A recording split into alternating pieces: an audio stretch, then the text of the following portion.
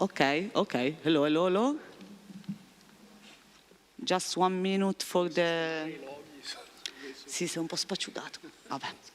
Better than nothing. C'è un po' miracolo che ci sono. Vai là. Oh, usi quello così. Good morning, everyone. Hope the sound is good. This first session, starting now, will be about European democracy. And we are opening the second day of the Citizen Summit on democracy, ecology, beyond borders. And I think that this session on this drafting of European Citizen Initiative on democracy is quite important, and without sounding arrogant, I would say this could be the most important European Citizens Initiative. Because the challenge we are facing in this summit is to organize a package of proposals of direct democracy and to relaunch civic participation at European level, demonstrating that citizens, organized citizen society, can propose reforms that the current institutions are not prepared to face. Meanwhile, we have to face reality and face the fact that the current and existing tools of democracy are not adequate to this challenge. So we have somehow to reinvent European democracy if we want really this challenge to be faced by citizens. What I'm trying to say is that the current tools, such the European Citizens Initiative, cannot propose binding reform to European Commission and Parliament. So we need to strengthen European democracy if we want really this package of reform to be impactful in our lives and the European space. So today we are presenting, I would say, the main idea of the European Citizens Initiative we are working on, because we are proposing a reform of democracy, European democracy itself, a way by which all the other proposals we are working on could be really impactful in our lives. And so this European Citizens Initiative that we called Strengthening European Democracy, that I will describe together with Paul Blokker, Michele Fiorillo, and the help of Virginia in moderating this session and opening the dialogue and the participation of all of you. This session will be based on basically 3 tools by which we want to implement European democracy. Digital democracy, I will be talking about it. Then the reform of existing tools, the reform of ECI and participatory democracy, also the idea of a European referendum that will be described by Paul Blokker, and finally deliberative democracy and citizen assemblies that will be introduced by Michele Fiorillo. So I start on the first point, which is also part of the first proposal contained in the text of our European Citizens Initiative, draft text for the moment. And this one is on digital democracy. We use the word European digital citizenship to give the idea that we want something more than a European digital identity, the proposal which is already in the plan of the European Commission, which is this idea that through this digital identity you will access to common services in the public web space of the European Union. But we want to use this different wording, European digital citizenship, in order also to enhance the idea that this digital identity should allow you to access to participatory services, to activate democracy. And so the European digital citizenship that we are that we are introducing in the text of the European Citizens Initiative. We'll see if we are able to project the text on the screen, so it will be easier for you to follow. Anyway, in this proposal, the European digital citizenship should be a tool to allow you to sign in an easier way. If every European citizen would have his own digital citizenship, it would be in that space possible to access to a digital platform for participatory democracy in which you can sign all the European Citizens Initiative and the potential petition to the European Parliament. So this should be an instrument facilitating your signature and your activation of democracy in a dedicated platform for civic participation. Plus this, we also ask a reform of the current structure of directorate in the European Union. We think that every directorate should have a bridge, should act like a bridge, should have an office that can act like a bridge with the public, with citizens who are actually collecting proposals in this participatory platform. So this is something that we are taking as an example from the Taiwan experience. In Taiwan, we have a civic participation for proposals, and every minister has in charge his own office that act like a bridge, collecting the proposal on the platform and telling to the government what are the best ideas, opening a dialogue with citizens in that platform. So I will finish, then we can comment a bit also more regarding this specific proposal, by saying that this idea of EU digital citizenship is also an example of what we achieved as humans in Italy, for instance. I think this could be a good example to understand what we want to propose. In Italy, we achieved a reform on digital signature on referendum, which is historical because it's the first national country in which you can sign a binding referendum through digital signature. Only Massachusetts has this in the US, and this allows to access democracy through digital. Nowadays, unfortunately, democracy may be the only human activity outside the digitalization if we don't act for a change on this. And so allowing through a EU digital citizenship to access direct democracy, to access to the official instrument of direct democracy in the EU could be a way to reform this.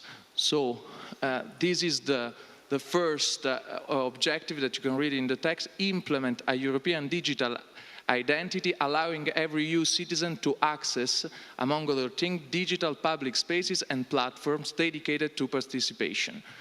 And then implement a EU platform for direct democracy based on petitioning and consultation tools that allow European citizens to open debates and connect ideas and proposals to be submitted to the EU institution. So this is the first proposal that I just introduced, and then after this introduction by us, we can comment together and also try to implement. I would like to give the floor now to Paul to explain also how the instrument of European Citizen Initiative would be more impactful in our idea with the reform of it. Thank you, Paul. Okay, good morning. Yeah, maybe also to take a step back again a little bit. Yes, good morning, good morning. Okay, good morning. Good morning to you. Okay, thank you. I was surprised almost, doesn't happen too often. So maybe taking a couple of steps back in the sense that I think it's important to stress, and I think Lorenzo put already the thing on the table that this is maybe one of the more important ECIs, but therefore also one of the more difficult ones.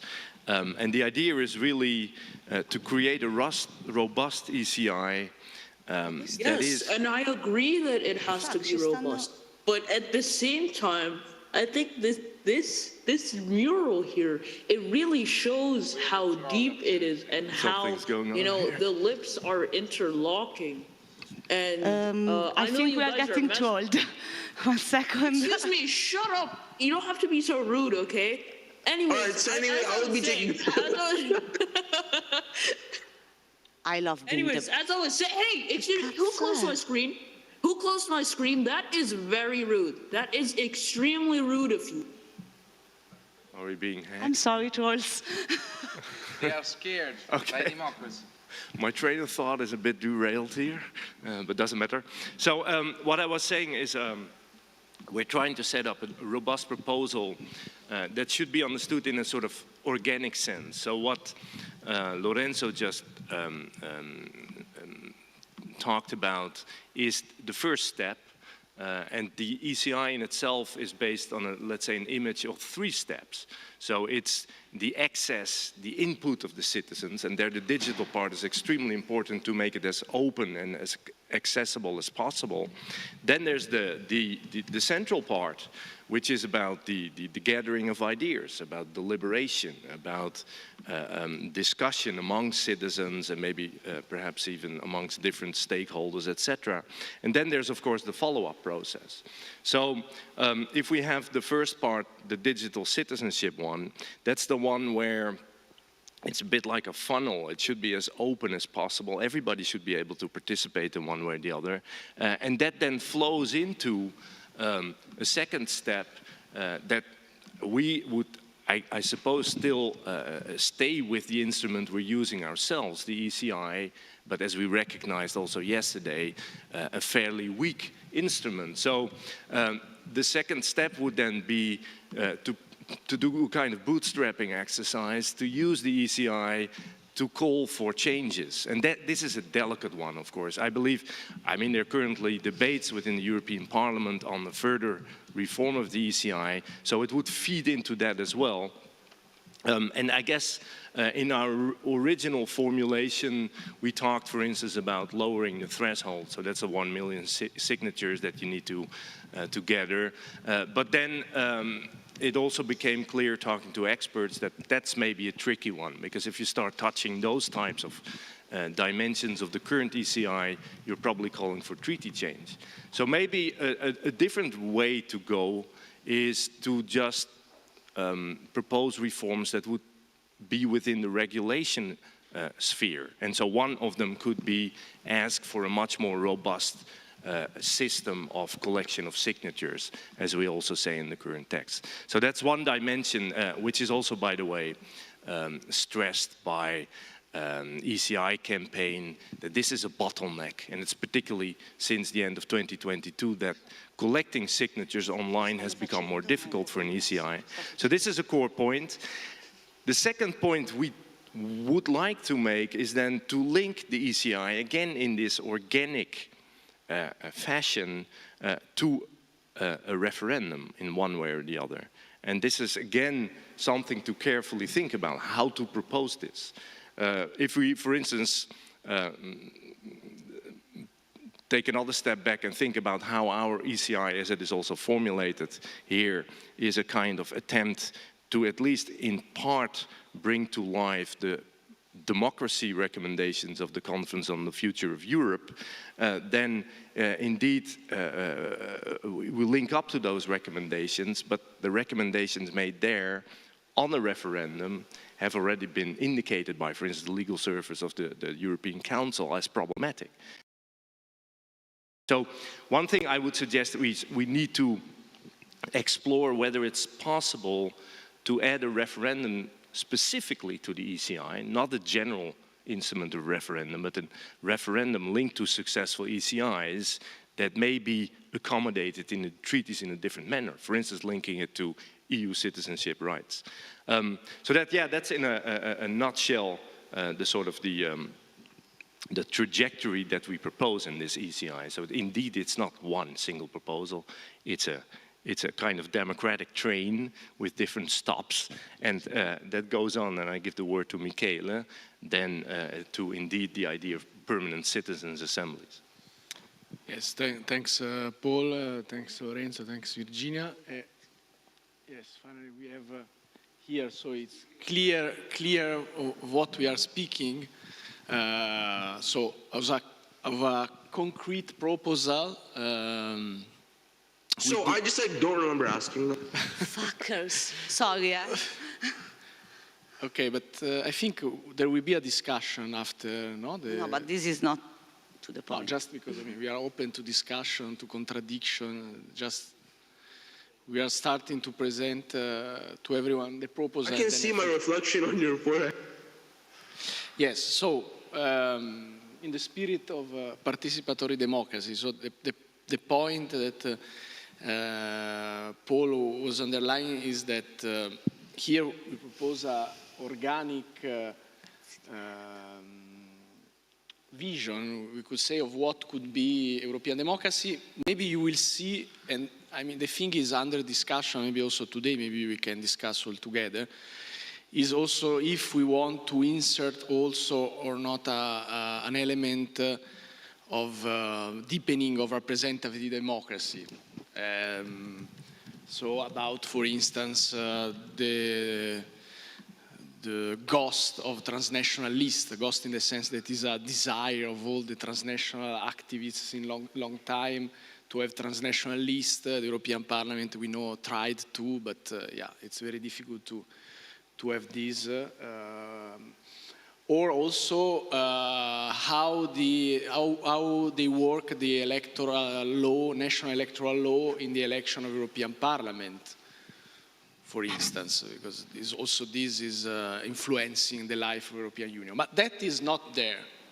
That is not there. We have in the different proposal, we have the direct democracy aspect that is both, we could say, in a way, the digital aspect of the proposal, which is at the same time direct participatory democracy, but also deliberative, as I'm going to say, and the other aspect is the one of the pan-European referendum, with also all the fears about referendum, no? I mean, now in European Union environment, if you say referendum and say, oh, referendum, you said Brexit. No, I said referendum, not Brexit. Then Brexit was a bad use of referendum, no? I mean, but for instance, you could say abortion referendum in Ireland is another way to say referendum. It's not Brexit. It's something good at least for our point of view.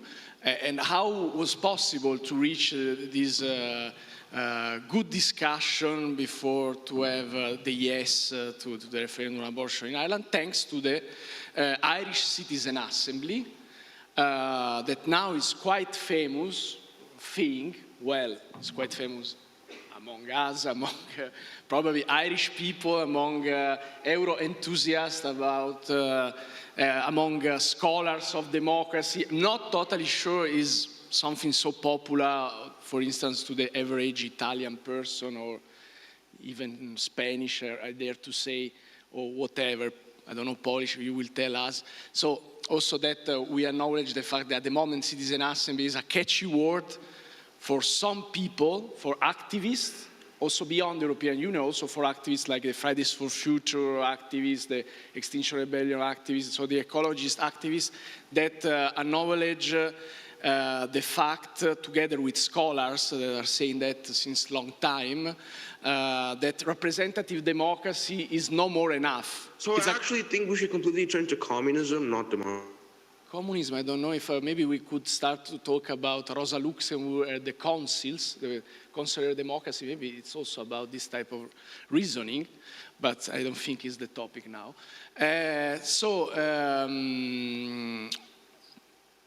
I was saying, yeah, they recognize, these activists together with scholars, they recognize the fact that representative democracy is no more enough, is still an essential pillar, probably the fundamental pillar of our modern and contemporary democracies, but we need something other to make, to allow the institutions, considered as a whole, to deliver facts and to have the citizenship engage beyond elections.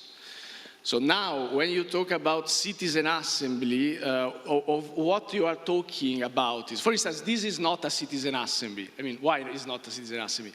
Because here is a convening of citizens. They decide, citizen residents, to come in this Saturday morning instead to sleep at bed. I mean, it's normal. I mean, if you had a full working week, but you decided to come here to discuss all together a topic you are interested in. So you are already interested in, you are coming probably with your own resources, and so there is an auto-selection of the participation, right? What is a citizen assembly? I mean, then it's a question of names, as always, but now for scholars, and also for rigorous activists like Extinction Rebellion, if you dare to say that this is a citizen assembly, that will a person on Extinction Rebellion say, no, it's not a citizen assembly. Why is not? Because there is no sortition. So basically, this is why sortition? Say, sortition because you want to do lottery, win some prize. Yes, the prize of sortition in this case is to have not the usual suspect. They use this term in the bubble, no, often. So not all the people like us, they are interested in these topics of democracy, activism, transnational things, but also normal people. In Italian, Arbasino would say la casalinga di Voghera, which is quite probably an anti-feministic way to say that. So let's say il casalingo di Voghera or il casalingo di Canicattì. So like someone that normally is not coming to this type of assembly, so maybe someone working in a call center, someone that is a farmer in a town where normally you don't have these crazy people going around talking about Europe. And then these people, they would receive an invitation, like it happened in Ireland, for instance, an invitation by the government or by a given municipality. And in this letter of invitation you would read, dear Mr. Fabulous, you know, you are invited to discuss together with citizens from all Europe, in the case of an European Citizen Assembly, about the given topic. For instance, should the European Union fastly invest in more than now in renewable energy? Let's choose a not controversial topic. Okay, so you will receive this letter. You could decide then, yeah, I want to go to this assembly or not. But then you will feel, but I don't have the money to go to this assembly. No problem, we reimburse you all the travels, we reimburse you the staying in Brussels or the given city where the assembly will take place, etc. So I think, I mean, sorry for maybe a bit the theatrical exposition of the thing, but the point here, as I tried to show, is that citizen assembly would be a way to involve normal people, what does it mean? I mean, people that normally they don't use to do politics in different way, to be involved in the public conversation, in the European public sphere that is under construction. And therefore, for that, we propose as a central point in this draft citizen initiative that was coordinated in the writing by Professor Paul Blokker, you will see we talk about permanent citizen assemblies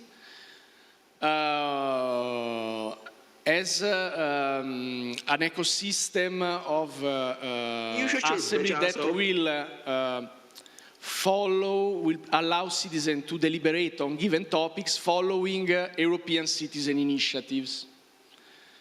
So the instrument that is already in the Treaty of Lisbon with 1 million signatures to what Paul was referring to. Here is not written. We are also discussing with another project also pushed forward by the coalition Citizen Takeover Europe, this coalition of more than 17 NGOs now, of which also Eumans, European Alternatives, are part of. About also the possibility to have how do we called it, an European citizens, what was the name actually? Calypso coined that. Odyssey. Odyssey. Okay. European Citizen Assembly right of initiative. So what is that? Basically, instead to collect 1 million signatures at ECI, and then here we propose, okay, if you collect 1 million signatures, then we will start a citizen assembly on this given topic that is in the ECI. And the result of that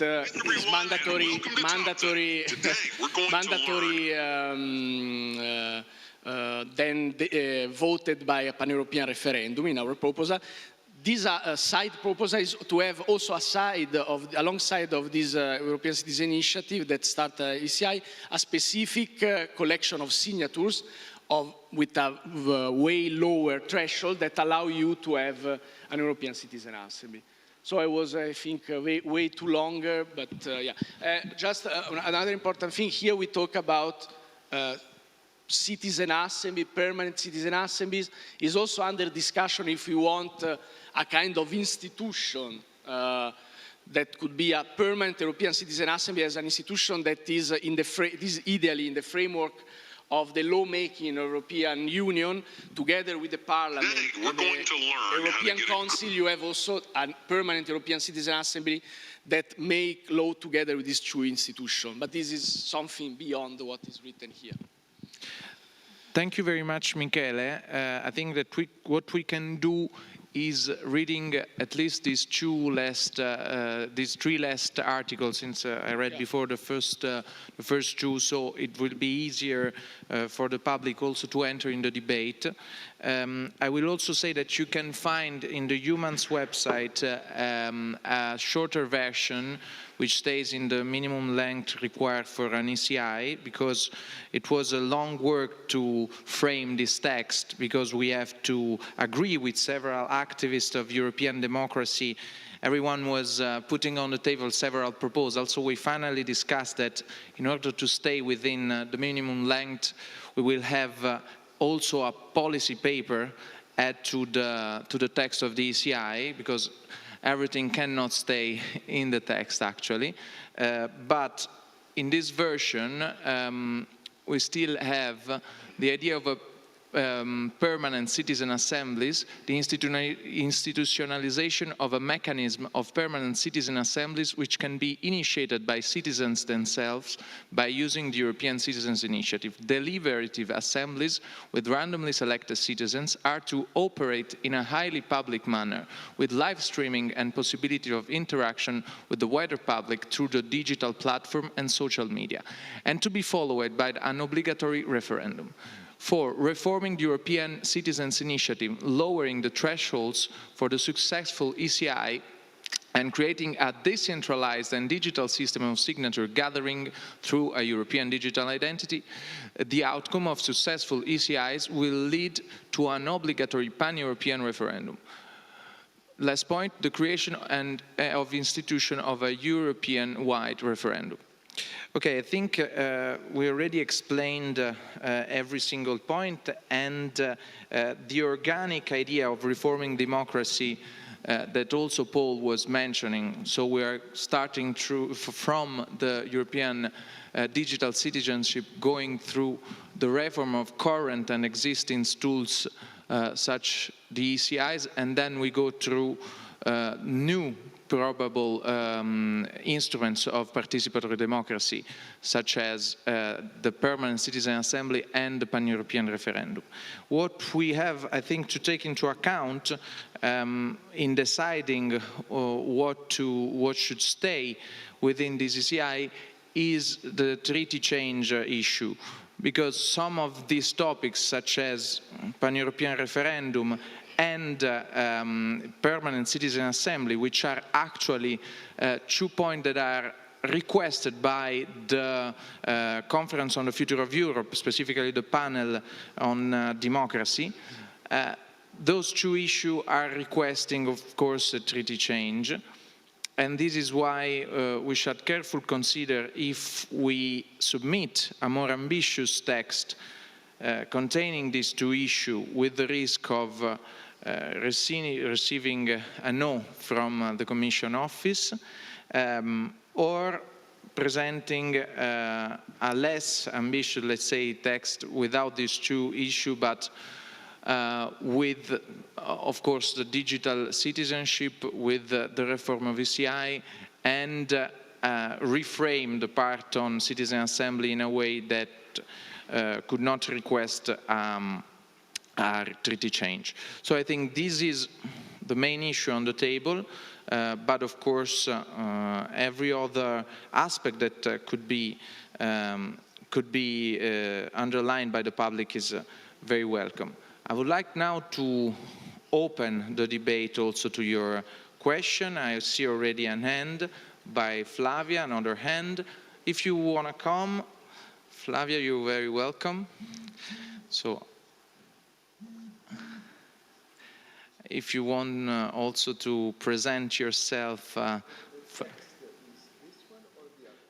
Yes, what I proposed was to put on the screen. What is the proper text? Before was that like the points about. Yes, but no. What I was saying is that we reframed a shorter version also in order to stay in the length. But so the problem is that we don't have a lot of flexibility in what we display, so we need to accept the first text as an inspiration and collect the comments on that. We can't move from one text to the other for technical reasons. So the one that is here is basically the same, right? What is the difference? no, it's just the word are less. Okay, but the spirit, the mechanism, the concept is the same. Okay, so let's use this one because we can't easily, and I mean, thanks for your understanding. Okay, that's fine. Flavia, You want me here the floor or is there? yours. You want me here or there? Here, there is fine. Okay, then I have to lower this because of height considerations. Good morning, everyone. My name is Flavia Pansieri, and I would like to make a comment that comes from my experience of over 30 years in the United Nations, which, aside from having 192, 93 later bosses in the form of member states, is not that different from the EU that currently has 27, 26, well, Okay, 7.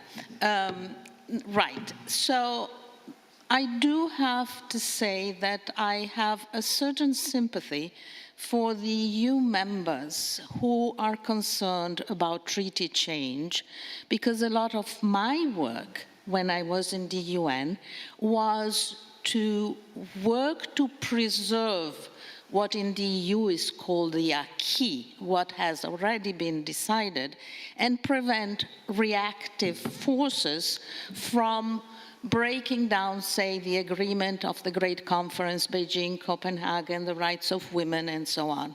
So I spent a lot of my time not so much working to move forward, but fighting forces that prevented us from going backwards on some of these agreements. And I do sense that the EU may have some bureaucratic resistance for its own purposes, but there's also the concern, if we start opening discussion on the treaties, that the whole agreement would unravel. Now, we know that, for instance, the Dublin Treaty is a disaster, would have to be looked at.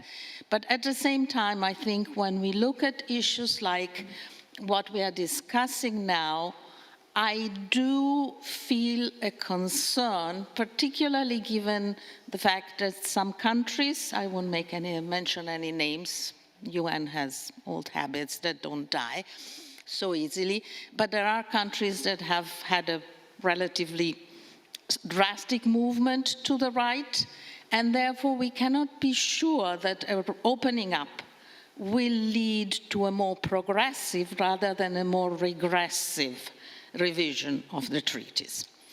This being said, we don't want to just sit back and do nothing. And I think, I don't remember who it was, but I sympathize very much with the person yesterday who said we need to proceed by stealth. I think it is important to not go forward immediately with something that would call for a reopening of the treaty, but, and I don't have the answers, so we'll have to find them collectively. I think it's important to work on ECIs that, how should I say it, maybe work at the edges, start moving things without reopening discussions, because in the current historical moment, the concern that I feel the EU has, but that we should have as well, is we want to move forward, not to go backwards. And given the political setup in a number of countries within the EU, I think we need to be cautious but astute. And so I would recommend looking at maybe lesser steps than the one that we would like to see, but forward steps that are realistically achievable without risking to unravel the current setup. I know it's not a totally desirable situation. I certainly would like to see us much more gung-ho going for the big thing. I am not so sure that this is the right historical moment to do that. So I would like to support stealth, astuteness, but careful consideration of what it is that we are going for. Thank you very much.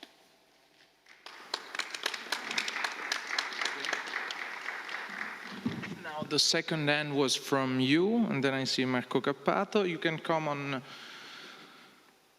the stage. Yes, don't forget to present yourself so we know you, and also who is following on Zoom will.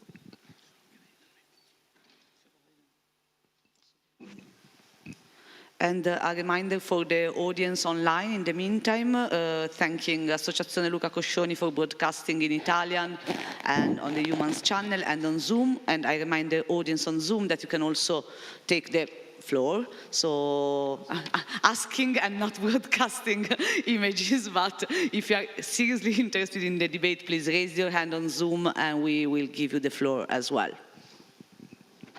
Thank you. Can I now? Okay. My name is Szymon Andrzejewski. I'm a democracy researcher. I'm also a PhD student at the University of Gdańsk. And those proposals that you showed, they are quite similar to what I think about, let's say, strengthening democracy maybe I haven't thought about this on the European level, but definitely on the local level. But considering those things that you say on the European level, my, let's say, doubts, or maybe not doubts, but remarks are, for example, a permanent digital platform. There was such a platforms in Europe, for example, in Estonia. As we know, Estonia is a big, not big, well, it's a big country in the sense that they put a lot of impact on digitalization of their country. And among those things, they created a platform osale.ee. Those platform existed for a few years, and then it fell. So it doesn't work anymore. There was some case studies on this, let's say, on this case. Analyzed, and I think that it should be analyzed from what has already been done in this field before we think about such a digital permanent platform. Because I guess that also in other countries there are some solutions consider this, and I'm not sure that people are still aware of their functioning. This is what is important. And about this European Citizens Initiative, that can be also be upgraded by obligatory referendum. This is also what I found very interesting. And but when we are speaking about European-wide referendum, I'm thinking about the topic, because it's very important to make an European Citizens Initiative, the matter that is discussed during this initiative need to be very close to every European citizen. It's very important when we're coming this to the referendum phase. I'm just thinking that such a referendum people need to be aware of this referendum, and they need to have an interest to participate in this referendum. And I can understand that not every case is important for every European citizen, and this is very important when we're talking about 1 million signatures can be made by people from Italy about simply a local Italian problem, or French, for citizens of France can also make a citizens initiative about such a problem that they're only important to French people, but not to people from other countries. As I know, nowadays, European Citizens Initiative needs to be, let's say, the signatures needs to be collected in a few countries, but it's still I'm not sure if it will be important to all the citizens. Well, if it will be like that, as I said, for example, such a referendum, no one will care in Poland, for example, or in Lithuania about a topic that is in this referendum can be done. And of course, permanent citizens' assembly is a very good idea that I'm engaged to promote it, but just practical things, how to make simply also those topic of such an assembly, how to make it really important to every citizens in Europe. So this is mostly that I want to say. Thank you. Yes. Yes, definitely. Thank you very much, and it would be great to collaborate with your department in the writing of the ECI program. The two texts are quite different because, for example, in the previous text, there was written about a European digital identity. Here it's written about a European digital signature. I think that the most powerful concept is European digital citizenship, which includes even the platform, because the citizenship, how a citizenship can be digital through a system which allows, through a platform and a digital signature, to be identified and interact with other people. So I think that this more broader concept could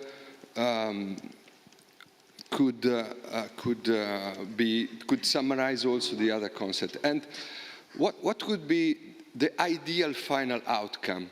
The ideal final outcome is that this system would not be only a European Union system, but a system open to all the national and local level.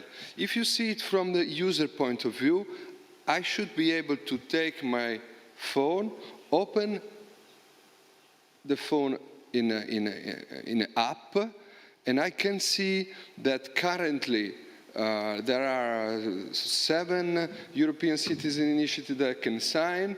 There are 4 national referendums that I can sign.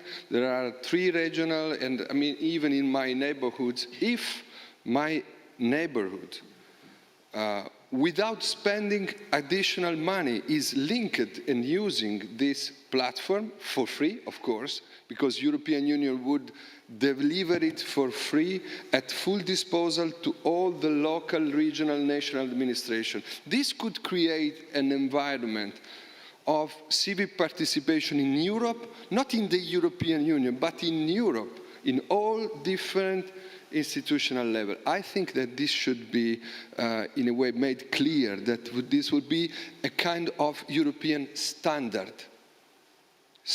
for democracy, standard for democratic participation.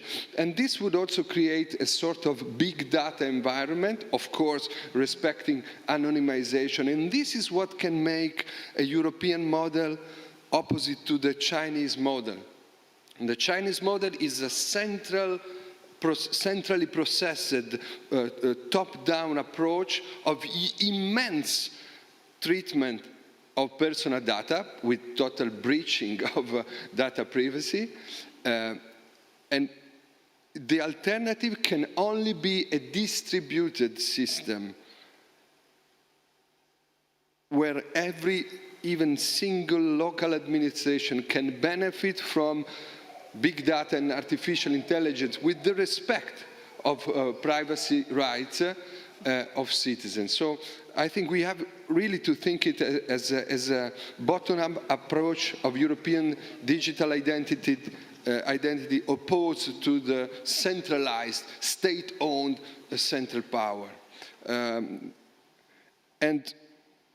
then about the strategy, I really do think that the European Commission would not give the permission, if we see the record of what they did, to a proposal which includes a mandatory European-wide referendum and so on. So maybe we have to do two versions. One, let's say, radical version as a manifesto to write down where we want to go, ideally, and even to challenge the policy that has been followed by now in the admission of European Citizen Initiative, but then also, if we also have in mind of finding the way of collecting 1 million signatures, then we have also to create a version that can be admitted, and without renouncing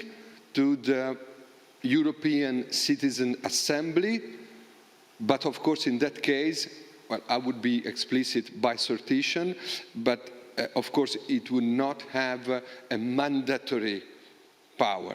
The fact that they can create without changing the treaty, I think the Conference on the Future of Europe demonstrates that you can already do a participatory process which also includes European citizen assemblies by sortition, even if it was done in a certain way, without changing the treaty. So we can already put a lot of things inside a European citizen initiative without changing the treaty, and then also through a kind of manifesto, write down what would be our ideal model that the European Commission today would not allow us to follow. The last thing that I wanted to say, how can we go there?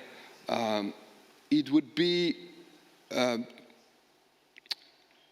very important to have all those who already organize European citizen initiatives, who organize citizen assemblies by sortition, to create a sort of consortium to organize one European Citizens Assembly by sortition, like non-institutional, self-organized. Of course, inviting institutions, members of parliament, and so on, so trying to have also an institutional dialogue, but I think we need to start with a self-organized citizen assemblies in order to mobilize all those people, organizations, NGOs, political parties, and institutions that could be interested in the final outcome. And this could also leverage the collection of 1 million signatures, or at least trying to perceive this goal. Thank you. Yes. Thank you very much, Marco. I would like to remind that if you go on the Human website, in the page Gdansk, 17-19 March, the Citizen Summit for a Pan-European Government Plan, you can find a shorter version with a different wording, so just apologize for the technical issue, but you have 2 texts that you can compare, which are similar, but some points that were raised by the last intervention are contained in the last text. I'm taking notes, and then I would like to summarize some of the proposals that are issuing from this debate. I don't know if there's someone else here who would like to take the floor. Paul. Just very quickly, I mean, for instance, about the formulation European digital signature, how did it come in there? Basically because of the intricacies of creating an open Google document. Somebody wanted to comment, but couldn't, so he deleted the original wording. And so that's an interesting thing in its own right. But maybe I can use for a second also to respond to some of the remarks. I agree with almost everything that was said. Like the first remarks on stealth, I think I mentioned this myself yesterday. I tend to be fully in favor of that, but we have to think about the real implications of that. If you want to do this by stealth, which basically means formulate things legally, technically in a manner that they're too good for the Commission to refuse, this will take time. It really needs ample reflection, discussion with experts. Of course, it would also include using the forum, etc., to get a more or less official response. But it will take time, and this might be against the more general strategy of doing this quite quickly. So that's something to think about, I think. And there's also the other dimension of, sure, there's a lot of resistance. There is a chunk of member states that is clearly dramatically against treaty change, etc. But there's on the other hand also momentum. There's the parliamentary resolution, the SCOFI itself, that calls for treaty change. So that's something to think about as well. And so maybe more generally for all the ECIs we're talking about, I think we should have a discussion about what is actually our strategy. It probably is multi-pronged. That is, it is maybe in some cases we actually manage to get some kind of legislative reaction, but this is the most unlikely scenario, I would say. We know that from the existing ECIs, right to water didn't really add up to anything in the end, and it goes for a number of other ones as well. So the other strategic aspects are then, for instance, are we able to ignite public debate, as has been said? So one thing I would say, let's not call it strengthen democracy. That would gather like 10 signatures, but that's about it. So that's the whole linguistic narrative type of dimension. We have to take that into account too. How do we communicate this? And that refers to, I think, a third thing that is maybe the most important one. That is alliance building, long-term thinking.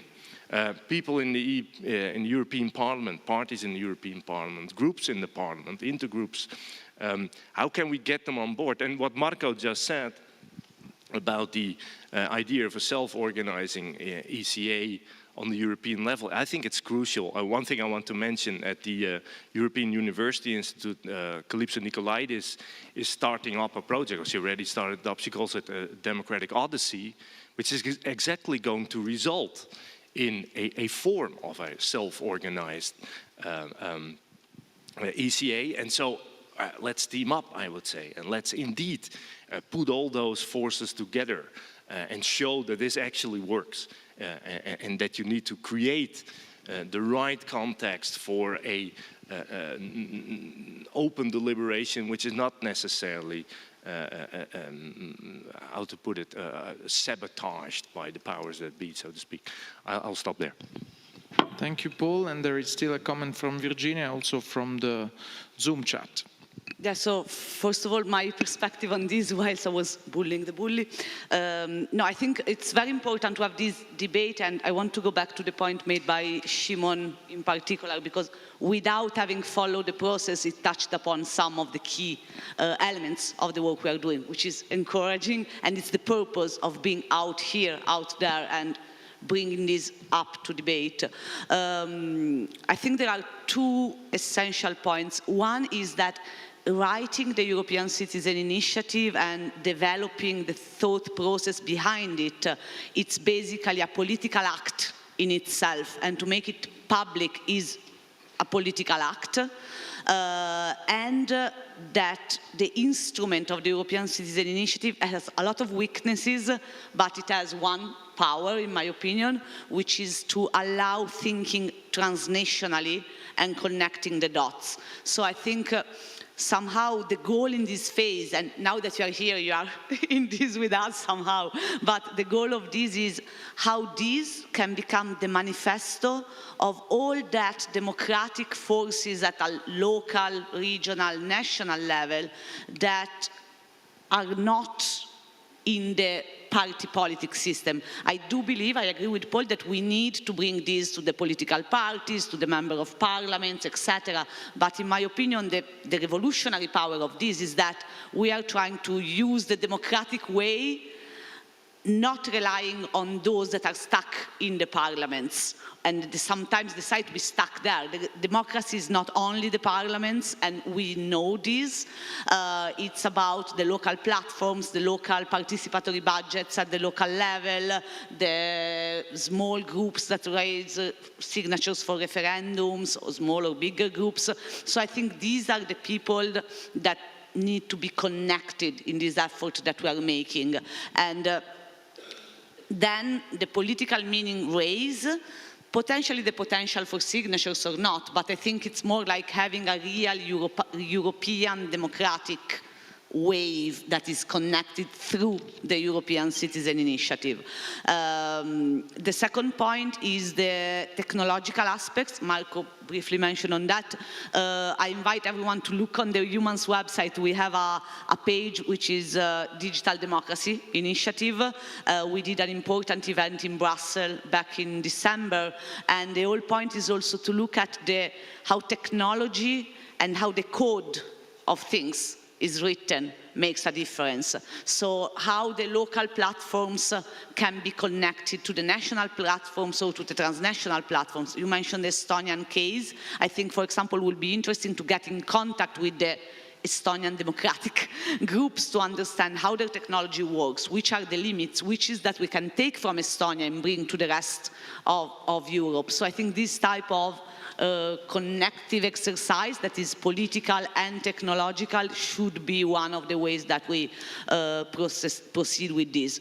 Last point is the role of the coalition, Citizens Take Over Europe, in this process. I think the name of the coalition is quite powerful and punchy, and I think this is a bit the spirit of this European Citizen Initiative, how citizens can, if not take over Europe, at least take their seat, the deserved seat at the table, but we can only start from those citizens who already had that injection, that sparkle, that inspiration. I think it's a magnetic wave somehow, so there is no point in starting to convince someone who doesn't give a shit about democracy or participation. I think it's more important to connect transnationally those who are already working on that.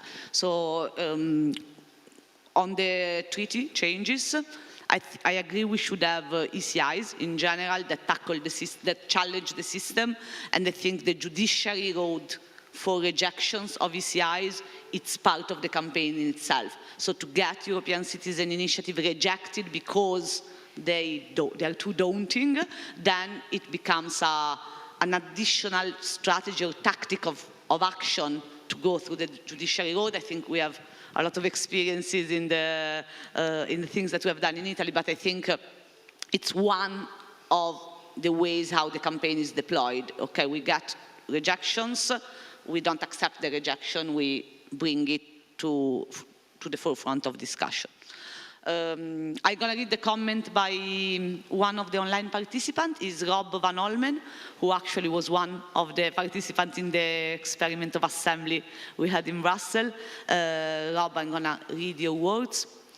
I would say rather make smaller steps without requiring treaty change, if that will most likely give a no. The EU always is a lot easier to change in times of crisis. I think we should wait for treaty change for such a crisis and have changes prepared to get through in that time. That's the comment by Rob, which is the opposite of what I said, but that's the beauty of debate. And I also want to give the floor to Ger Van Heden online on Zoom. Let me tell to the Zoom team. Yes, there are actually 2 people, I think, from the web that raised their hand. Ah, okay. Now, Rob. Okay, I'm giving the message to the backstage. So if we can have Ger on screen and microphone.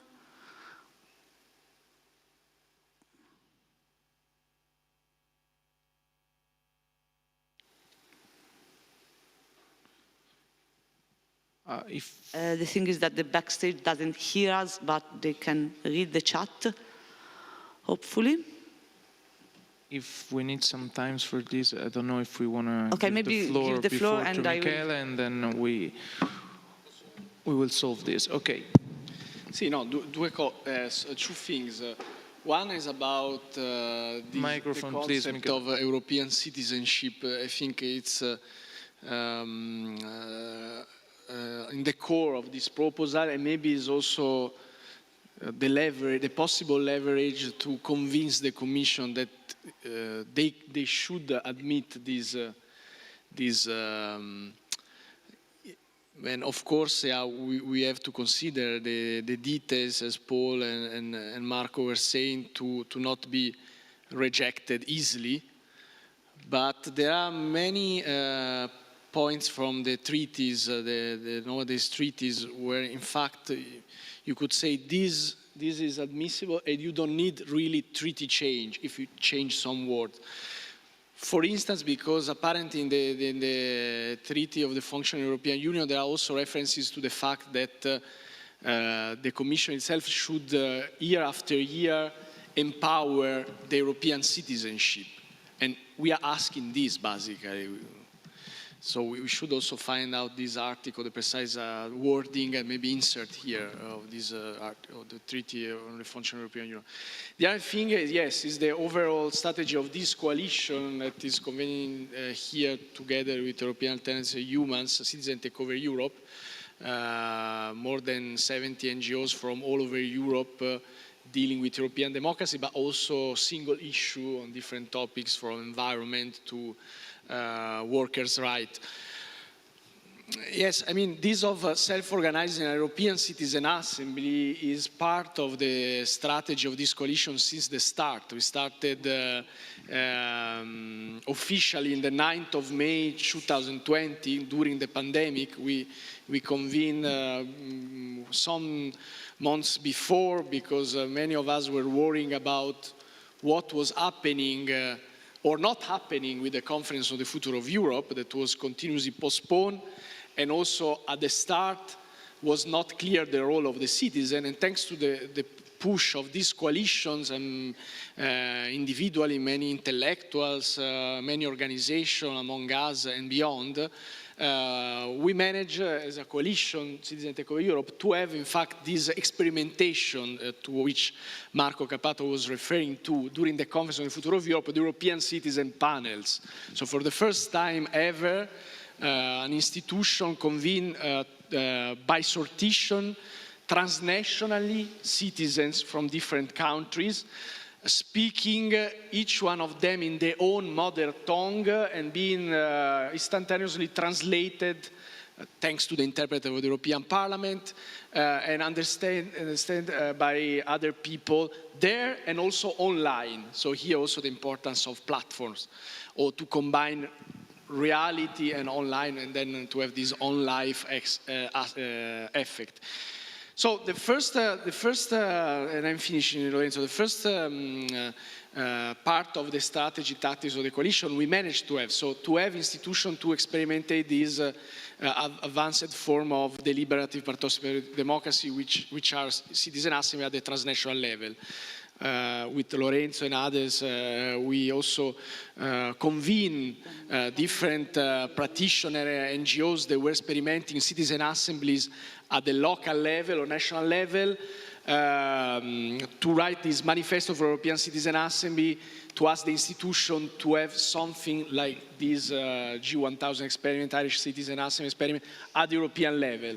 And this also had a role, I think, this part of the Conference on the Future of Europe.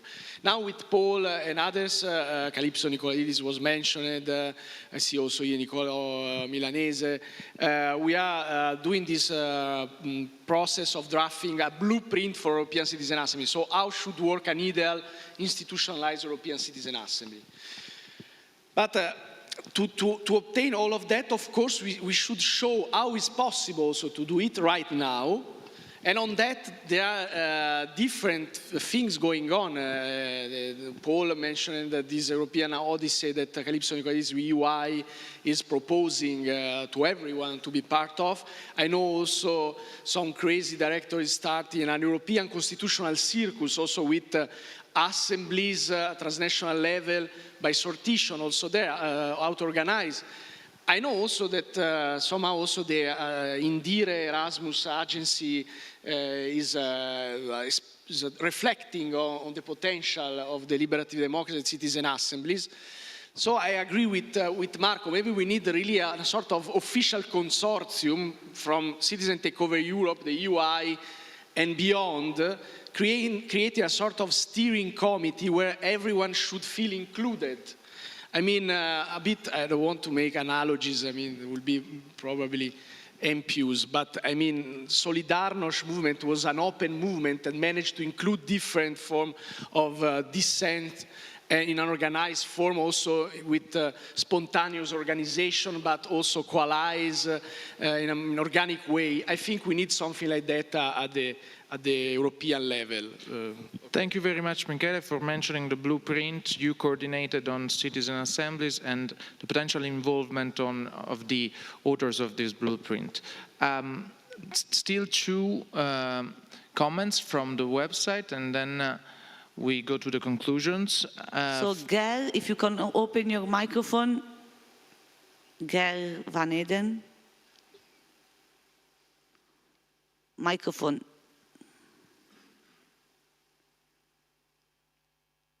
Okay, we can see the mic is open. Can you try to speak?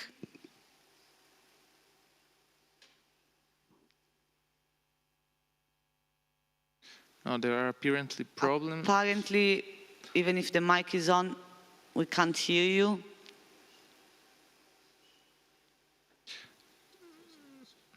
No. Okay, maybe let's stop 1 second. Rob, can you try the same so we see if it's... Yes, do you hear me? Yes, we can. So Ger needs to check her settings of the microphone, and Rob, the floor is yours in the meantime. Okay, I'll be short. I'm together with Ger in Volt Europe, and we share some experience on citizen initiatives within Volt. We used to do them for policies, and if you don't manage those, we found very quickly that you get a very fragmented landscape of initiatives. So we now are doing something more staged, where first the areas of policies that need attention get described, but no direction is given. It's just saying we need policies on these areas. Anyone who wants to do it, please do it. So you get some guidance on where it's needed. And then the second step is that apart from a initiative citizenship, which is sorted or any other way, you also demand that that group collects information from a general membership first, to not allow them to go in one direction only, but take care of the general feeling with the whole thing. I'm gladly to discuss it with Eumans, but it's not the time here to discuss it in more detail. That's all. Okay, thank you very much, Rob. Still last comment from Gerd. Maybe Gerd, let's give it another shot. No, I'm really sorry. If you want to write something in the chat, maybe we read it at the beginning of the next session just to make sure that you had your chance to say something. I'm sorry, but the process is open. The documents are available on the website, so that's a first step, not the last one. So feel free to reach out and add in the document already considerations. Yes, thank you very much, Virginia. I think we collected several important suggestions during this debate. I will mention some of those. For instance, the attention we have to put on choosing issues that are not implying treaty change. Also the possibility of dividing the text in two versions, one more radical, one less. The idea of including a part on civic artificial intelligence and big data within the text.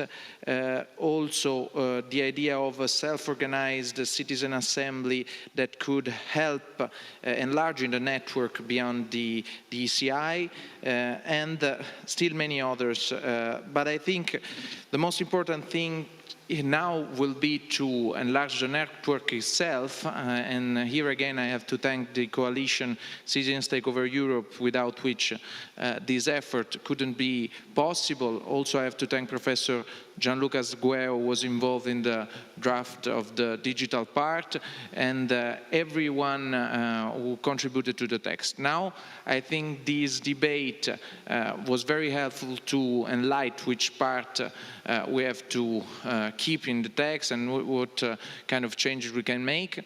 Now it's time to work on it, and the finalized version. We have this timetable, and in springtime, the objective is to start the collection of signatures and building these vectors. Thank you very much for your effort. Coffee break, and we meet back at 11:33, more or less, for the next panel, which is how to use and how to transnationally campaign on social rights, particularly migration, unconditional basic income, and climate, with Sofia Viviani and Lorenzo Marsili. So we'll wait for you here, and enjoy your coffee.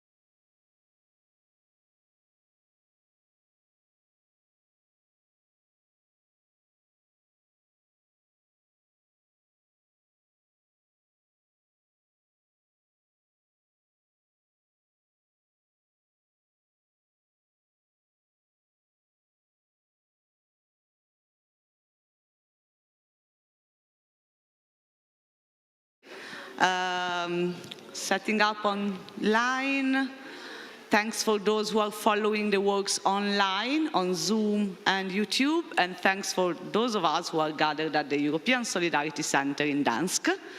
I'm gonna now leave the floor to the facilitators of the next session, Sofia, Ingrid, Viviani, who's one of the people that made this Citizen Summit possible and also member of the Young European Federalist in Italy, and Lorenzo Marsili, co-founder of European Alternatives and one of the minds behind this idea of a pan-European government proposal. The focus of the session is social rights. They will introduce it, and we will have some representatives of different groups. So I'll leave the floor to them.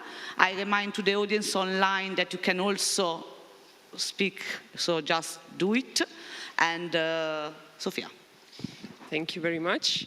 So I would ask all our speakers for this session to join us on stage so they can all have a seat. Okay, I hope you guys have a nice coffee break. You had your coffee. You're feeling ready for this second session. Yes. So we still miss Klaus. Klaus, if you want to join us on stage. Okay, as you wish. So this session, we just had a session about the ECIs, democracy. We highlighted some weaknesses of the ECI instrument, what can be done, what can we improve about the ECIs. This session is about social rights. So we're going to have some speakers here. They're going to talk about their projects on migration, climate, social rights, what we worked on so far. I think it's really important to, yes, talk about the content, what's really written in the ECIs, but also what's the ECI as an instrument, how can we use the ECI, how can we work on ECIs even though there are some weaknesses, as we already said, and what can we do to campaign for this ECI and this project of a package of ECIs. Our main goal, as humans, but also our partner organizations here, our main goal was to connect the ECIs. As you know, the goal is to reach 1 million signatures for each of the ECIs. In 7 member states. It's a really ambitious goal. So the least we can do is to connect each other and try to help each other out and create a network. You know, that's the only way to do this, this project. So we're going to start actually, I don't know, Lorenzo, if you want to something. Yes. So Lorenzo Marsili is my, we are co-facilitating this session. And then we're going to leave the floor to our speakers. Okay, buongiorno, good afternoon, good morning. It's that time of the day when, good midday. Just a couple of points, I would say, because today this session, as you would have seen, is rather heterogeneous in the different topics that are going to be tackled: climate, migration, social rights, and unconditional basic income. And I suppose one theme that holds them all together is this idea of developing a government proposal. And what we have, I think, witnessed in a different capacity in the past years, working through activism, working in the policy area, working in close contact with European institutions, each with our own specificities, is that so often, I would dare to say nearly all the time, citizens are so much more ambitious than the politicians representing them, and citizens have a very clear, I would say instinctive, at times perhaps even unconscious awareness of their common European interest as opposed to the national fragmentation that the party political sphere so often instead represents and withholds. And so the reason to run a plurality of citizens' initiatives is really to say, look, there is a Europe that is possible, there is a Europe that protects, there is a Europe that takes and continues taking the leadership on climate questions, there is a Europe that develops both humane and effective migration policy. And this Europe is actually emergent through the demands, the desires, and the initiative of Europe's citizens.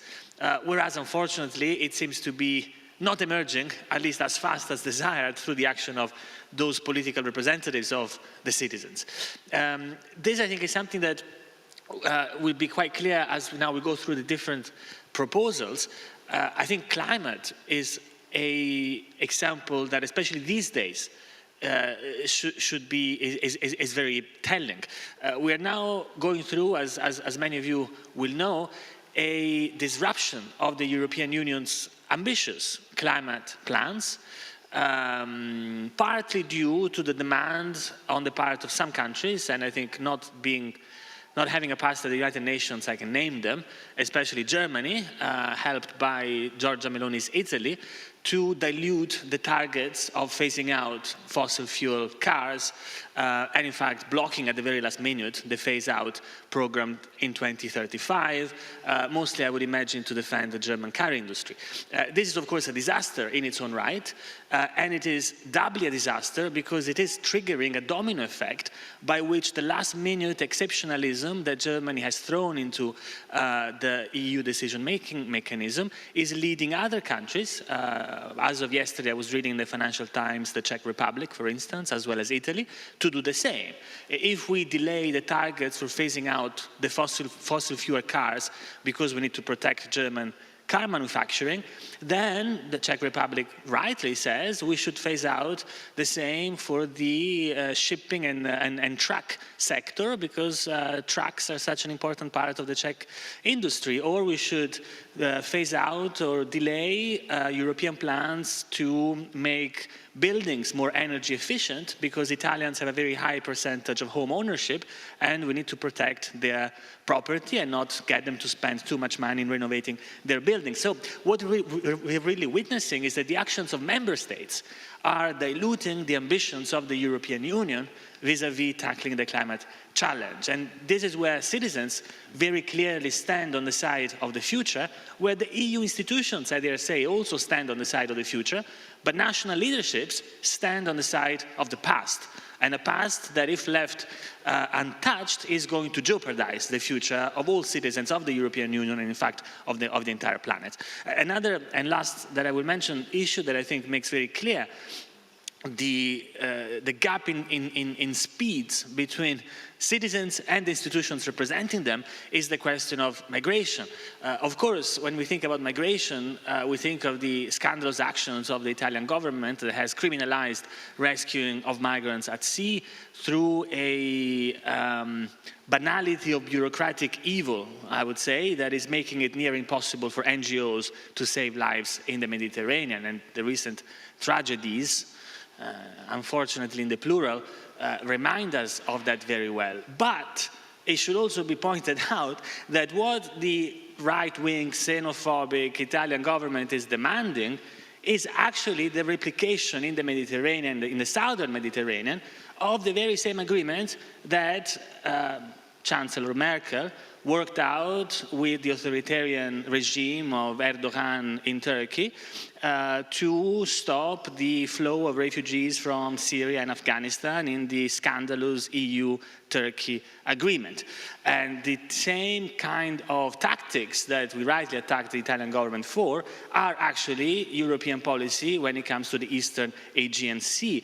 And what that tells us is that there is a risk of individual member states hiding behind the unacceptable xenophobia of the Italian government to disguise the fact that actually most national policies are both inhumane and ineffective when it comes to migration. And instead a united, truly concerted European migration policy would be able to change that, not for one country, but for all the countries of the Union. So I think this is the reason of trying to group together a number of initiatives today, and I think this is also the reason why the ECI is an important tool. The European Citizens Initiative is an important institutional mechanism to apply political pressure, but it is also an excuse to run a political and social campaign to truly Europeanize a momentum that is there on the ground, to connect those local struggles between them and apply political pressure through the tool of the ECI, but also through a plurality of other initiatives, of other mobilizations that can accompany what need to be truly campaigns, well beyond the specific task and goal of collecting signatures. But so on that, perhaps we can begin our run through the different campaigns. Yes, thank you very much, Lorenzo. So when we started to think about this package, one of the first supporters we got was Volt Europe. One of the first associations really hyped about this project, really is supporting, and we had lots of meetings also with Volt Italia, Volt Poland as well. So I just want to leave the floor here to Volt to explain why they straight away supported our project, why they think the ECI is a good instrument, not only for the instrument itself, to create a law or initiate a law with the European Commission, but also as a tool to campaign and to connect European citizens. What's your take on that? Thank you. Is this working? Yes. All right. So good morning, everyone, because for me 12 is still morning, sorry. Just some words to introduce myself so you also know who is speaking. My name is Francesca Romana D'Antuono. I am the co-president of Volta Europa. And I'm delighted to be here today. As Sofia was mentioning before, as Volta Europa, we were happy about this invitation today. I was actually thrilled, not only in my role of politician, but also as a citizen and as a politician. As a mom, you might have noticed a little person walking around the room. That is, I made him. But also as a member of the LGBTIQ+ community, also as someone who comes from south of Italy, which is, political as well. But we can talk about this another time. And why so? Because in this setting, I feel we are bringing our brains together to understand, okay, what kinds of solutions we want to see put forward. Now, we do this in a setting that is, doesn't have the label of one party, evidently, and rightfully so, because solutions don't belong to just one party. They belong to civil society. And we, as citizens or residents, have the duty to push for what we believe is right. So one thing that, for me, was particularly interesting to see in the program was the topic of migration. Because again, as I said, I have the honor of chairing a pan-European party, but usually parties care a lot about votes, right? And well, dead people in the Mediterranean, they don't really vote. People who are stuck at the border with Bosnia without running water, also don't vote. As you see, I get immediately emotional when we talk about this. And that is because we keep on hearing numbers from very well-known associations like SOS Méditerranée or like the UNHCR about thousands of people making their journey to Europe and thousands of them dying. But we are so accustomed to these numbers that we don't realize that these are people. This can be your brother, this can be your daughter, this can be your sister. So, how to do this? One way is empathy, clearly, right? These people, the migrants, the asylum seekers, they don't have a voice because they don't have a vote, they don't have political leverage, but we can empathize with their stories. And instead, what we see is an ever more polarized political scenario in which there is, it's yesterday news that there has been a new agreement between the UK and France, a multi-million euro agreement to deal with migration. And dealing with migration in this sense simply means keep people out. Or the Greek police is famous for beating up people at the border. Border brutality happening with European money, with your money, with my money. The same goes for, we mentioned before the amazing Italian Prime Minister who had the guts of asking the families of the victims of a wreck ship that happened in Italy if they knew the risks that they were taking. Imagine asking this to the mom of a girl who has been raped. So empathy. And coming together in settings like this. Because there is one thing that I am sure that all of you know, but that we really need to get out of this room. And that is that there is no wall high enough that will protect us from what is happening in the world. This world is interconnected. I thought, well, a lot of us thought that COVID taught us a lesson. The borders have a political meaning, have an ideal meaning, but they don't mean anything for climate change. They don't mean anything for disease. And they don't mean anything for people who are so desperate that they prefer putting themselves and their relatives on a boat, some sort of boat, and crossing the sea. If we manage to get out the word that international challenges require international solutions, well, it is very easy to see why an organization like Volta Europa is very happy to partner up and to come here today to discuss with you at the Eumans Congress how to make it sure that European citizens and residents can work together for a collective solution. It is an illusion and a fake news that we have been told for years that, oh, if I defend my small little country, my small little land, I will be safe. There's no safety for one if there's no safety for all. We can talk more about then how to do this, but this, I think I can now stop here because this is the ground setting that I... Thank you very much, Francesca. Really empathic and touchy words, I guess, international solutions to international problems. That's also what we discussed yesterday about Europe, but it applies to every level of international cooperation. I completely agree with you.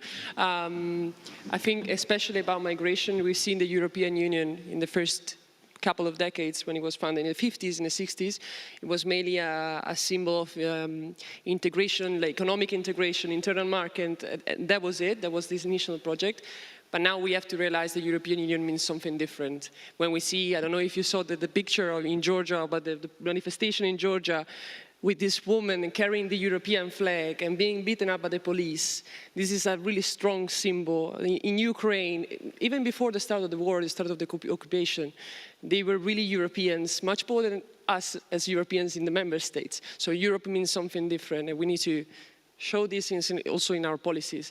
Especially on migration, we can all agree that most of the European policies on migration are based on externalization of the borders. So we see the agreement with Turkey, the Tuketa agreement with the UK and France. I mean, I volunteered in Calais, so I know how this works. And I think it's pretty impressive to see police behaving in such a way, carrying out, I don't know, the European flag on the uniform, you know. So I can really agree with what you said. I could really relate to that. Can I add something to what you're saying? Because this, to me, is really at the core of what we're discussing today. We're so proud about the EU. We are so proud to be European, and I am very proud. And then we get mad because, reproductive rights are not granted in this country specific. We get very upset. But then we forget that we are also, the European Union is also accomplice with breaking the rule of law. This happens continuously at the border. You worked in Calais, so you have seen this. So what I think really that we should try to do is walk the talk, as they say. So the EU is not something very cool that happens in Brussels or for highly educated people with 8 PhD or something like that to discuss in a room with like-minded people, but something that really happens also at the border. And that is where we measure the value of the EU. So we can do so much better. Completely agree with that. That's why we need treaty reform, by the way. Yeah, definitely. So thank you very much. I think we can just do a little change of topic here. And so, as you know, this session is about climate, migration, social rights, and conditional basic income too. So I will give the floor to Andrea Salimbeni now. If we have slides, I think you can control the slides with the remote on there. From there? Okay. Okay, never mind. Yeah, well, so hopefully Andrea, they are not needed. Yeah, Andrea is responsible coordinator for climate policies for Humans. He worked on climate and also on the ECI on climate. So if you could give us your perspective on this topic, how the process was, and yeah, your take on that. Thanks. Yeah, it was said initially in this debate, there is an issue in Europe. The issue is that Europe set targets and then countries continuously postpone or decide to change their position because they think it is not feasible. There are other urgencies to follow. One example is about the fossil fuel cars. Other examples are for extraction of and use of fossil coal. There is a target that Europe set in its regulations, and at the same time there is the national target, which is different, due to the fact that that specific country is based on a fossil resource, so they cannot exit as quick as another country can do. They say that, and probably they are right. But the point is that we won't have any real and radical change until fossil fuels will be competitive and more economically attractive than the renewables one. Or in general, as soon as the sustainable alternatives will be also attractive in terms of economic profitability, that would be the change. Because we cannot ask someone, or a country, but a citizen, to switch to a sustainable solution if he has to pay more or too much. That was the case of the transition the slow transition that we could have in the last 20 years, because we had and we increased the share of renewable energy consumption. That is true, thanks to the European targets and thanks to a quite strong incentives program put in place by many European countries. We increased the consumption of photovoltaic, we increased the installation of wind power. It was really simply not enough. Why it was not enough? Because the transition that we could have so far was supported by incentives, and incentives are limited by the country power to provide incentives, which are then, they are part of the annual balance of a government. So there is a need of a radical transition, and the only way is to shift the taxation from what we have conventionally had so far, so the salary of the employees, to the consumption of fossil and not sustainable resources. This is not an invention of humans, or it is not the first time that we hear. We just put it on our proposal, which is an ECI, but the International Monetary Fund asked and proposed this transition since, we can say, more than 5 years. The need of making the polluters to pay is the only emergency that we have in all European countries, because the taxation of labor is a common issue. At the same time,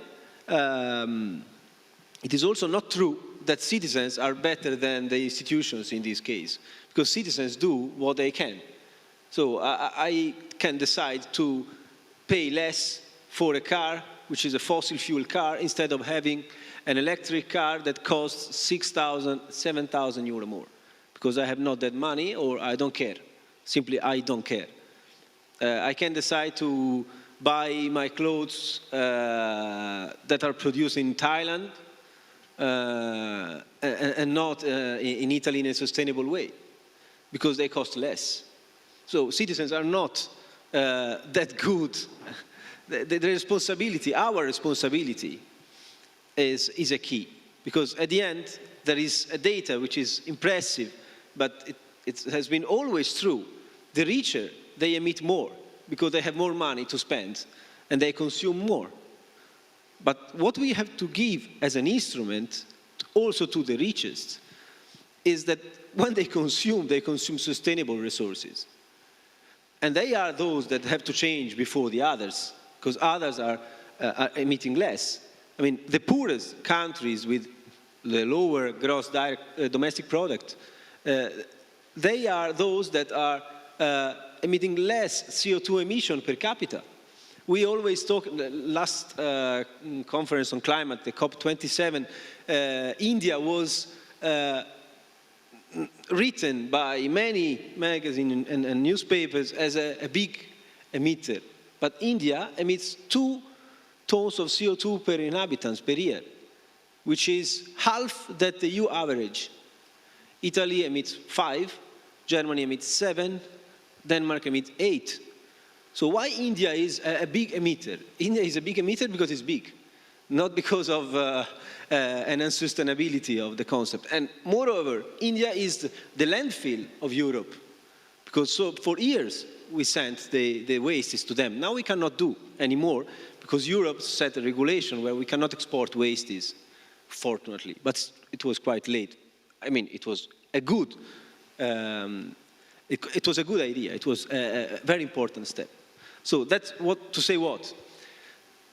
Our proposal that we have developed is exactly focused on shifting the taxation system and changing the fiscal system to make emission to be paid, to be taxed instead of labor, so that to help citizens to get the money from that revenues of paying CO2 to support the transition, because otherwise we could not, because citizens with lower income could not support a transition, at least in the short term. At the same time, and this is another point, is that we cannot fight the global warming at European level alone, because we count on less than 10%. We have the responsibility to promote the definition of a club, of a climate club, on a climate agreement at global level. Instead of deciding to put a tax on our borders, carbon border adjustment mechanism. It's a tax on CO2 on imported goods from non-European countries, which is a key, but it's crazy. It's like, I mean, it's very difficult to perform. So instead of waiting, because this is the regulation, waiting until 2030, 2026, 2030, to have a tax on CO2 on European borders. Let's say that on 2026, we agree and we do a climate agreement at global level with United Nations, so that we do not need a border adjustment mechanism, but we have the participation and the benefit extended to all countries that want to join this agreement. That is what we have to speed up, instead of always working within our borders. We have to be aware about that we are part of a global emergency and not a European emergency. We can do something. We have to stop fossil fuel consumption by 2035. We can do that, but how we do that? We do strengthening our emission pricing system and moving it to a global level. That is a responsibility of Europe, because it was the first organization doing that and setting up a carbon pricing system, and we have the responsibility to transport it at international scale. And this is our responsibility, and I believe that it is the only way that we have to speed up the process and to create and to promote a radical change in the fiscal system. Otherwise, we won't succeed. That's my idea, at least. Thank you very much, Andrea. Thank you. I think that's the key. I think that's the most important thing, to talk about climate. So many people talk about climate, so many organizations and parties, but to talk about climate from a social perspective, and that's what you so brilliantly highlighted. So thank you very much for that. Also to see the social impact of climate policy and to consider different aspects. It's not just institutions or citizens, it's collaboration between the two. It's multi-level, so completely agree. So I guess now we can go straight to the second topic of this session, which is migration. Here we have two different ECIs. One is about reception of migrants, standard of human rights in Europe for migrants, for asylum seekers. And the other one is about borders, more specifically about violence in borders. So I will start with the first one. And here we have Michele Fiorillo, which has different... that's what also a good friend of mine, but he is representing Natura Comune, which we work with as Eumans to support this ECI promoted by the city of Rennes. By the way, the coordinator of the city of Rennes for DCI, she wanted to be with us in these 3 days, but she couldn't. But we'll try our best to explain the project. So I would give the floor to you. Maybe you can spend a few words about Natura Comune to present the association, and then maybe I can say something about the ECI of the city of Rennes, or you can do it, as you wish. And, yes, thanks a lot, Sofia. I'm sorry that the panels were one after the other. In this case, I was asked to represent Natura Comune, which is a newborn civil society organization catering artists, academic researchers, and climate activists. And we were, as an NGO, particularly focused about the topic of climate migrants on one side, and also to study how the experience of Riace, maybe you may have heard about this experience led by the mayor Mimmo Lucano. There were also a couple of films on him, included one by, if I'm not mistaken, by Wim Wenders. And why this particular interest in this little town in the south of Italy, Riace, famous especially for these bones that were found in the on the seaside of this little village, because what this Mimmo, this mayor, tried to do is to reverse all the narrative that national populistic forces are used. So like the invasion of migrants coming from the sea or from the eastern borders, and to rob the jobs of our people. Basically trying to instead create new jobs, new participation, and also actually new citizenry in places like Riace itself, but it's not the only place in Italy, and probably also in other places of Europe, where the cities, little towns, are basically dying because of migration. Many young people in Italy, not only in Italy, are emigrating to find jobs, maybe in the north, and the big cities of the north of Italy, or in Europe. And what he tried, also other experiences, there are probably is just the most famous case. He tried to create jobs mixing activities for migrants and activities for Italian citizenship, and creating new forms of solidarity. And that our interest was also to try to understand, together with our friends of Eumans and all the coalitions, Citizen Takeover Europe, the Friends of European Alternatives, etc., how we could scale up this kind of model of Riace, if it's possible, because it's still sub judice in all this sense of this term, because this is correct to say it. At the moment, Mimmo Lucano, the former mayor of Riace, was condemned in first grade. Now is waiting for another judgment. He had the solidarity of many people in Italy, from lawyers to citizens, different NGOs, saying that was not possible. It was condemned. Apparently, the point, we don't have now to discuss, but it's a problem also maybe actually in the management of these funds that the Italian government made a disposition of the local authorities, included Riace. So this is a bit sub judice, the way of using this funding. And then in a way could be also sub judice the so-called Riace model, in a sense that some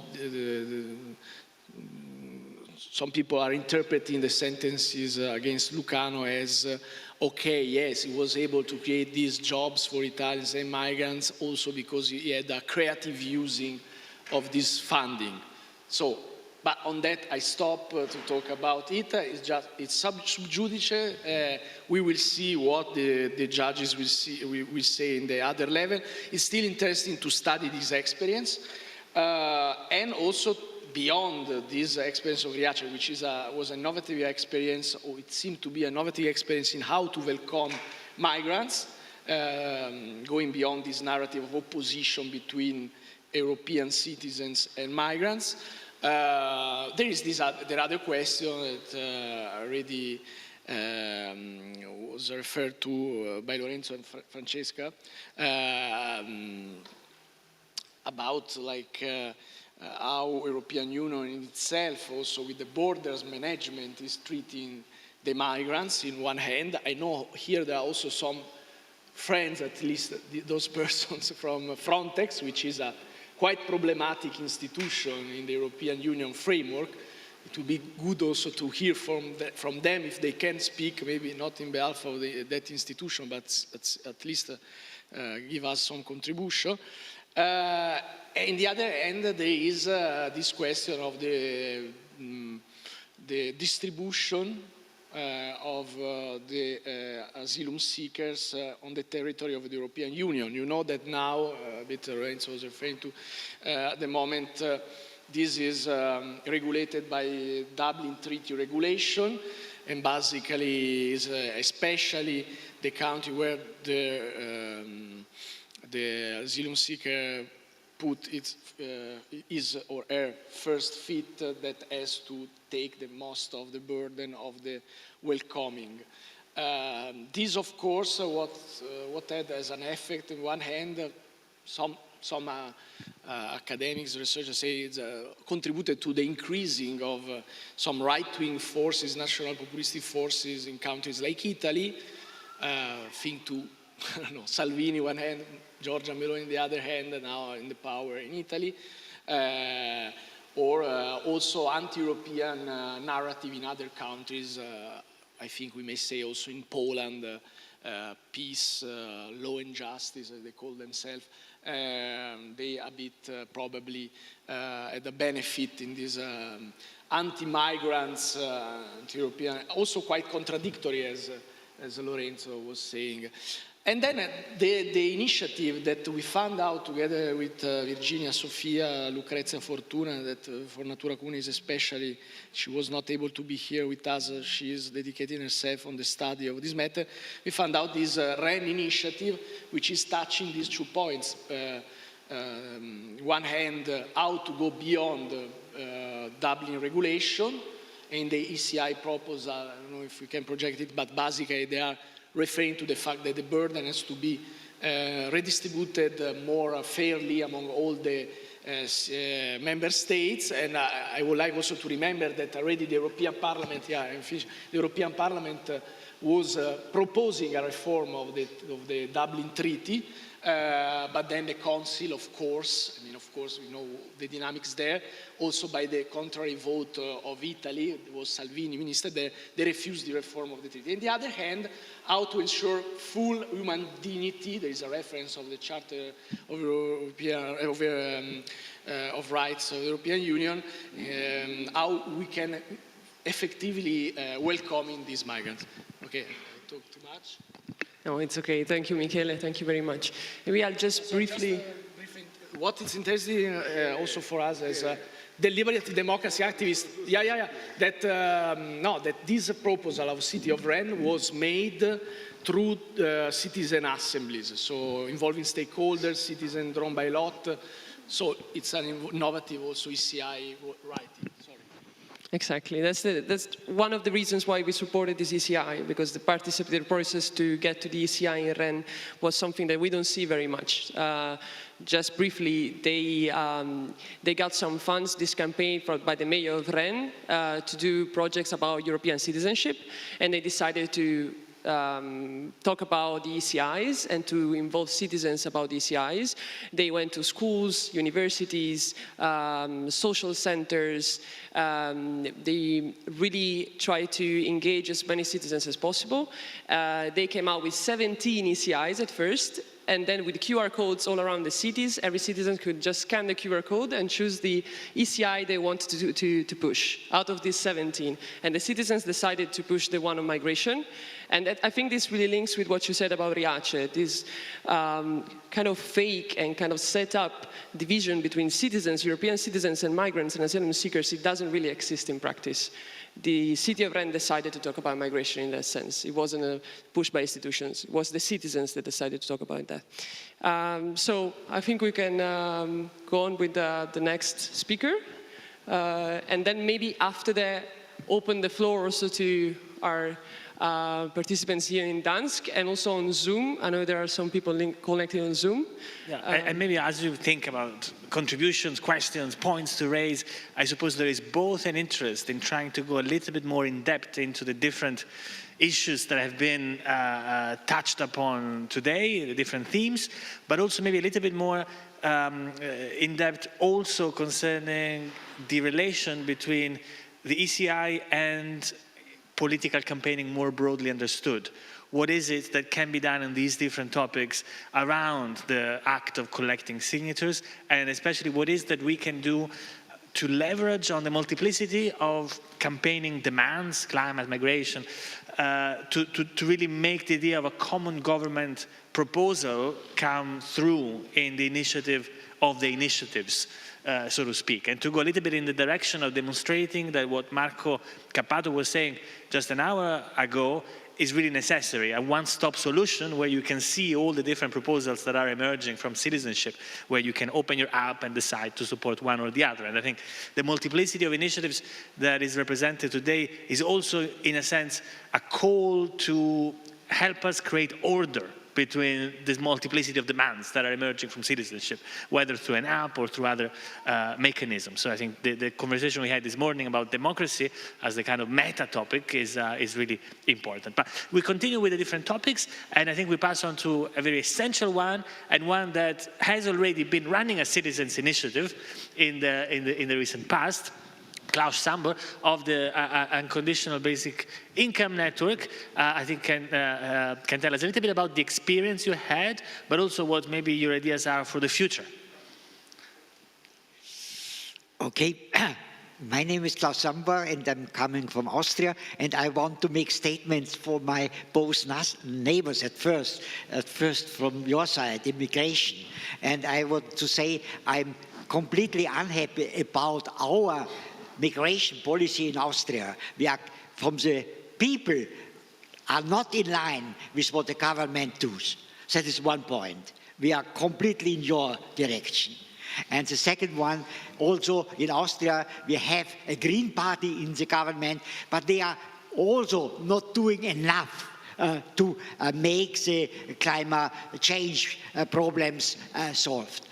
Now I'm coming to the topic from my side. We are speaking about the unconditional basic income, and we have here the UBI, European Unconditional Basic Income European Initiative, and in this group we are dealing with ECI, preparing for a third time to get it really introduced in whole Europe and certainly in principle in the whole world. And so we are at the moment at that phase, in this phase, that we are taking the title and the objectives and so on should be discussed in our next 8. We have every month a meeting for our UBI, European Initiative meeting together with Eumans in collaboration here, and that we, on the 5th of April, want to have solved one problem which was also already discussed. We have UBI, we want to have a ECI, and we have also a ECI for UBI and services. Because if we have the opportunity to make services in the same way accessible for everybody, then we can reduce the high of the UBI in the countries, because then something is cheap and not necessary to be paid out of the money which you get about the UBI. So this will be discussed on 5th of April. And until 9th of May, we want to have a status report to all of you, and then we say how far we are, at what point in time we could start with an ECI, and it is not yet sure if it is very soon the possibility or not, because we have at first to have the networks in each country where we want to have the EU initiative European initiative members, that they are responsible then for collecting the signatures in this member state. And that is done in our second attempt also, that we have in each member state, in at least 25, we had a coordinator for this country and so on. And so we want now to start only if we have enough coordinators in each. Many countries, certainly 7 are necessary, but we want to have started immediately with more. And then to have the chance to make a really successful ECI where we get the 1 million in 7 countries, some thresholds and so on and so on. So that we want really influence the EU Parliament and the EU Commission that they should make something for the social environment in Europe. In our opinion, the preamble are very nice, and their social aspects are covered, but that is not true. The social aspects are not yet covered. And so, at least as one element, this unconditional basic income is very important. It is certainly necessary all other things also to consider: climate change, migration, and so on. But one possibility that people are in the situation that they can really engage in political and social affairs, that they have time. Because we also ask for a reduction of working hours. So then have the people money by unconditional basic income, have time by reduction of the working hours, and then if you have time and money, then you can do what you think is really important for the society. We want to have a change from the ecological and social transmission of our society, that they will be better for everybody. Thank you. It is only very short, and my presentation yesterday, I have given a little more, but in principle, that are the main points. Thank you. Thank you very much, Klaus. I think it's super interesting also to know your perspective for countries like Austria, which has a really strong social history in politics. So I think it's really interesting to have these kind of different points of view, and not just Italians. Thank you very much. And thank you also for your thoughts about the ECI as an instrument. I think that's really important. For you, it's the 3rd time you present an ECI. Now I think we can talk about another ECI, another project that we supported as Eumans, which is another ECI on the topic of migration, which is called ECI Stop Border Violence. We had a couple of meetings with Alessandro, thank you very much, Francesco. I think we heard Francesco yesterday, and he already anticipated a couple of things about this ECI. As you can see here, we have different projects, different ECIs, but at the same time, it's the same approach. This is a project for Europe as an institution, as Europe as a community. So this whole project, I know there are different topics here, but they're all linked together. And ECI is the only tool, the only way we have right now to connect the citizens with this visual and project for Europe. So thank you very much, Alessandro Talese from the ECI Stop Border Violence. Allora io premetto farò l'intervento in italiano se possibile. Ok. We have translators, interpreters. Intanto sono io che ringrazio voi. Scusa. Sorry? Yes, so for the people here in Dansk, you had headphones in every seat, and you can switch the languages on your seat. There's Polish, English, and Italian. Thank you. And for the people on Zoom, it's the same thing on the Zoom call. You can choose your language in the Zoom call. Yes, please. Thank you. Dicevo, intanto sono io che ringrazio Eumans European Alternative per questa opportunità, perché è veramente importante per noi. Noi siamo Stop Border Violence, è un'associazione spontanea di cittadini spontaneous association of citizens who got together officially, formally, a year ago in order to support this ECI to be submitted to the European Commission, the European Community. Da regolamento abbiamo già costituito un comitato promotore che ha base in 7 paesi promoting europei, committee in 7 European member states, Italy, France, Spain, Portugal, Germany, Svezia, Sweden, e basta questi. And I think that's it. And since yesterday, we are also in touch with Dublin, with a lawyer from Lublin that will help us set up a Polish committee. As I said, this is a spontaneous association. A group of citizens got together on Facebook mainly and on social network and started discussing these issues. Each of these citizens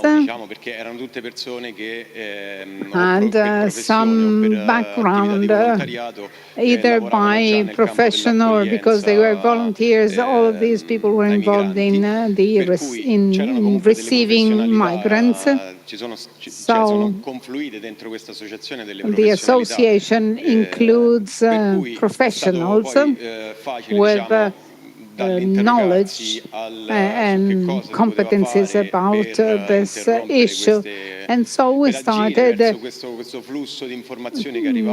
trying to do something about the violence at borders that we were getting news of from several sides. And from that, we got the idea of launching an European Citizens Initiative in order to encourage the European Union to pass laws, to regulate, to pass laws making it necessary to respect, to abide by Article 4 of the Charter of Fundamental Rights of the European Union. So the principle is already there, but there are countries like Libya or the Balkan countries, or there are the refoulement at sea. All of these cases when the Article 4 is violated. So there is a systematic use of violence that goes against Article 4 of the European Charter of Fundamental Rights. The article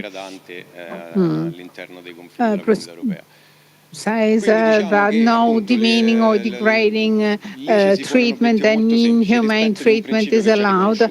So this is an ECI that asks the European Union to further enforce a principle that is already recognized by the Charter.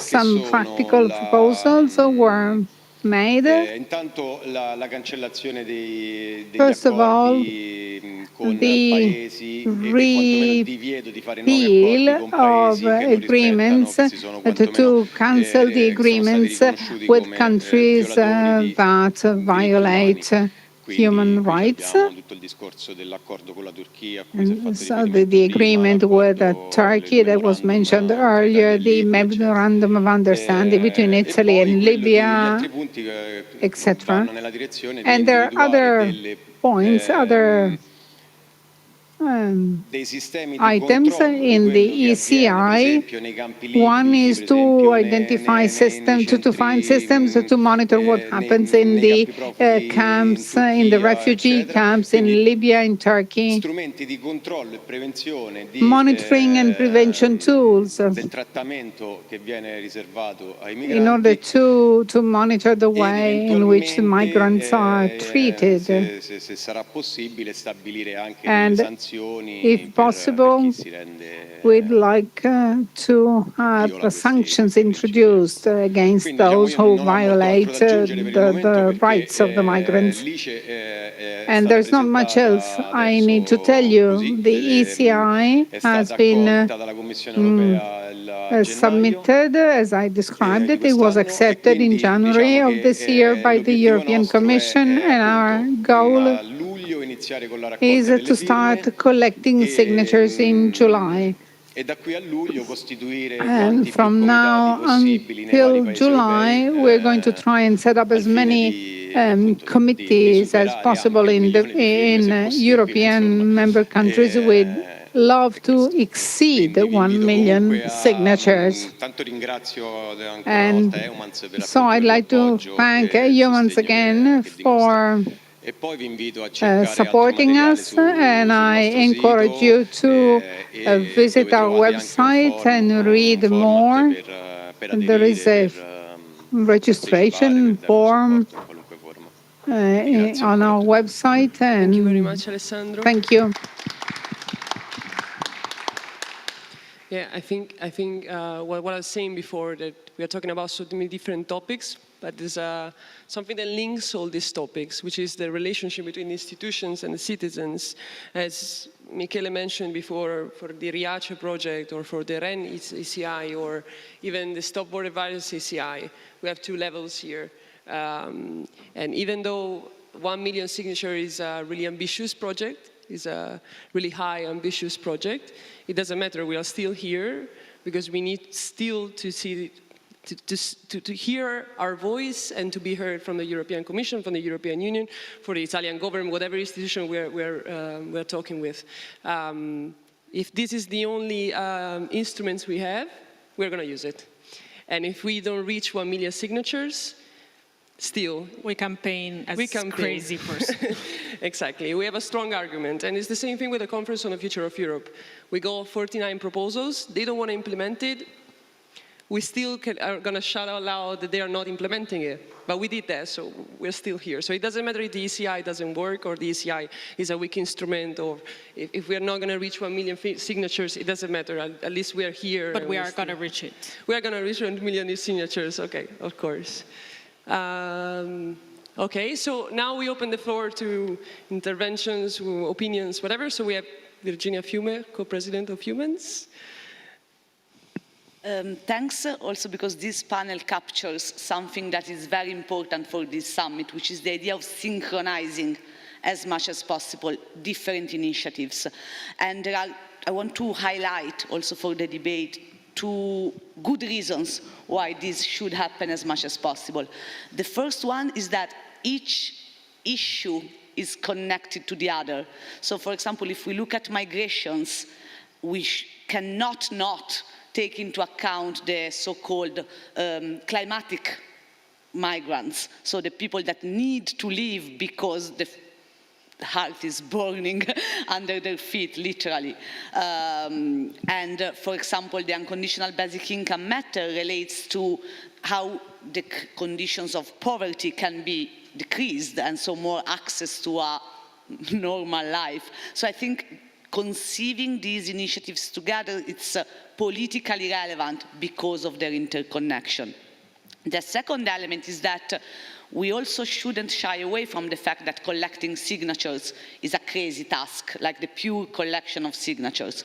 So synchronizing initiatives politically, methodologically, communicationally, it's another way to draw the lines between the political goals, but also so that each initiative carries the other. So there are sort of different entry points for citizens, first of all, to sign one initiative and maybe being aware of the others, or to join as an activist one of the different initiatives and propagate the message. So I think this is the uniqueness of this approach that we are trying to discuss in this Citizen Summit, that we discussed in the previous sessions, and hopefully it's going to be what we will try to do with more coordinating committees somehow that operate with each other.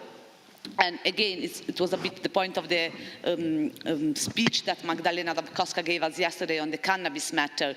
For example, cannabis doesn't just mean me wanting to have fun, which, apart from that, it's also a good reason, having fun however we want to.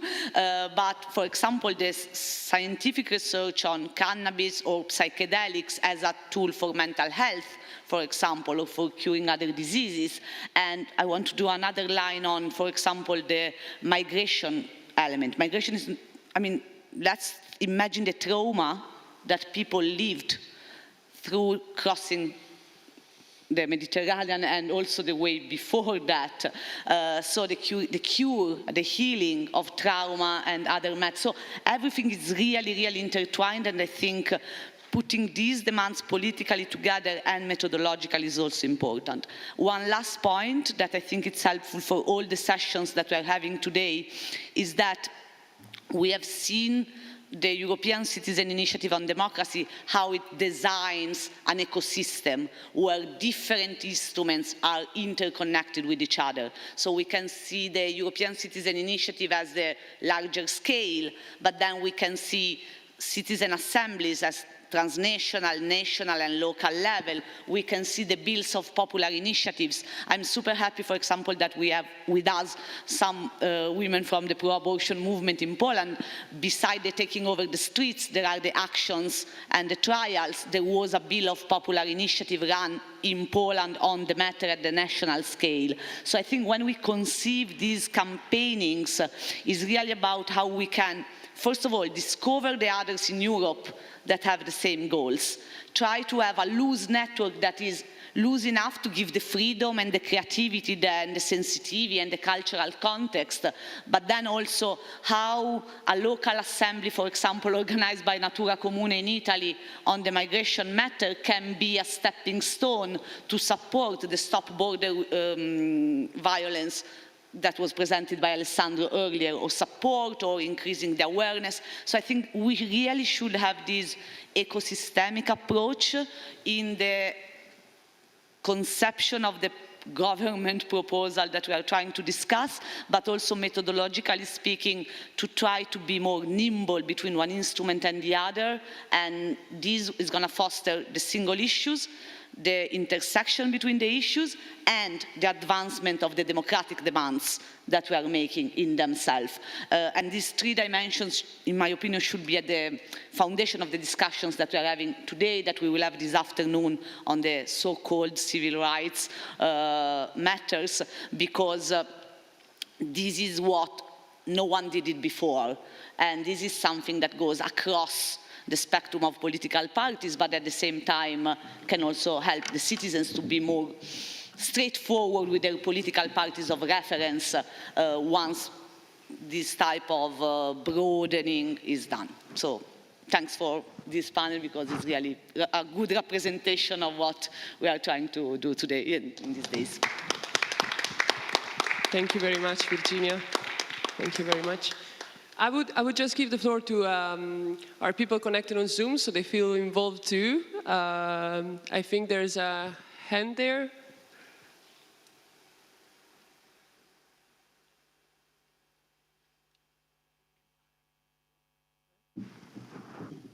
Okay. If you can open the mic, please. We can hear you. We can hear you. Maybe the mic is off. Okay, can you hear me Yes. now? Okay, I just want to comment one small thing. All the initiatives that have been presented now here are important for tackling the issues of climate change and all the aspects around it. I just want to make the point that we should first of all try to turn the discussion arena on its head. We are now on the defensive because the discussion is dominated by the incumbent interests which focus on costs, which takes us on the defensive to defend why we should mitigate climate change. If we focus on not on costs, but on the damage done already and which is steeply rising, also known that we already will overshoot 1.5 degrees by considerable amounts, and the costs of the damage will be steeply rising, we go on the attack, and the discussion will be much more, why don't we do more, instead of we should do it later. That's my point. Thank you very much. Thank you.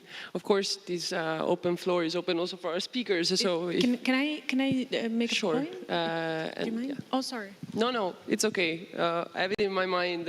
Order Okay, is so fine. Lorenzo, you come. Just very, very briefly, I think Gila said something interesting, and more or less we're all going in that direction, that these topics are all intertwined, right? So I really appreciated your intervention, Klaus, about the universal basic income, but I think this goes deeper, right? I mean, I've heard us a lot, both this morning and now, talking about narrative and how our political side, whatever you want to call it, has a bit lost the narrative, right? There's an interesting book who's called something like Why the Left Can't Meme. So it doesn't matter if you identify with left or right, the point is why, you know, the progressive side of this battle has really lost a bit the battle of narrative. And I think it does go back to economic power. We have seen 30 years of crazy liberalization, not because liberalizing the economy is crazy, but because the way it was done was completely irresponsible, and with placing no accountability, and that it has become way more easy for people who maybe don't participate to international panels to just blame someone else for what they are suffering. And that is migrants, that is the elite in the cities, that is people who maybe own a private jet, and so why should I pay for the green transition, right? So it is true that these topics are intertwined, and in my opinion, it is at the same time also true that there is so much good energy at citizens level that the traditional party politics is not really able to capture at this moment and channel into something good. So what we are seeing is really a detachment between what citizens are doing and experiencing and then what institutions are advocating for. So this is why it is very important that we actually show our face out in the street and speak with people so that these topics can become mainstream, because again, the illusion that we can live in a protected island where these issues don't matter for us is really an illusion. Sooner or later, the topic of green transition will touch your specific life. Sooner or later, the topic of migration will touch your specific life. And the same for the economic side. It doesn't matter how rich you are. At a certain point, this topic will touch your life, maybe because your neighborhood will become more dangerous, or maybe because there will be important decisions to make that will also impact you. So I really appreciate this holistic approach. And yeah, that's it mainly. Thank you very much, Francesca. And that's exactly what Virginia just told us. The uniqueness of this initiative comparing to other ECIs is to propose a vision, not even like a topic. It's not one ECI, it's a vision of what the policies in the continent should look like. So yeah, I will ask Lorenzo to come on the stage. And yeah, see Nicola here. Okay. Thank you. Thank you all, and my question is specifically for Klaus. and regarding the topic of universal basic income, because I know that there is an ongoing discussion if extending the proposal not only to basic income, but basic services, European services. And just a few days ago, there was this idea put on the table by the German Minister of Transport to create a unique ticket in Europe for public transport. We're far away from this, but at least the discussion started. And I wonder if the basic income could be also an instrument to access to pan-European services, maybe by establishing a voucher that allows you to access to specific transnational and European services. So, do you think that the network of UBI is ready to accept, reframe the proposal in a way to include basic services?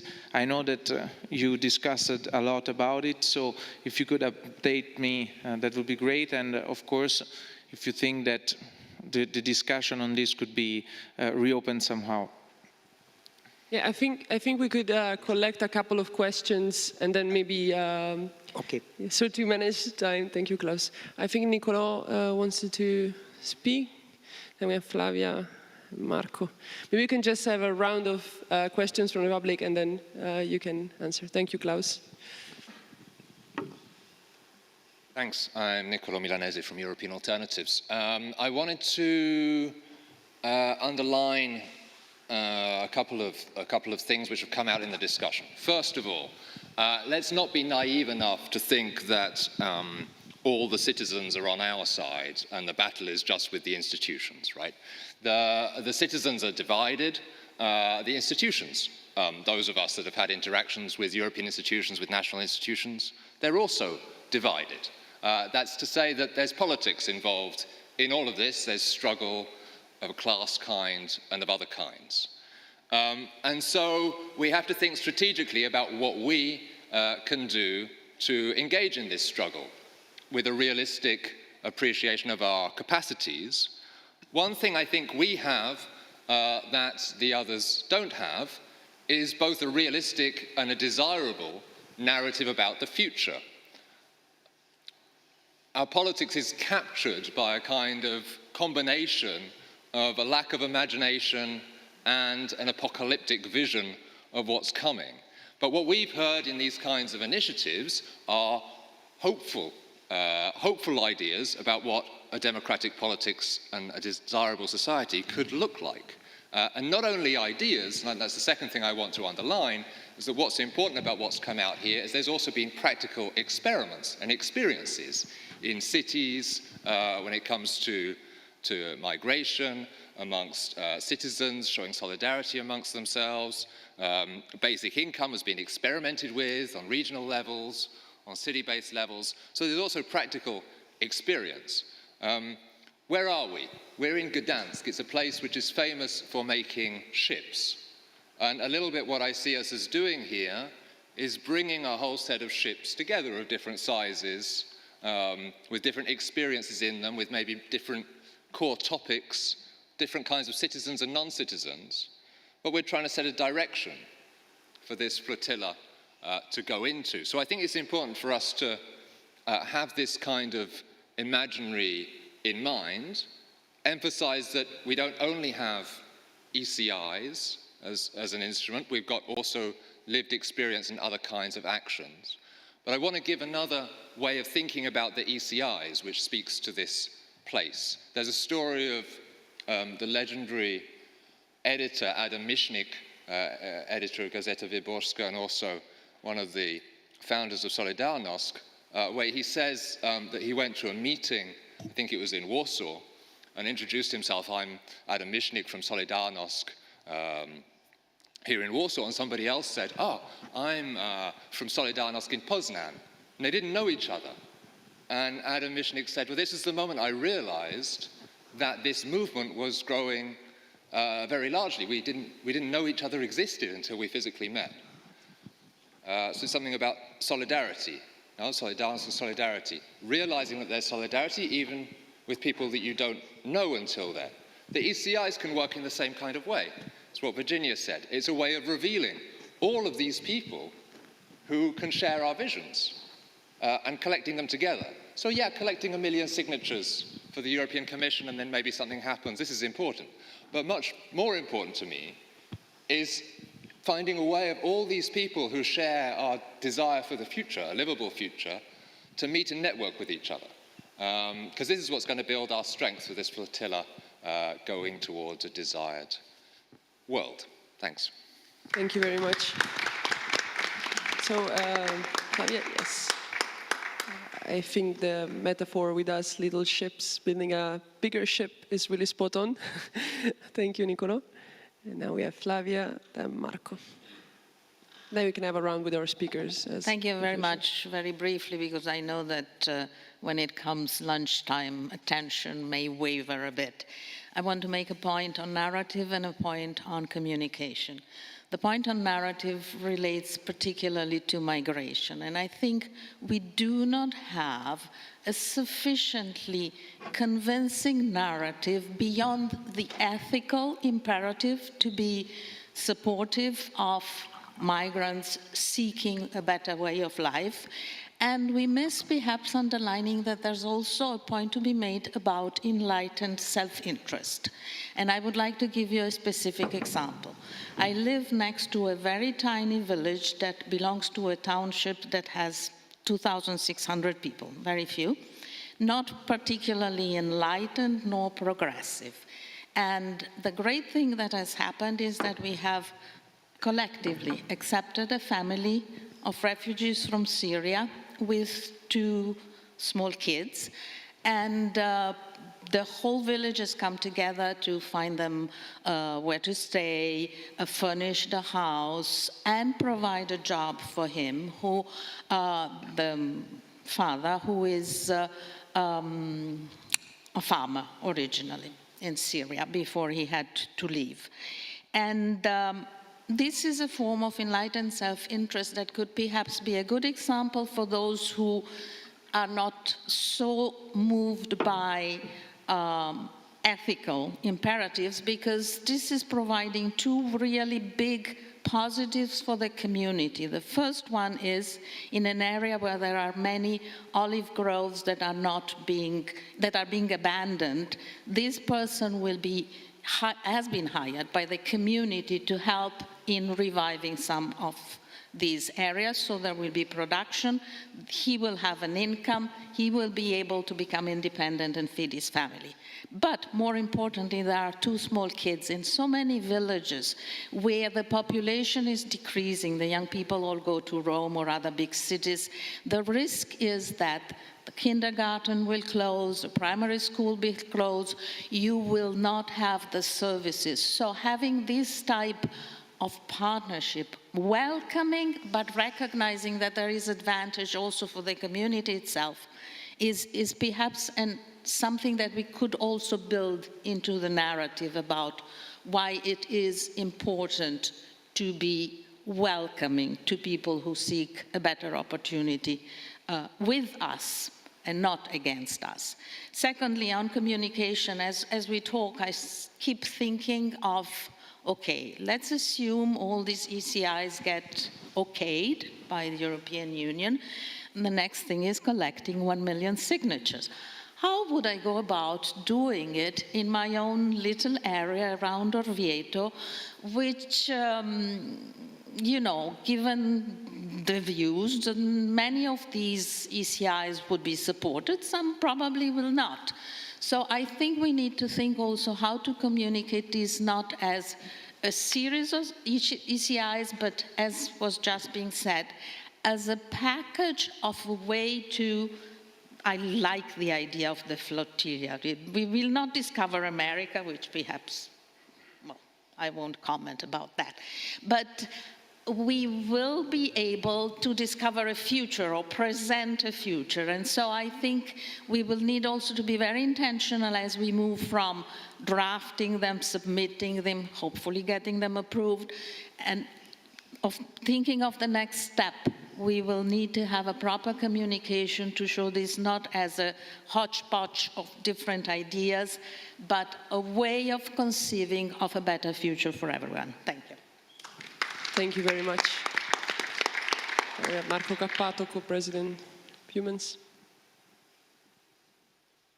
I very much agree with what Nicola and Flavia said, and I want to add this on the interconnection among those different issues. Labor is under attack or under pressure on many, many different ways. And to tackle this, we need to combine the different efforts of climate change, a European welfare, and migration policies, because the interconnection is huge.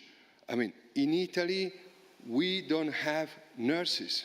We badly need. We don't have workers in different areas, but still we let people die in the Mediterranean Sea.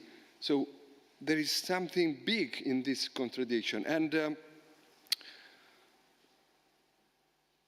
UBI badly needs a shift in taxation, because if you have a universal basic income and you still have huge taxes on labor, you risk to go on a model that could become the contrary, the opposite, that what you and me want from UBI: autonomy, not dependency.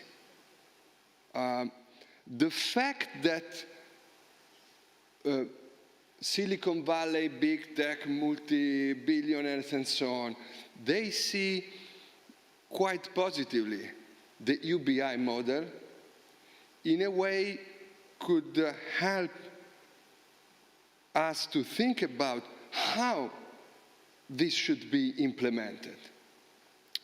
Lower income should not be taxed, or they should have a very, very low level of taxation in order to not to push people from the autonomy of labor to the totally dependency from the state. This is very important.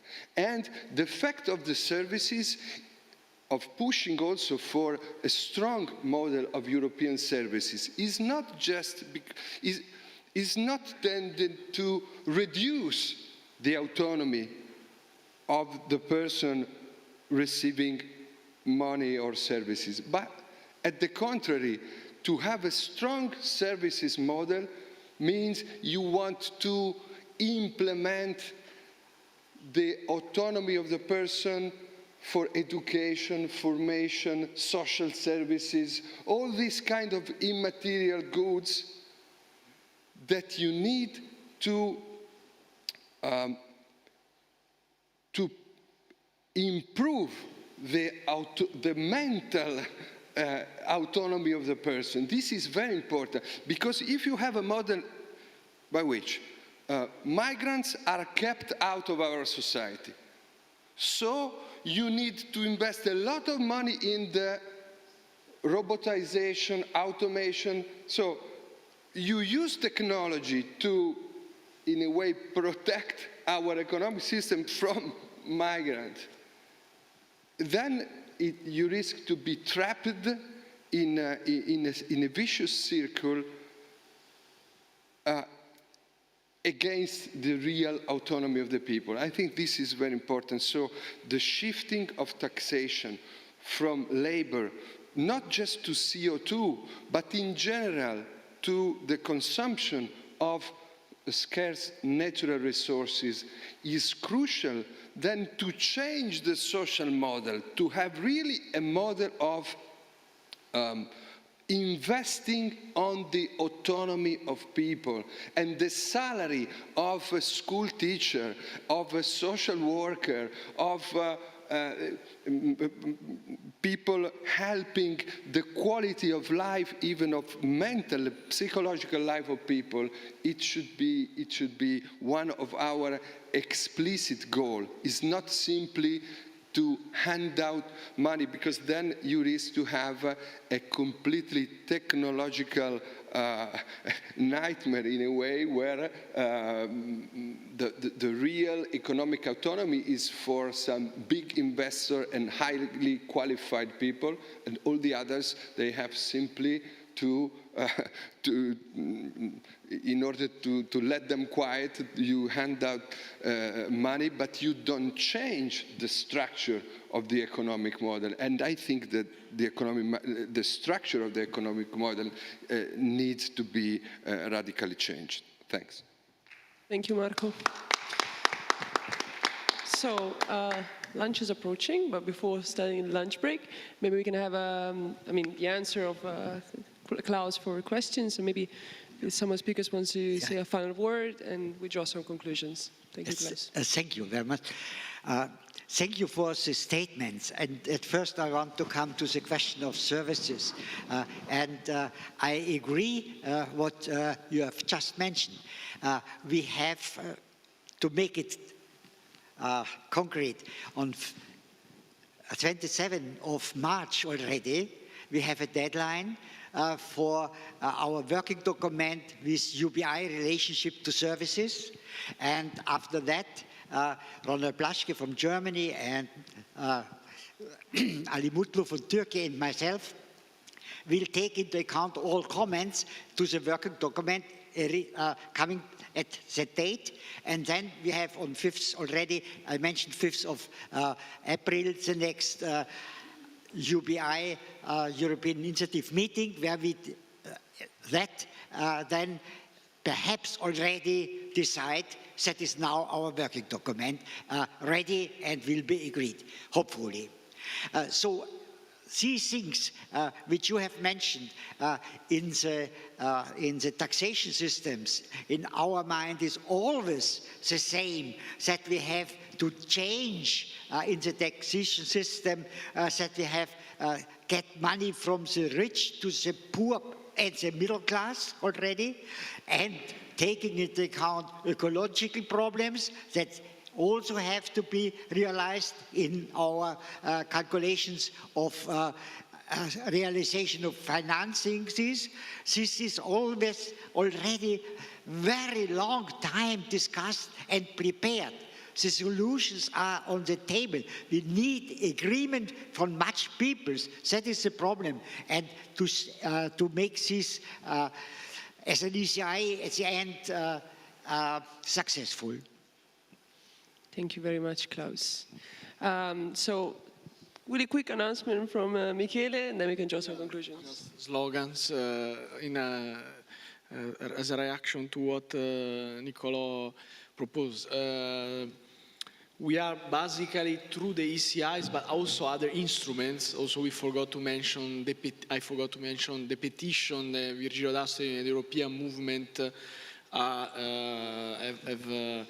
presented to the European Parliament for the respect of human rights, and also it's part of this combination of actions we are doing. So not only ECIs, petitions, citizen assemblies, traditional mobilization, also not citizen assemblies. What MFA?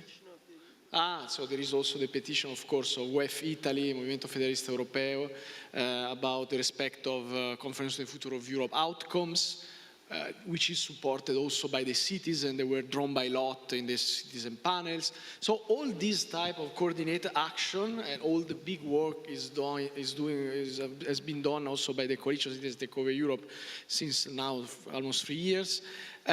It's basically building in the making the European constituent power we need, civic constituent power we need also to reach. Someone among us wants also an European constitution, no? So we are trying this. Second thing I want to say, so it's about also maxi public. They use these terms, the specialized academics about deliberative democracy. So how from assemblies, citizen assembly or other assemblies, you reach to the public outside of the people that are just in the assembly. So basically it's about communication and imaginary And on that, we want to invite, Natura Comune wants to invite all of you in this assembly. Virginia was mentioning it, we are organizing. Now we know that we'll be around la Festa della Liberazione, but before the 25 of April, probably the 22 of April, will be a big assembly about the question of migrations and integration in Europe. And we will have, I had the news this morning from Berardo Carboni, who is a co-founder of Natura Comune, a director, cinema director, good friends of many of us, Lorenzo, etc. We will have Mimmo Lucano with us. There will be Luigi Manconi and many other people. All of us are invited also to take the floor. All of you are invited to take the floor in this assembly. And we will send you through Eumans, European Alternatives, and Citizenship of Europe the invitations. And so it will be an occasion to further deepen these questions. Thank you, Michele. I spoke already, so I just want to thank all the speakers and all of you. I'm aware that lunch is coming, so maybe the only one thing that I can add is a word of caution and also of underlying the relevance of what we're doing, because Europe is falling behind, and it is falling behind on what it felt itself to be at the forefront of. Europe is falling behind vis-à-vis the United States of America on progressive economic policy. Francesca, you mentioned the 30 years of neoliberal dominion and the financialization of everything and the explosion of inequalities.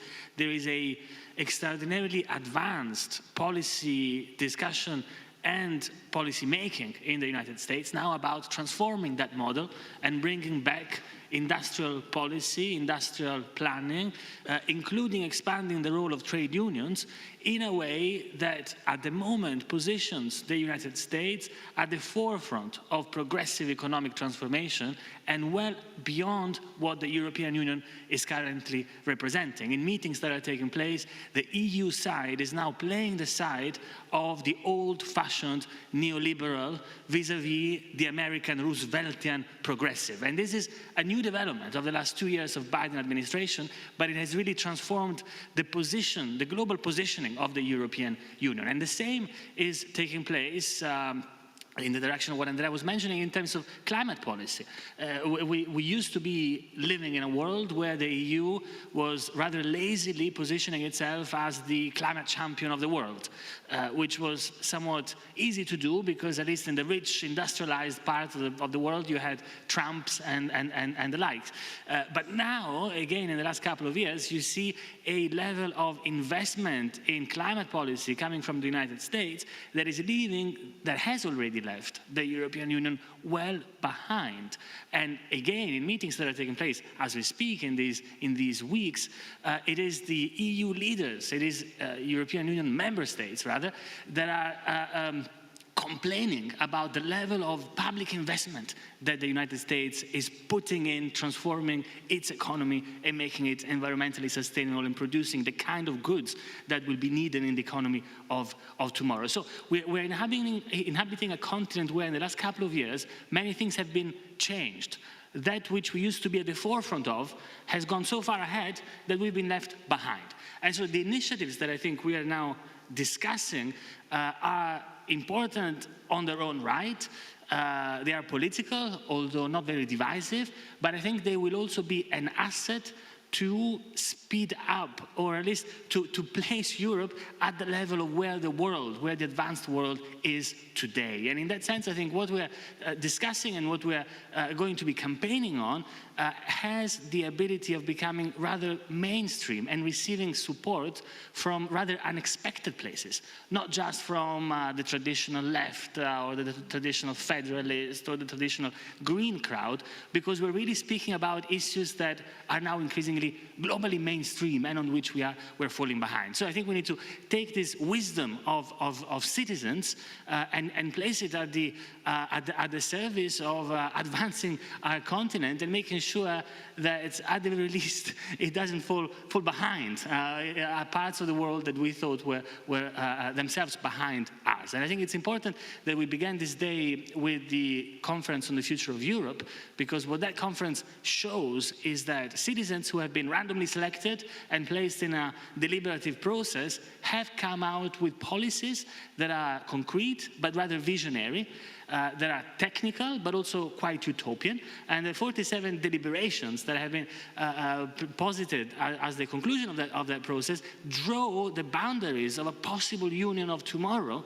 But even that rather concrete, somewhat cross-partisan set of initiatives is too advanced for the institutions of the European Union as they are today, or rather it is too advanced for the member states of the European Union and the right to veto and the zero-sum game that the internal policy making yields. And I think our duty is to be on the side of the vision that the citizens represent, developing a pan-European government platform, a pan-European toolkit of campaigns that is able to surpass that blockage that the nation states represent on the becoming of our continent, on the future directedness of our continent, and frankly, the historical drag that the policy-making institutions of the nation states are now representing on the future of every single European. So I think what we're trying to begin today is fundamentally important, potentially captivating for a wide public, potentially bipartisan, and the last thing to say on this is European elections are coming up. So we should leverage on this potential mainstreaming, on this potential bipartisanship of our proposals to really make it a center ground of the debate as we near the 2014 European elections. This is something that potentially could receive traction from political parties on both sides of the spectrum, from the liberals to the left, to the progressives, the Greens, even parts of the Christian Democrats, which I think, as Germany is now demonstrating to us, sometimes the Christian Democrats are actually much more pro-European and much more liberal than the liberal group, because it is indeed the Liberal Party in Germany that is now blocking any attempt of the EU to have ambitious climate goals. So I think we can really look quite broadly at what we're going to be doing. And I think today is just a beginning. We will need to really have many more of these meetings and have them very locally as well, to try and translate the transnational vision into something that appeals to people from Orvieto as well as from other parts of the country. I think finally something that was mentioned by many of the interventions today was the importance of linking up that vision of a future Europe to what is happening on the ground and what is high up the agenda in people's minds. And we have very many examples of this, obviously on the question of migration. We have examples on the question of basic income. There is a debate in Italy about cutting back that minimum income that was agreed a few years ago by the previous Italian government, and that is an opportunity for a European campaign to step into national debate and try to seize media attention for the purposes of collecting signatures. We have a scandal now in Germany with the blocking of the 2035 phasing out of combustion engines. That is a great opportunity for the ECI on CO2 emissions to step in and develop support in Germany. So I think from here we need to go on with developing specific and ad hoc meetings in the different localities and with different political parties towards the next election. So thank to all of you, and thanks to Eumans for really pushing forwards with Don Quixotean stubbornness into this initiative, which is really as necessary as ever. Thank you, Lorenzo. In order to do all this stuff, we need to have lunch before starving. So now we have lunch. See you back at 2:15, also for the people connecting on Zoom. And yeah, enjoy, have a good lunch. See you this afternoon. Thank you very much.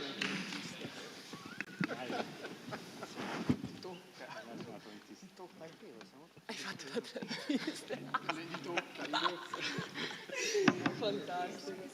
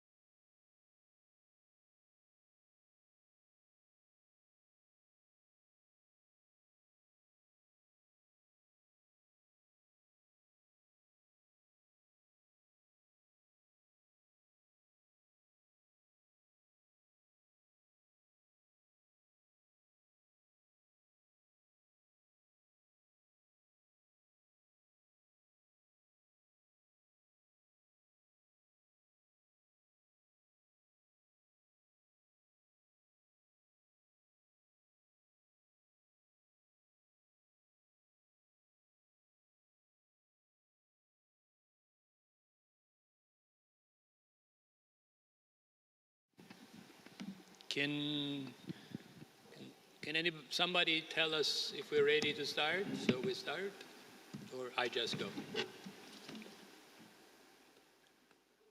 Okay, we're good to go? Good afternoon and welcome to the session, a pan-European government proposal through European Citizens Initiative on civil liberties. We will touch upon abortion, cannabis, psychedelics, and end-of-life decisions. My name is Marco Perduca and I'm the coordinator of the activities of Science for Democracy, and with me is Saga Smith, who's also a project officer with Science for Democracy.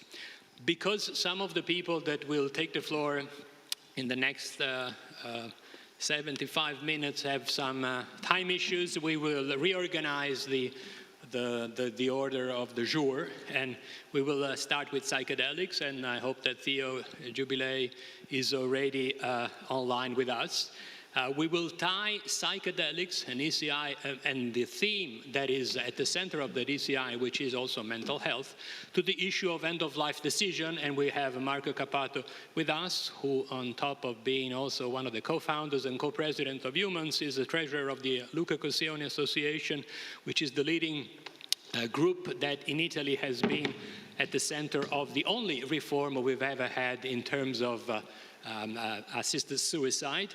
Then we will move to abortion, and with us we have Remy Beck, who's here in person already on stage, is a program coordinator for Europe of the European Parliamentary Forum for Sexual Reproductive Rights, which is an organization with which we have organized 3 years ago a panel discussion at the 6th session of the World Congress for Freedom of Scientific Research at the European African Commission in Addis Abeba. So welcome. We're very happy to have you guys on board again. And then we have Anna Prus, who's the Abortion Dream Team in person here. She will have a lot of things to tell us about the dire situation in Poland. Then to tie the Polish situation with the Italian situation, but at the same time with an international view, we will have online Mirella Parachini, who's a gynecologist and vice secretary of the Associazione Luca Coscioni for Freedom of Scientific Research. And then we will close this session going back to drug policy reform. Yesterday we spoke about cannabis a lot. And what is in the ECI, proposed ECI, but we think that trying to look at national situation also with a more political eye wouldn't hurt. And we have Georg Wurth from the German Cannabis Association, and Magdalena Dobkowska, who's for the Helsinki Foundation for Human Rights here in Poland, that will join us on stage. Mike, to you. I continue a little bit. One of the issues of this session is to try and assess something that perhaps as an expression does not belong to European culture, which is this issue of civil liberties. Very recently in Europe we talk about civil liberties. This is a more American way of addressing these things. What we're trying to say here is that in a way or another we're looking at personal decisions and the freedom that is necessary to create the conditions for that decision to be taken. Decisions that in these 3 examples have a lot to do with self-determination, whether it is a cure, whether it is the end of life, whether it is either a well-being or a health-related issue. And psychotropic substances are certainly some of the stuff that we can take to increase or improve or enhance our daily life.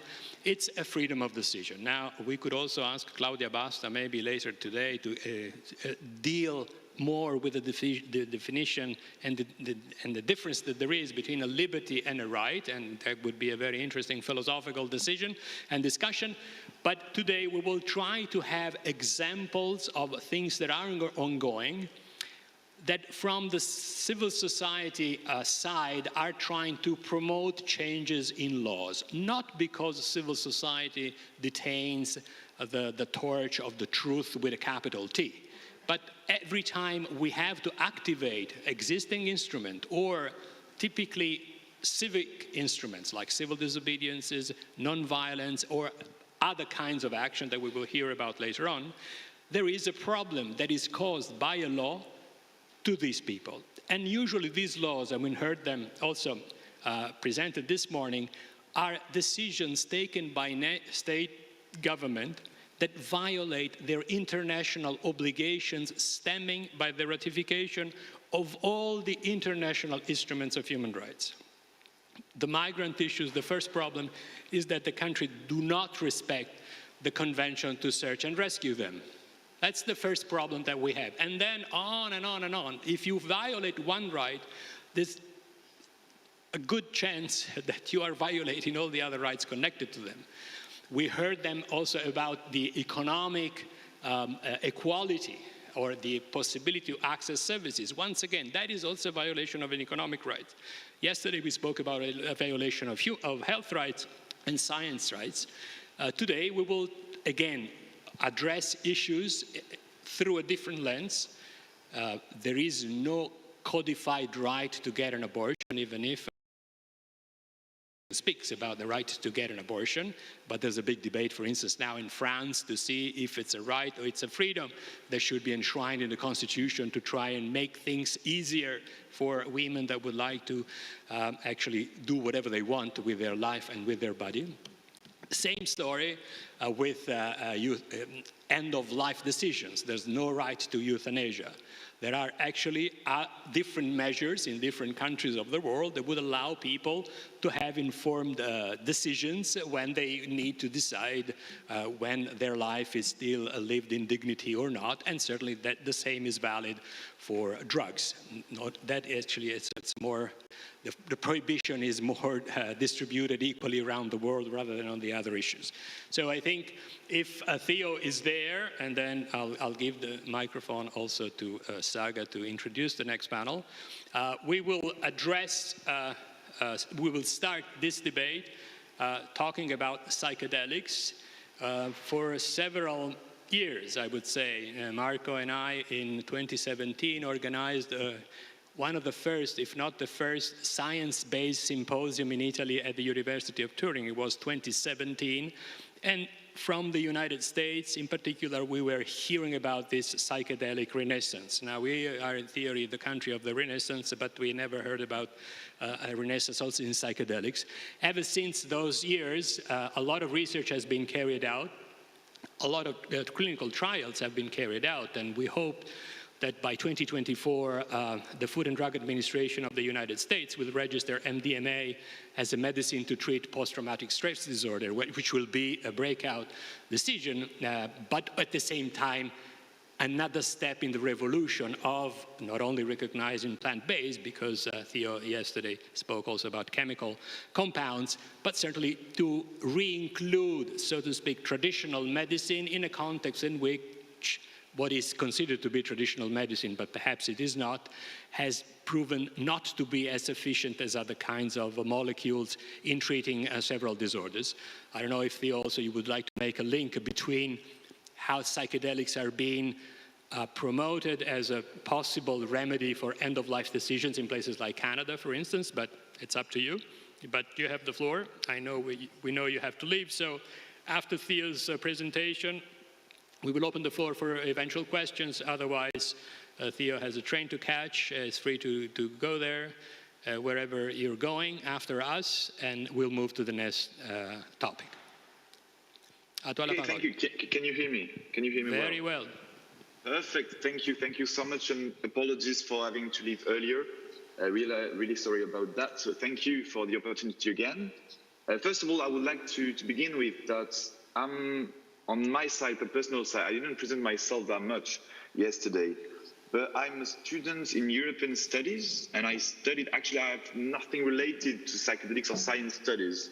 And I took the ECI, I started this initiative as a European citizen interested on that topic. So, but what can I say on psychedelics and the link with civil liberties? That's what really is the core of our draft request. Is that we base our draft request on the International Covenant on Economic, Social and Cultural Rights, with the ICESCR, and all EU member states are duty-bound to respect, protect, and fulfill the rights to the highest attainable standard of health, as set out in Article 12. So that's really where we come from with this initiative, that we believe that with what science says today on psychedelics, and that they are highly effective, that we are, privating patients that are in need of treatments we don't give them the rights to access those treatments that are highly effective. As I said yesterday, LSD for MDMA for PTSD, LSD and psilocybin for depression, for substance use disorders. We know today, it's been a few decades now, that we have trials in the US, in Australia, in Canada, in the UK, or in Switzerland, that they are highly effective. And we need to give the rights to patients that are in need and that don't given access to those treatments today. But again, I'm here really as an EU citizen. I'm 24 years old, not a scientific background. So really, I work with experts on that, researchers from all EU member states and European and national associations that are really, they have the scientific backgrounds, and it's really with my, knowledge on the EU policies and the European Citizen Initiative that I'm here today, and I'm working on this initiative. So on the scientific background, unfortunately, I don't have the personal and academic background to go further in details, but we are working actively with people that are working in that field since 20, 30 years, since the first trials, since the Renaissance, early 2000s. So yeah, but if you have any questions, please don't hesitate. I'm sorry, I can be more specific on that. Really, I'm here as the organizer, but I rely a lot on the scientific experts I work with. But if you have any specific questions, don't hesitate, really. I have a question, but in the meantime, if there's other people that would like to raise their hand, feel free to do so. Can you tell us a bit more about the types of groups that are involved in the preparation of the ECI? Because I got in touch with you through PAREA, which is this coalition that works a lot on mental health, and at the beginning of December, while Science for Democracy and Eumans were engaged in a two-day debate about digital democracy and also end-of-life decision, in Brussels there was at the European Parliament a debate entirely dedicated to the latest developments in science, but also trying to engage the European Parliament. That, I think, responded in a positive way, and there are, even if it's at the end of the term, there's a group of MEPs that are questioning the Commission and are also trying to reach out to the EMA. Yeah, so on that, when I launched the ECI, the ID, in last September, I started to contact indeed national and European associations, so the national associations, the psychedelic societies, associations on mental health, and at the European level, there is Psychedelics Europe, one of the associations, lobbying association on psychedelics, and PAREA with the Psychedelics Access Research European Alliance that I contacted indeed. So they helped me draft the request based on their experience and what we can ask for the Commission, on psychedelics. And indeed, PAREA is really active lately, since a year now. I think the creation was last year, so it's really a new associations, but they're really active and engaging with European institutions. So indeed, they had this event in the Parliament with some MEPs, but also with some patients to present some to MEPs. What psychedelics have how we could implement psychedelics therapies in the EU. And there were also experts from national countries, some academics from the Netherlands, from Czech Republic, where things are moving forwards at the national level. So how we could create that link between what's happening in some EU member states and extend at the EU level with guidelines, with framework that the European Commission could implement. And you're right, it was 2 weeks ago that a group of MEPs sent an open letter to the EMA and to the European Commission asking for further developments in this promising field. I think there were 8 MEPs and from all different political groups, from the left to the right. And there was a response from EMA saying that indeed they are looking into it seriously, and that they will organize a workshop late 2023. And I know they also are meeting currently, there's informal meetings as well between European associations and European institutions, and also with the EMA. So things are moving really forward. Again, it's been a year, 2 years. It has started at the EU level, before in some member states, but at the EU level, it's really going forward and fast. So that's why we believe with the ECI that we need to involve the public, we need to involve citizens, and we need to involve the local, national, European and international level to bring them together to implement legislation on that. Okay, thank you very much. Anybody else? Okay. No hands, so bon voyage, and I'll see you soon online. Thank you, Theo. Thank you very much. Thank you. It's good to know that at least they replied to the question of the MEPs. We should try the same thing at the national level and see what is going to happen, because psychedelics in some parts of the world, and the best example would be Canada, are also suggested as a possible treatment or remedy to fight the anxiety of end of life. And in particular, psilocybin is the mushroom, the magical mushroom that are being used to help these people co-live in a way, or cohabitate with this problem of end-of-life decisions. End-of-life decisions are another topic that differs quite a lot from one country to another.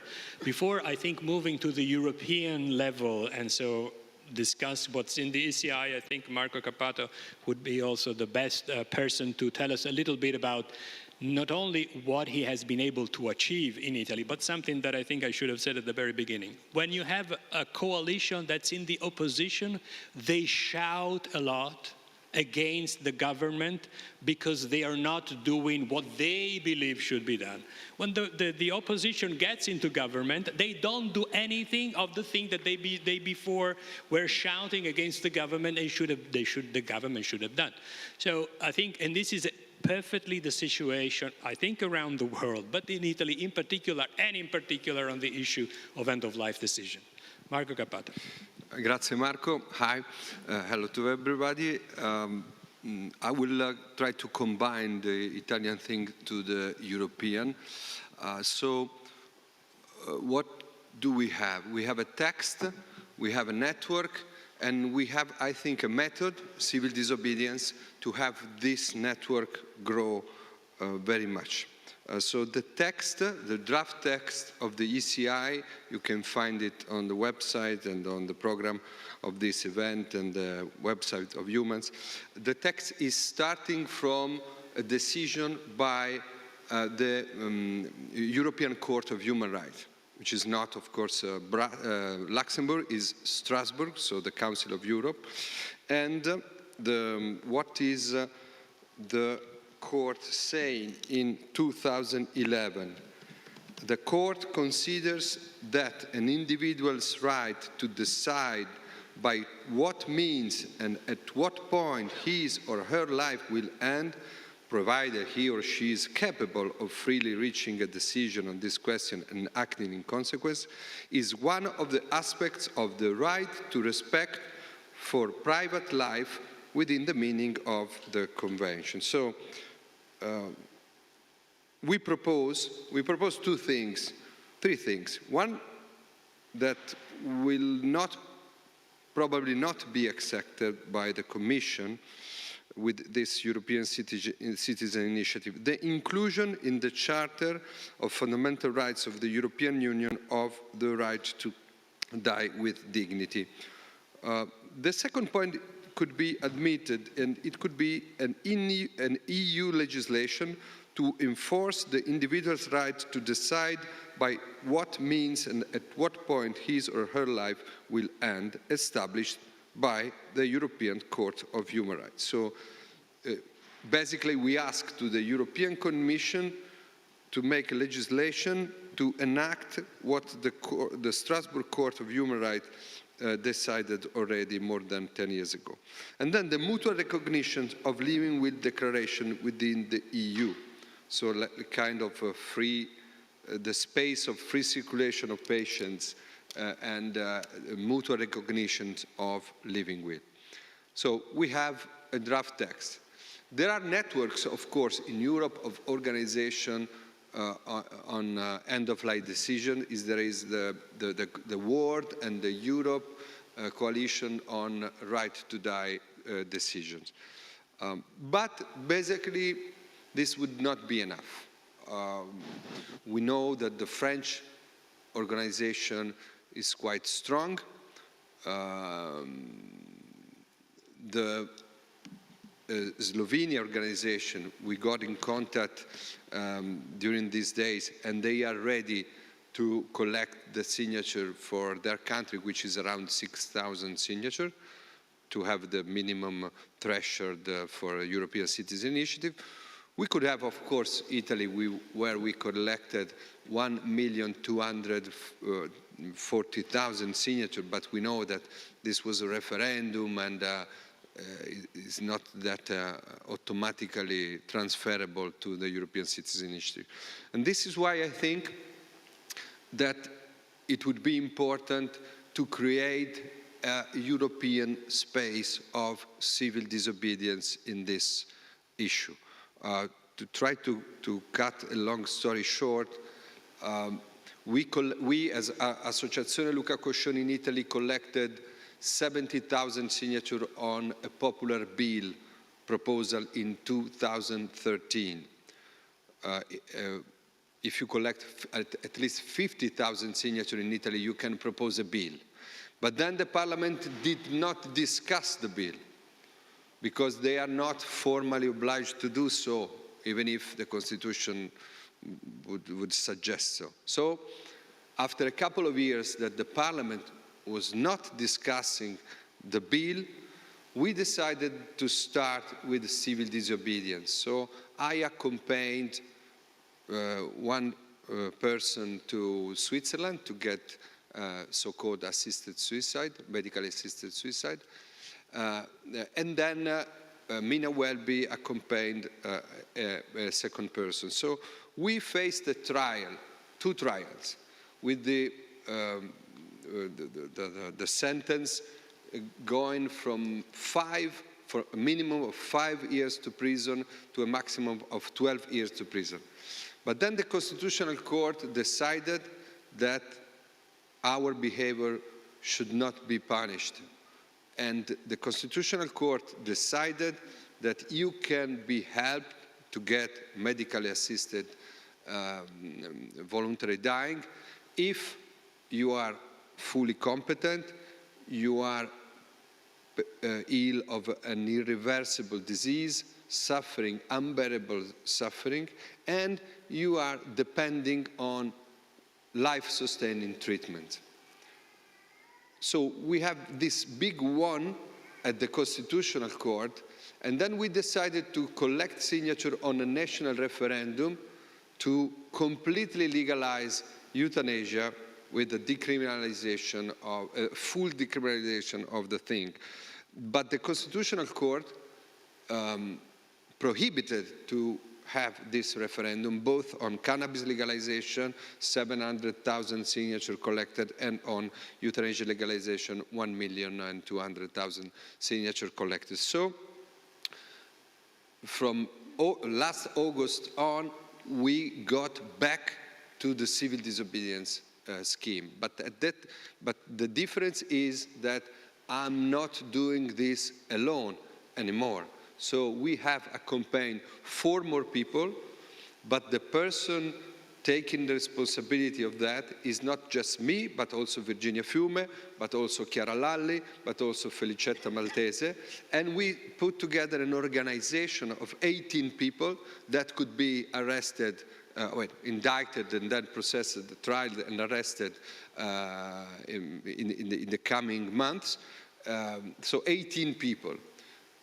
And I think that, of course, we will go on, because the goal is to have the Constitutional Court back on its own decision, revising its own decision, and opening up the possibility of having, for people, for example, cancer patients, they are not depending on life-sustaining treatment. So this is the kind of the category of patients that we would like the Constitutional Court allow to get medically assisted voluntary dying.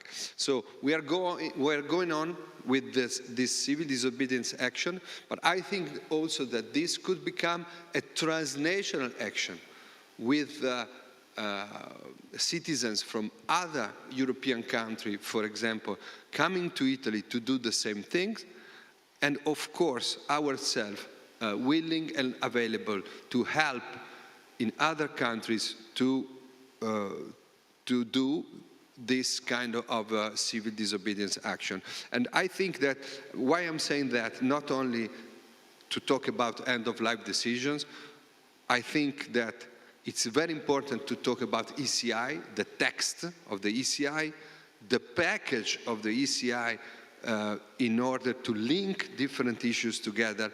But then we have also to think about initiatives to get to the people, because we know that this, I mean, I'm not saying anything particularly original. We know that the difficult part is not to write a text, which sometimes is not easy, but is to involve society in what we are trying to do. So I think that direct action, demonstration, transnational demonstration, or even transnational civil disobedience, maybe also on abortion, maybe it's possible, on drugs, maybe it's possible. For sure, on euthanasia is possible in order to push the agenda of the overall package. Thank you. Thank you, Marco. So, methodology and merit always go hand in hand, and I think Eumans has inherited this from the Associazione Luca Coscione, because also on very theoretical issues like digital citizenship or digital democracy, last year we faked the possibility of implementing a law to have the government react in a way. They haven't reacted yet in the way in which we wanted to have them to react, but it's an ongoing struggle, and so activating all the possible instruments is what we have been doing for the last many years, I would say. The ECI is yet another frontier if we want to look at things in a more military way that we want to touch upon. Now the microphone goes to Saga Smith, who's a program officer of Science for Democracy, for the rest of the debate. Great, thank you so much, Marco. So yes, now we will be moving on to the topic of abortion. And just if someone missed yesterday, we have been trying to draft an ECI on abortion to have it included in the Charter of European Human Rights. But we've been struggling a little bit, and there have been some issues related to it, because abortion, of course, is a very complex issue.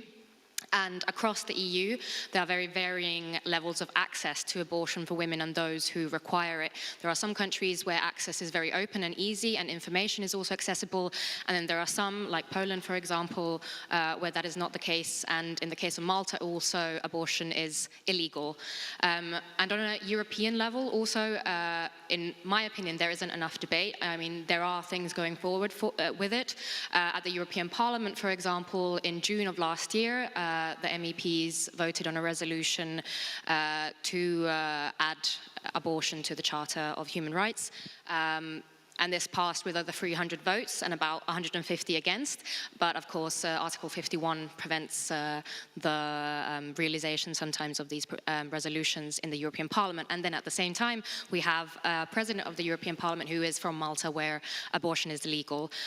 But to slightly contextualize this whole issue and debate, we have great experts here today, and I'm very honored to share a stage with them. And I first want to present to you Remy Bach, who is from the European Parliamentary Forum for Sexual and Reproductive Rights. So please, Remy, you have the floor. And yes, you can, the slides will hopefully be up. Thank you. And then you should be able to... So if I may kindly ask for the presentation, meanwhile, maybe say a few words about us. Thank you for inviting us to this amazing event. I am Remigiusz Bach. I am from the European Parliamentary Forum for Sexual and Reproductive Rights. We are a network of parliamentarians. We are a network of parliamentarians working specifically on the sexual health reproductive rights, like the name indicates. My presentation will be divided into two stages I was kindly asked to do. So first, I will tell us how we campaign with politicians to push certain ideas in the reproductive health. And second will be, second part of my presentation, apologies, will be about the abortion atlas. So let's start. So as I mentioned, we are a network of partners with two specifications. So we focus on SRHR, sexual reproductive rights, both in Europe but also externally. It means we work a lot of in Africa, we work a lot of in Asia, and we work a lot of in Latin America, but also in Northern America. How we do base our work? We have APPGs, all-party parliamentary network in each European state, not EU, but each European state, except Russia, of course, at the moment, and Belarus, because they don't have de facto parliaments. And these groups are cross-party groups which advocate to progress, to advance women's health in their countries. A little bit technicalities, so that's how we are made, our bodies. So pretty straightforward. As every big organization, we have executive committee composed of MPs from various countries, and we have EPF secretariat. So why parliamentarians? What is the role of parliamentarians? The parliamentarians are they are key actors in accepting budget, in accepting policies, accepting direction in which state institutions has to develop certain policies. Therefore, after working many years with IPPF, my colleagues many years ago, 30 years ago, decided to establish organization focused specifically on work with parliamentarians. There was gap. There were NGOs working occasionally with some MPs or MEPs, member of European parliaments or member of national parliaments, but there was no organization specifically doing it. That's a short, long story how EPF was created. So our work is focused on three main fields, threefold areas. First one is parliamentary events. So we do delegations to big international events, like, for example, session of the Commission on the Status of Women, Women Deliver this year, or IPSI, ICPD you may have heard about.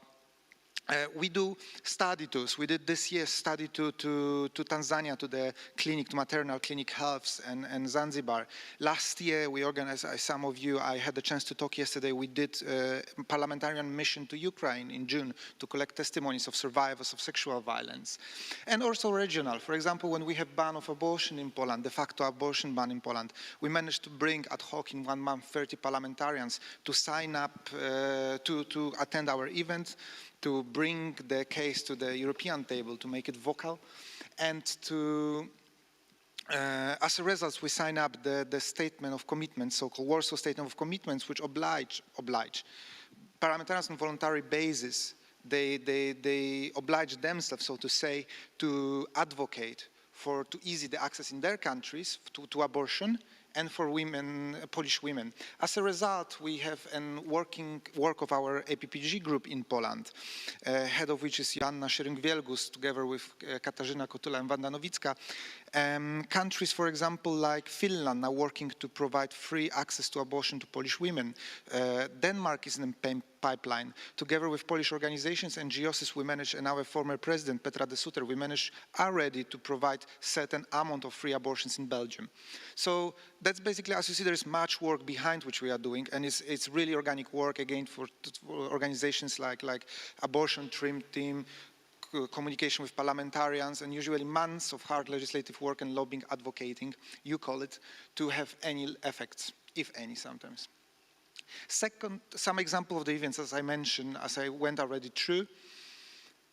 The legislative, so second field of our work is legislative support. We work at the, as I mentioned, the European level, so Council of Europe. We have some successes, like, for example, Petra Steinen, correct me if I pronounce her name wrongly, a Dutch MP who produced very good report this year, empowering women, promoting access to contraceptive in Europe and Istanbul Convention. As you know, Council of Europe doesn't have much of legal forcing power for the European states, but is often a point reference for local lawyers. European Parliament, we have the most advanced, most progressive report since 25 years, so-called Matic report on the SRHR.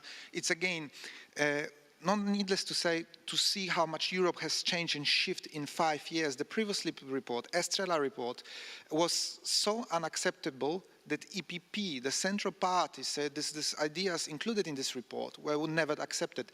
This year, in the Matic report, a report which was much more advanced on sexual and reproductive rights than the Estrela report, the previous one, EPP said that's a core, that's a baseline on the values. So the center, we see a shift in Europe which shows that politicians finally start to understand that women's rights and women's health, it's not only like some minor thing, the gender thing, but it's about the geopolitics. Also strong intervention of Russia, you know, strong manipulation, disinformation show in the sphere of gender, show that that gender is not anymore some minor thing, it's part of the broadly understood geopolitics. Of course, national, regional parliaments, there are many successes at the national and international level, but unfortunately we have time restrictions today. One more point, so we do also recently we do a lot of litigation, as I again talked today, had a chance to talk to our colleagues, so we do a lot of lawsuits. Me personally, for example, I won recently the one lawsuit with ultra-conservative organization called Ordo Juris from the criminal law. The money will be donated for Polish women to abortion. Let's go to the EPF research. So you have atlases here, some of examples which I propose. Please take them all. I don't want to take them with me back to Brussels. Also our contraception chocolates, take it all. If you need it more for your organizations, we can send it to you. So we have various areas of research. We have the big one, so it's anti-gender. So we research the ultra-conservative, anti-democratic organizations, sectarian organizations. Again, you may be heard in Poland about Ordo Juris, in Spain is Citizen Go, in Italy it's TFP, traditional family and property. So we have, many organizations are associated with Giorgia Meloni or Salvini, etc., which often receive Russian money, like we all heard about Luca Volonté Laundromat, for example. So the clear example is Luca Volonté was MEP who was sentenced for basically political corruption. He was receiving money from Azerbaijan, and he was pumping this money to his anti-gender conservative NGO in Europe. So this is big field of our research. Then we have our atlases. So you see we produce these maps. These maps are one of the tools which we bring to parliamentarians so they can use in their work to advocate for better policies. The atlases perfectly reflect policies in different aspects of women's health, of not only women, but also sexual reproductive rights broadly. So we have atlases on abortion, for example, on contraception, on fertility. We have also on HPV. These atlases can help parliamentarians to advocate some ideas. They say, look, we're performing really badly in these ideas, and all the colleagues around, all the countries around are performing really well. We're really standing behind. And these atlases prove to be actually very medial because they are easy to catch, media loves them, parliamentarians love them, and they're easy to translate to local communities. We also translate them to local languages. Today, I will focus on the European Abortion Policy Atlas, I was kindly asked to. So you can see Abortion Atlas this is not the newest one, it's from 2021. We are working on the update, it's every 3 years for the moment. So we see clear division east, west, south, north. But let me go to the technical part of it. So what is the policy atlas? Atlas scores 52 European countries and territories on access to safe and legal abortion. We have 4 criteria, so legal status to abortion care, access to abortion, clinical care and services delivery, information, and online information. Atlas, it's important to stress that Atlas doesn't rate like real numbers, how many women got abortion. It rates the policies in the country. That's one of the biggest mistakes which people make approaching us. Where did you get this data from? It was the criteria was established by a multi-stakeholder group, which I will go into in a moment. And main sources of information was WHO database, IPPF database and surveys, our local surveys with our partner organizations in the countries, and desk research. So you see the group of our experts who help us to establish the criteria. You see we have the cross-field group of people, like doctors, international organizations, universities, academia, who help us to establish, maybe not perfect, because it's difficult to grasp all the criteria on Atlas, but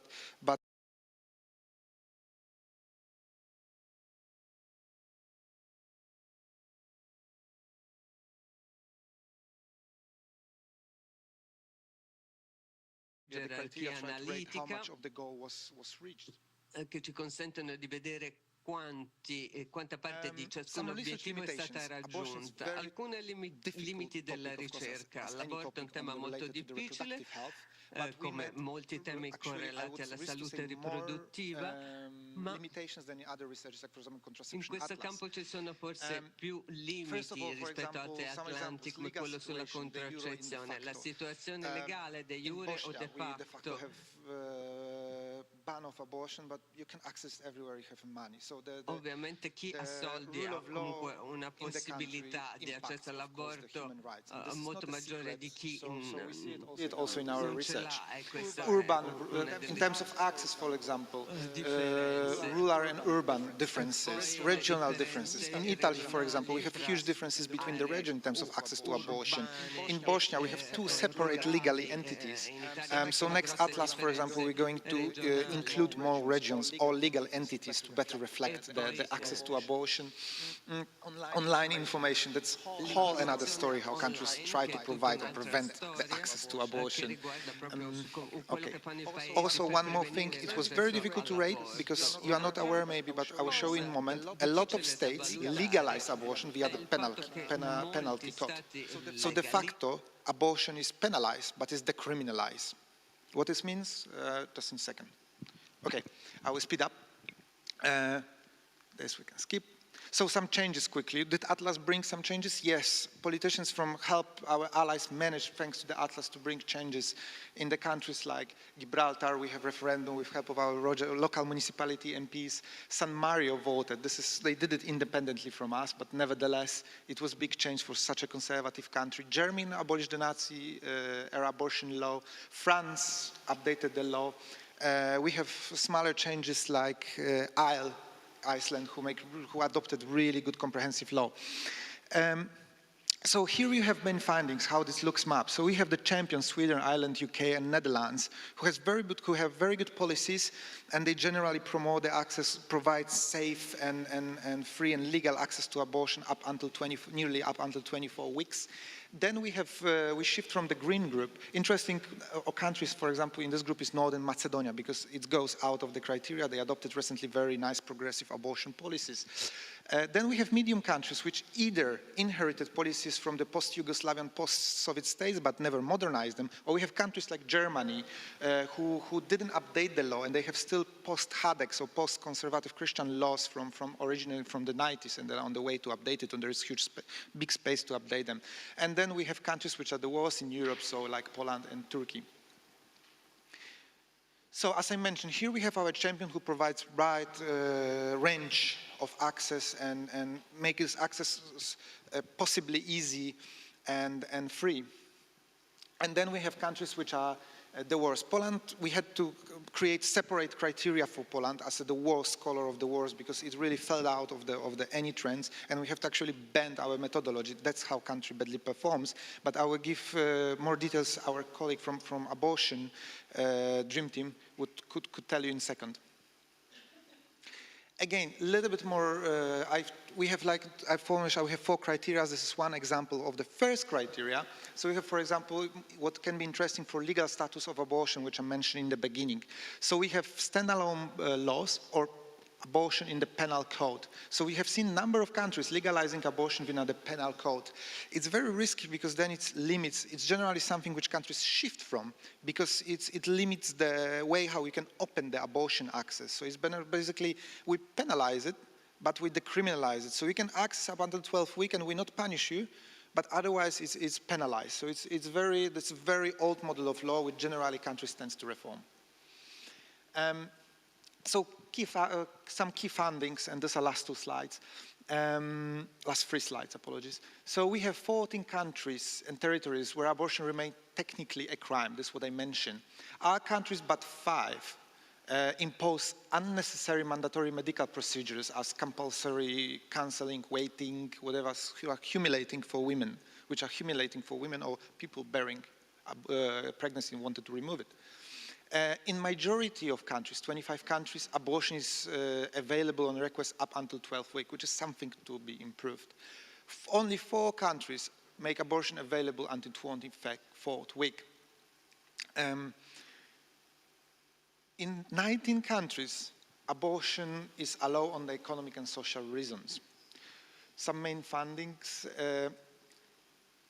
clinical care and service delivery. Only 40 countries provide medical abortion, 48. So it's a little bit more than half of European states. That's something, huge space for improvement. For such a safe way of providing abortion, as according to WHO guidelines, it's one of the safest way to provide in the early stages to provide the abortion. Refusal, of course. Only 3 countries provide any law regulating so-called refusal based on beliefs. That's really bad, taking into account how strong role plays religion in our countries. And basically going to doctor, you can get refused of your basic services and rights because of somebody's beliefs. Whether it's good or not, it should be regulated. As examples of countries in Finland, Lithuania, or Sweden shows it's not problem of the religion, but it's problem of the political solutions, political will to solve it. Online information, that's another field when there's huge field of improvement. Only 19 governments provide information for women seeking access to abortion. So you can imagine that as young women, you panic, you look information in the internet, and there's only 90 countries which provide accurate, safe, and corresponding to the modern standards information on the state website. So you can imagine how much amount of manipulation is in the internet waiting for the young women looking for safe and free and legal access to abortion. Some recommendations. We generally always recommend to modernize the abortion law. So remove it from the penal code, get it through normal civil, legalize it through normal civil code. Ensure that abortion is covered by national health systems. That's super important, especially from people from poorer social parts of society. Remove unnecessary obstacles. Some countries require the husbands to give up approval, terrible things.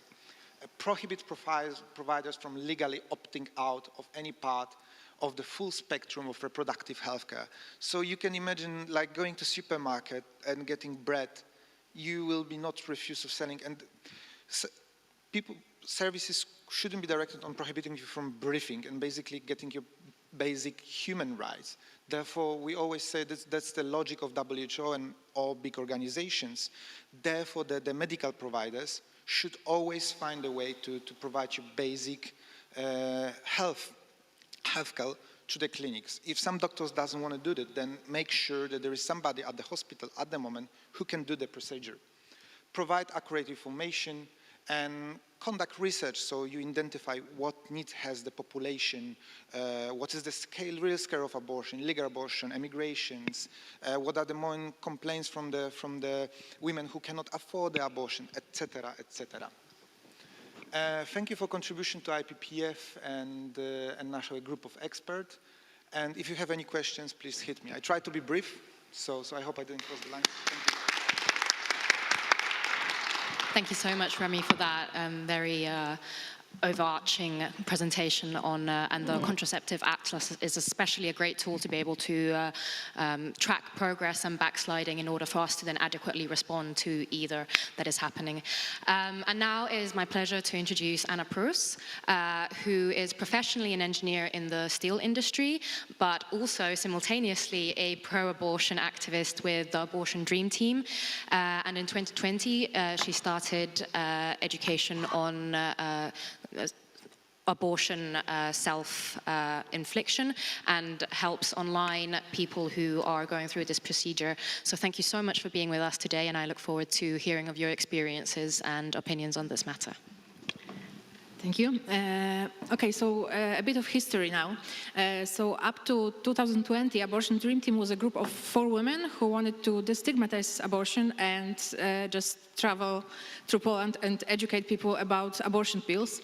But at the same time, they were preparing for what was going to happen sooner or later, which means almost a total ban on abortion in Poland that happened after the verdict of Constitutional Tribunal in October 2020.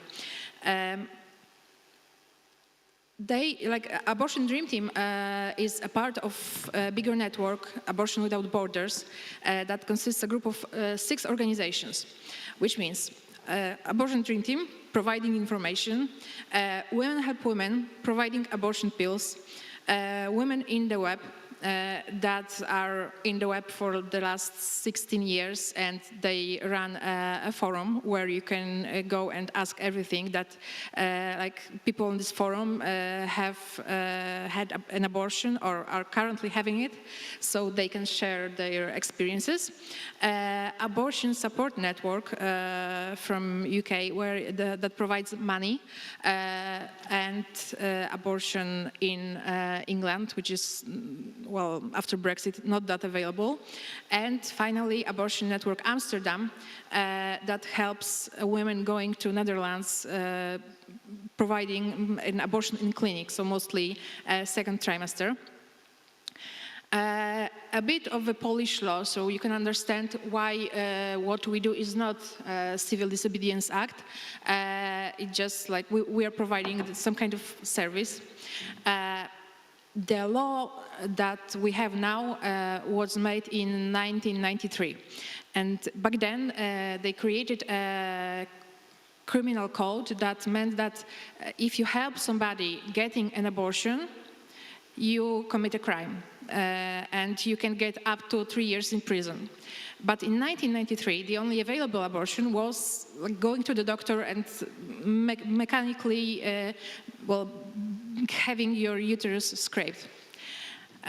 Right now, we are operating in kind of a gray area because you can order abortion pills because for the last 30 years, this law wasn't changed to fit the reality. So right now we have an internet and we have abortion pills. So you can order abortion pills online. It is not illegal. You can take them yourself. You can end your own abortion up to 22nd week of pregnancy. Right now we have had quite a famous trial of one of co-founders, Justyna Wydrzyńska. Maybe you have heard the action I Am Justyna, because Justyna gave her own pills to another woman. And because she gave them herself, they weren't sent from outside of Poland, she committed a crime. Well, according to us, it is not a crime, but according to the judge, she committed this crime of aiding and abetting somebody to have an abortion. She was found guilty last week, and she would have to do a community service, but of course she's going to appeal to the higher instances. Fun fact, on the same day, the judge who found her guilty was promoted to the higher court, and if you heard anything about our courts, the situation in Poland, well, it's not that surprising, to be honest. So yeah, on a daily basis, we just inform about abortion because it's not illegal. We tell people how they can themselves order abortion pills. We stay in touch with people who are taking them. We are consulting them during the miscarriage process because it is just an inducted miscarriage process. We stay with them after. According to the World Health Organization, abortion pills are the safest method in the first trimester of pregnancy, which means you can take them safely at home. And the fun part here is that there is no country in Europe that has a law that's up to date with the newest guidelines of World Health Organization, because in every country you have to go to the doctor.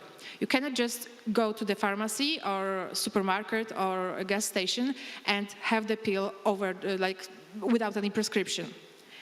And it's not very good because it's like we have found some parallels there that you have to prove to somebody that you deserve an abortion, or at least that you are just under the limit of time. There's always somebody else that decides for you what's going to happen, if you can have the pill or you cannot. Now I'll move to the statistics of this Abortion Without Borders that was founded in 2019, this whole network. But the statistics I have are from October 2020, so from the very verdict. For the last 2 years and 4 months, we provided 78,000 abortions.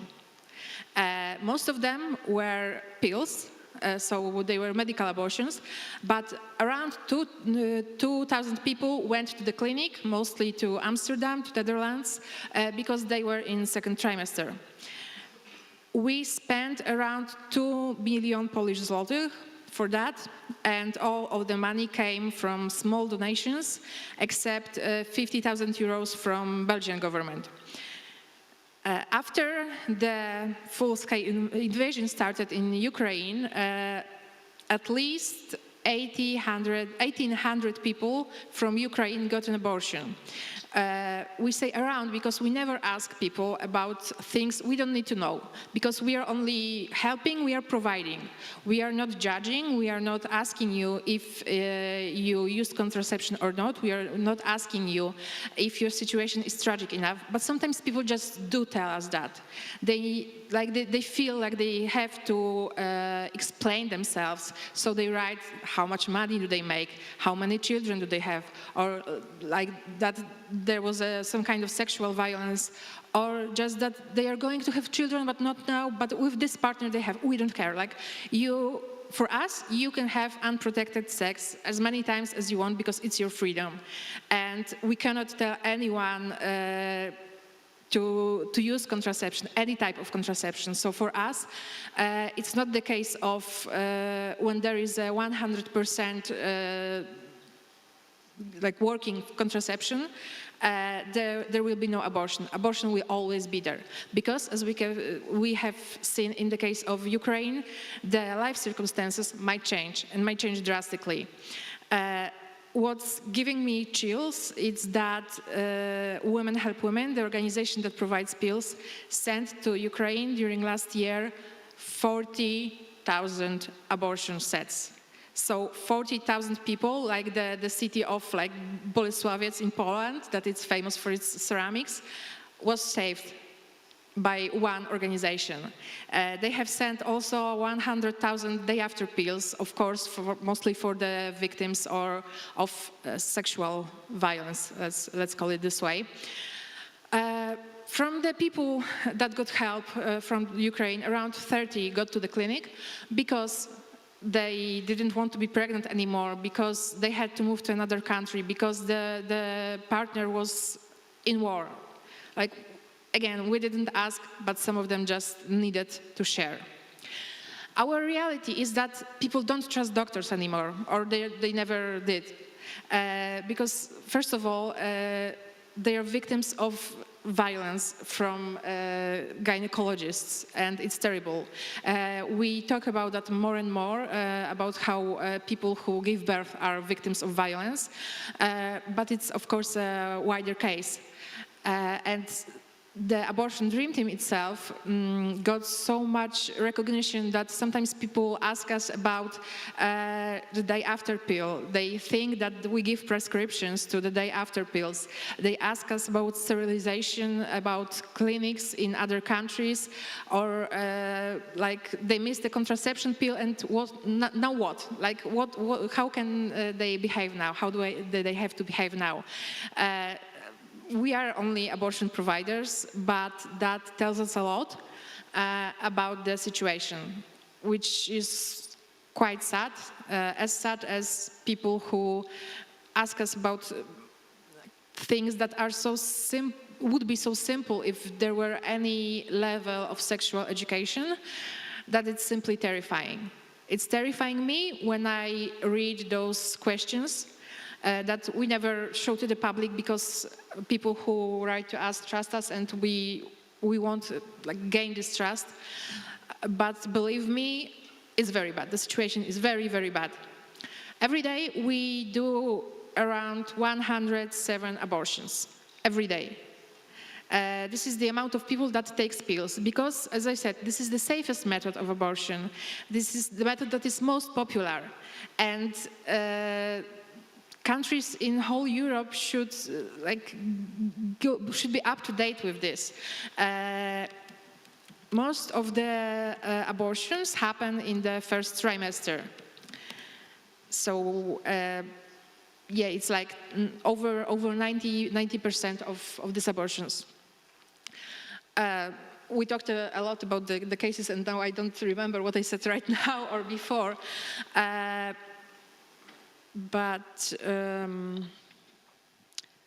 We might be able to get back to those in the questions section. Maybe someone might have... Okay, maybe, yeah. Wait, one more thing. Yeah, I remember now.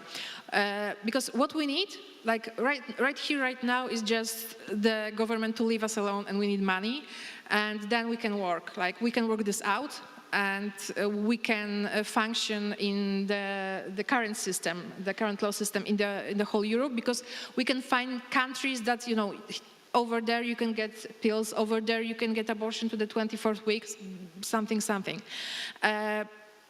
We need to destigmatize abortion, and for us, destigmatizing abortion has to go hand in hand with anti-slut shaming, the freedom to use your own body as you can. And the medicalizing abortion, as I said, like putting abortion in our own hands, having the access to abortion pills. Because what is funny, I often hear that we just cannot leave the pills, give them over the counter, because stupid women will take them as candy. No, we won't.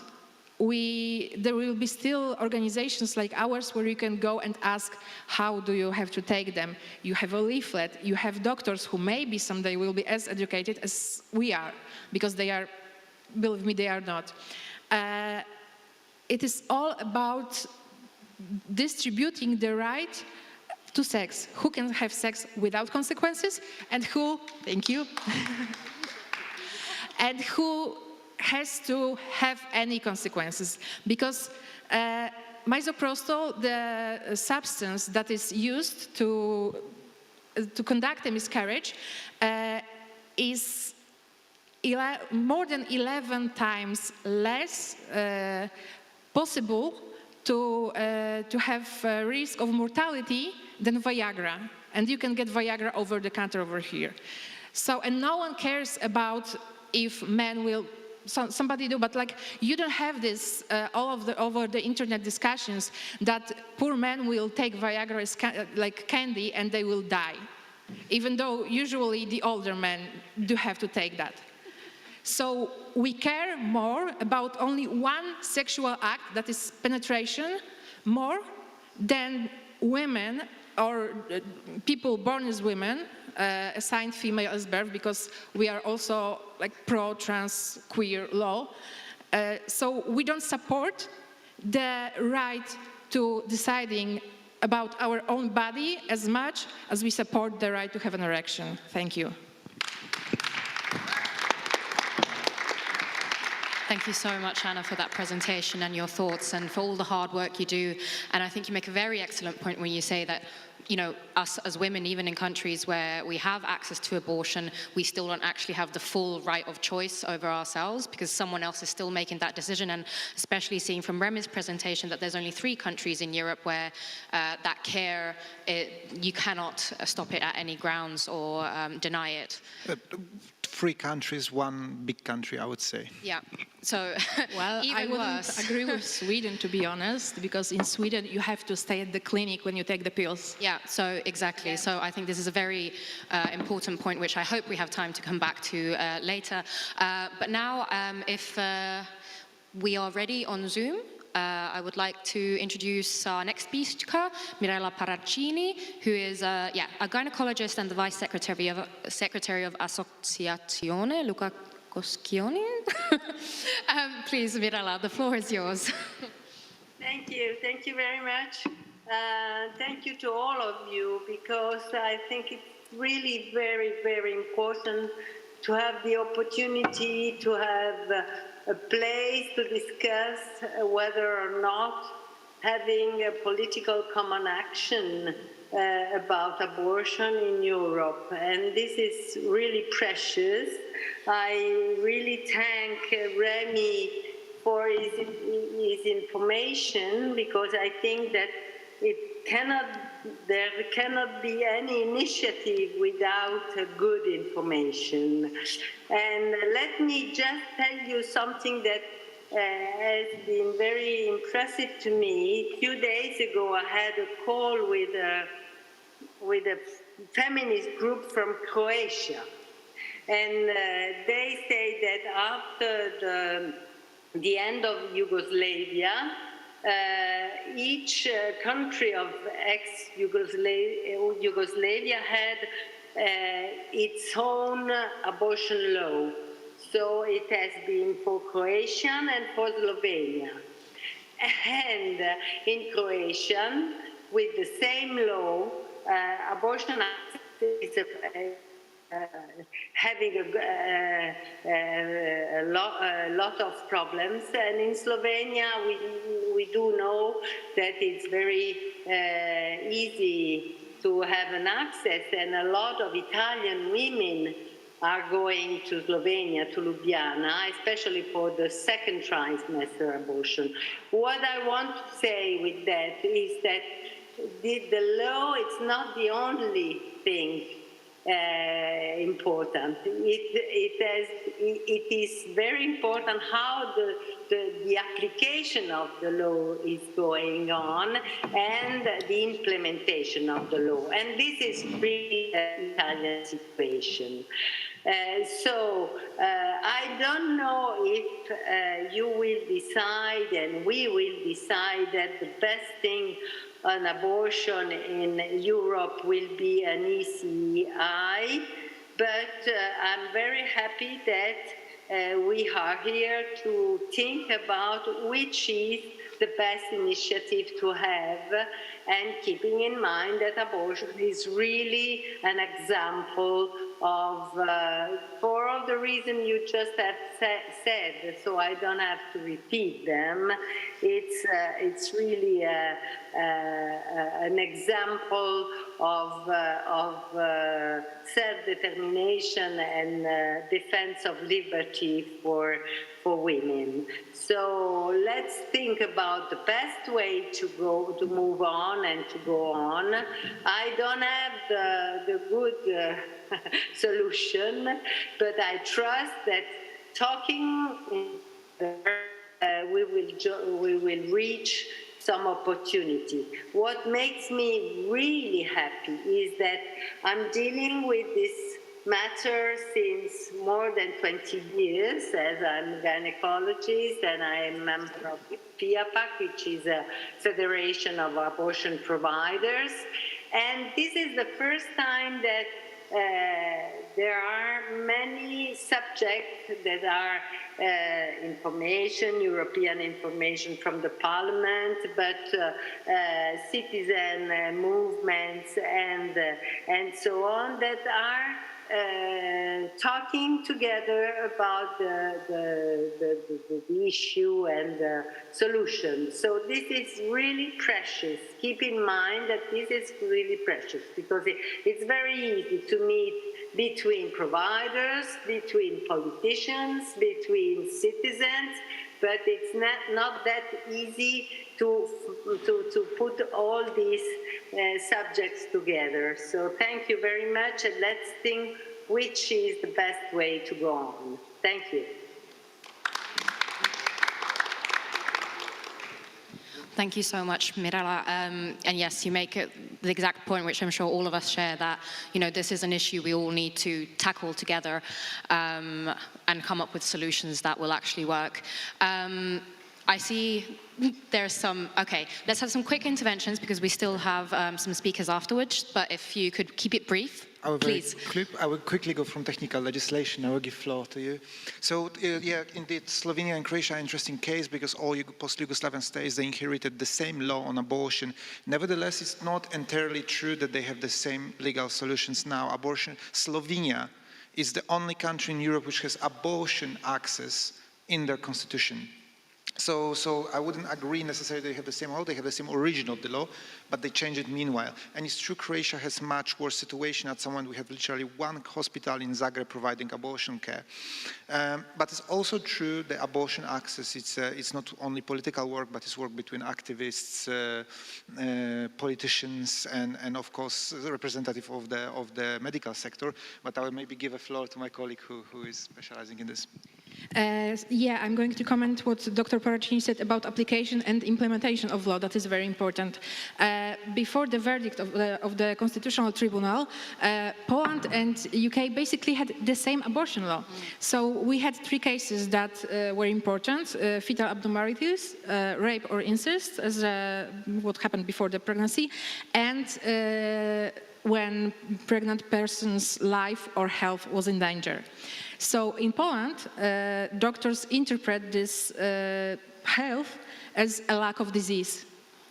And, well, even when that women were dying anyway, because doctors didn't want to intervene when they were in very dangerous situations. And we have, unfortunately, had few deaths even before the verdict of the tribunal for the last 30 years. And in England, we could send people to England to have an abortion because there doctors see the health as general well-being.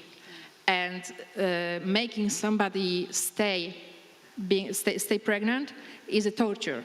So they saw that as the danger to mental health. And that was enough for us to send people there up to the 23rd week, from what I remember. Thank you so much. And I hope we get to talk about more of this later also. But now I will pass the mic back to Marco here, and we will talk all things drugs. Thank you, Saga. Welcome back to the podium to Georg and Magda. We don't have much time, but I think it would be interesting to know from you, also from your national perspective. Let's assume we have the best possible version of the ECI on cannabis, which is including what the EU should do and what the EU should not do, as we said yesterday. How do you think the beginning of a campaign should be structured, or what kind of impact a European mobilization could have at the national level? And also a little bit of yourself, why you believe you're here today. Also, that's also important for us to know. Georg first. Yeah, okay. The first question, of course, is are we confident to reach that goal of 1 million signatures and to reach the quorum we need in several countries, which didn't make so many initiatives before, I think, just a very few, handful, if it's much, I think less than a handful probably that reached that already. Well, here are not 20 cannabis associations all over Europe in the room keen on collecting all those signatures. So maybe we also should look to a little smaller goal. And in Germany, this could be, for example, to motivate our government to really go through this process and to tackle all those problems and hurdles they see on the European level. At the end, the question is, are there hurdles or are there no hurdles? We had that question also yesterday. When I started to think about that and look at this issue 20 years ago and wrote books about it and so on, it was written that the United Nations level could be a problem and that legalization of cannabis would not fit to those contracts. But at the European level, it's not a big problem because, okay, European level also addresses drug policy and cannabis regulation and so on, but more like indirect. For example, the European Union is as such part of the international drug treaties. So that doesn't make much sense because every single country in the European Union is itself part of the international treaty. So what sense does it make additionally that the European Union itself is part of the international treaty? Since that time we saw how to deal with the international UN treaties on drug policy since Uruguay and Canada legalized cannabis and well, they are all still alive and they all still have a legalized situation, selling cannabis in pharmacies in Uruguay and in special shops in Canada. And well, they got a letter from the UN saying, well, you shouldn't, and they still do.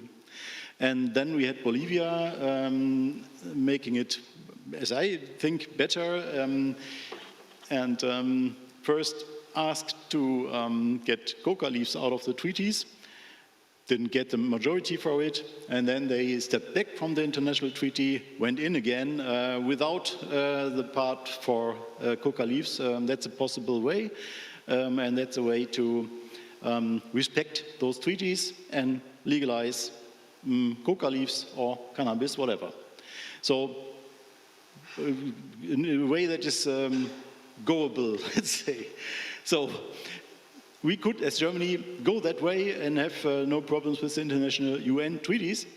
And then the EU comes on and says, well, you might do it with your own membership of the UN treaties, but you are still bound to the UN treaties because you are part of the European Union, and this is also part of the UN treaties, and there is no exception for cannabis.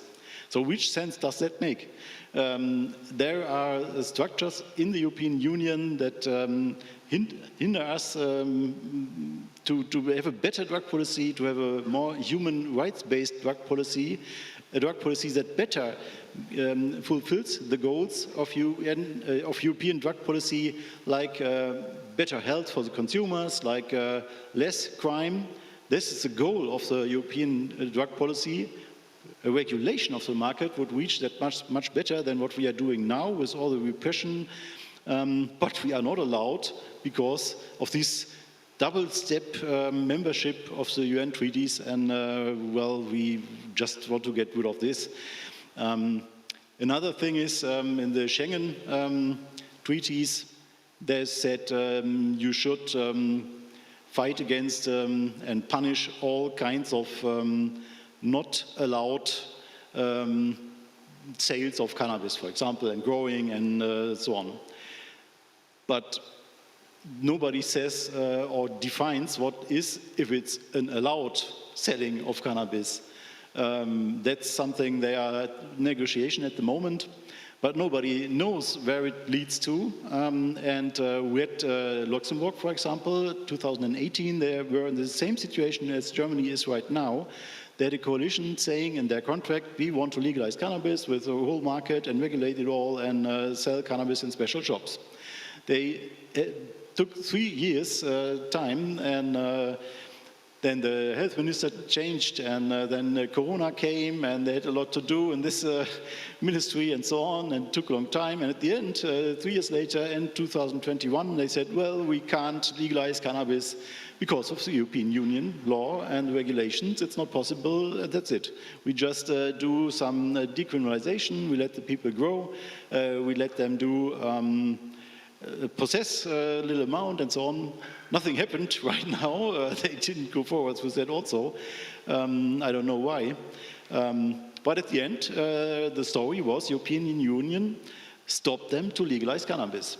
So if you believe that or not, that it's really the hard fact, there are lawyers who say it's not true. But at least the government said, we don't do it because of the European Union.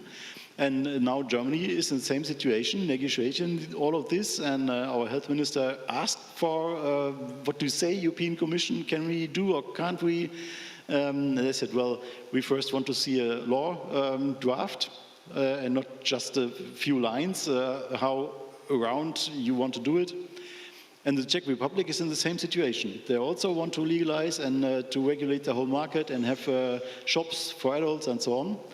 And they also want to have their draft end of March. Well, let's see if they get it done.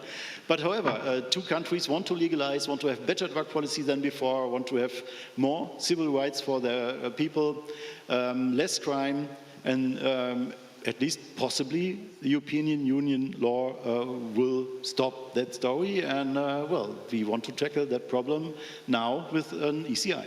Good. Well, thank you very much. This is, I think, drugs are the litmus test of how progressive, open-minded, the liberal, a national or an international institution can be.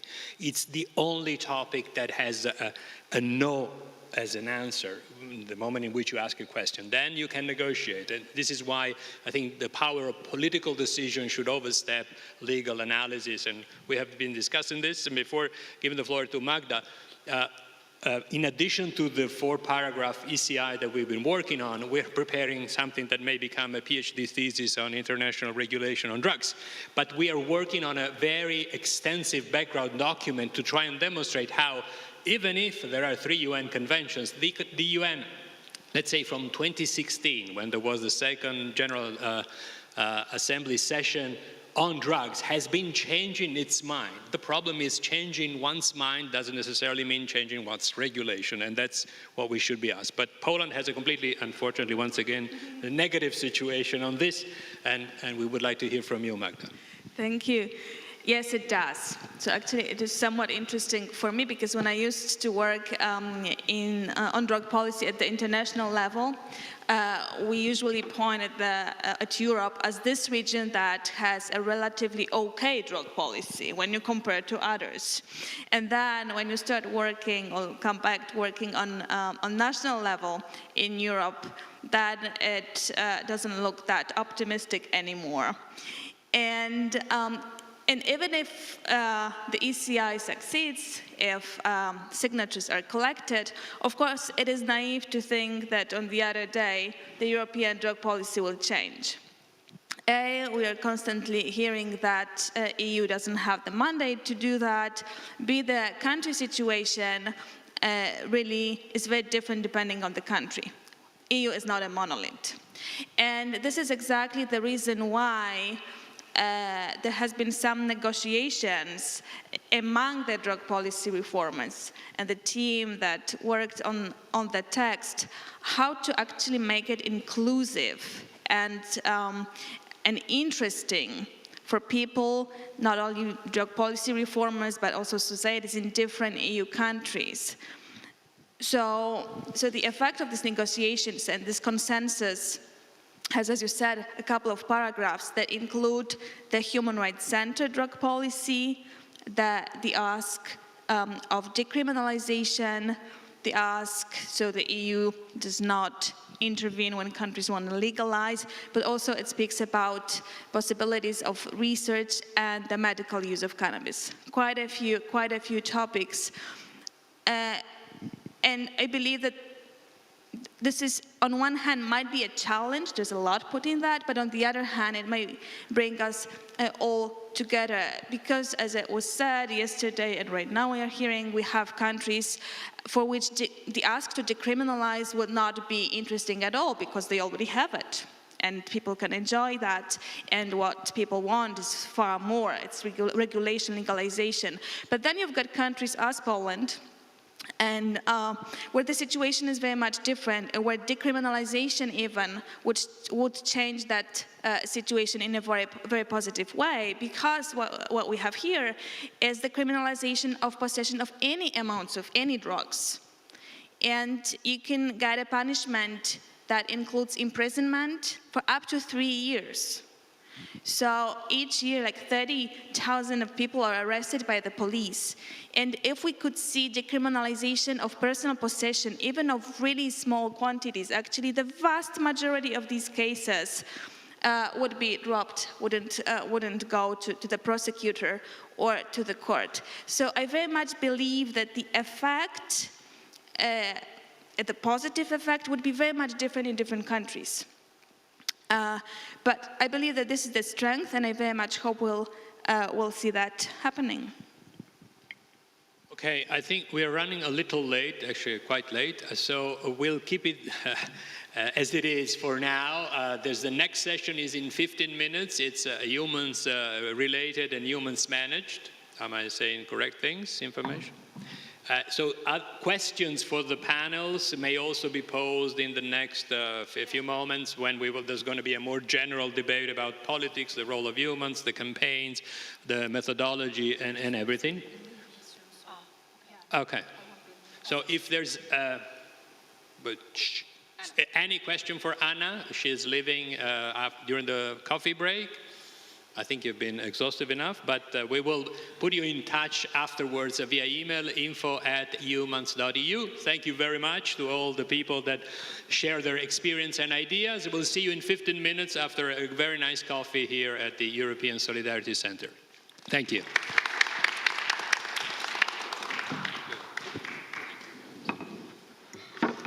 Thanks so much. Now we'll ask you to speak. Yeah, use the last 3 minutes. Obviously.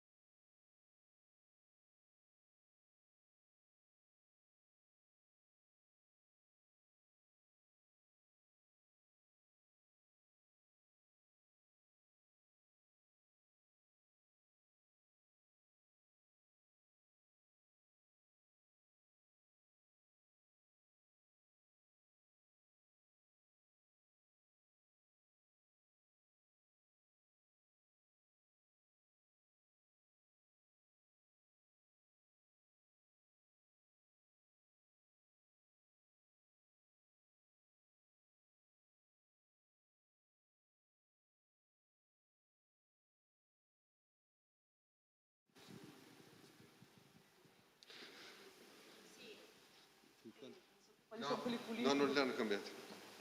Quanto abbiamo? Un'altra pausa per preparare l'assembly. 5 minuti, un quarto? Sì. Quindi abbiamo mezz'ora. We have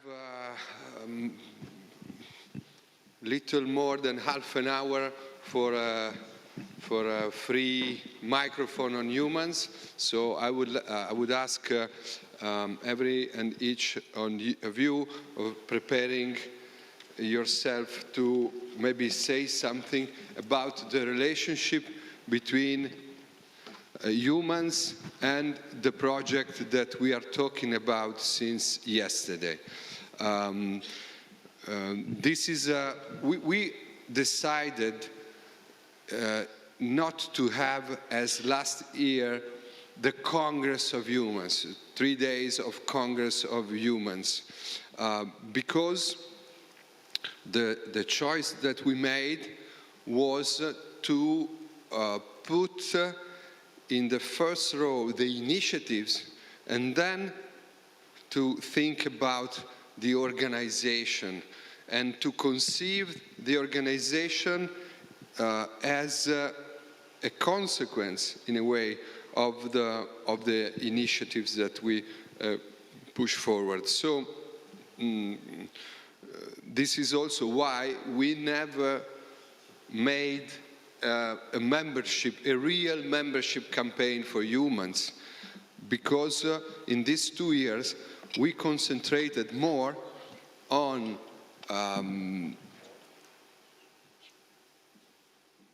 creating the initiatives and then gradually thinking on how a movement of popular initiatives, a pan-European movement of popular initiative could serve this initiative. So this is, we have now half an hour, but we have also the possibility of discussing about this tomorrow. So if from Sunday on, we keep on working on the package of European Citizen Initiative, then what's the role of Eumans in all these things? I think that once we have, in a way, closed the package of European Citizen Initiative, then we could also start not only a campaign on the package to prepare the initiatives and also specific campaigns on different issues, but also a membership campaign for Eumans. And the message should be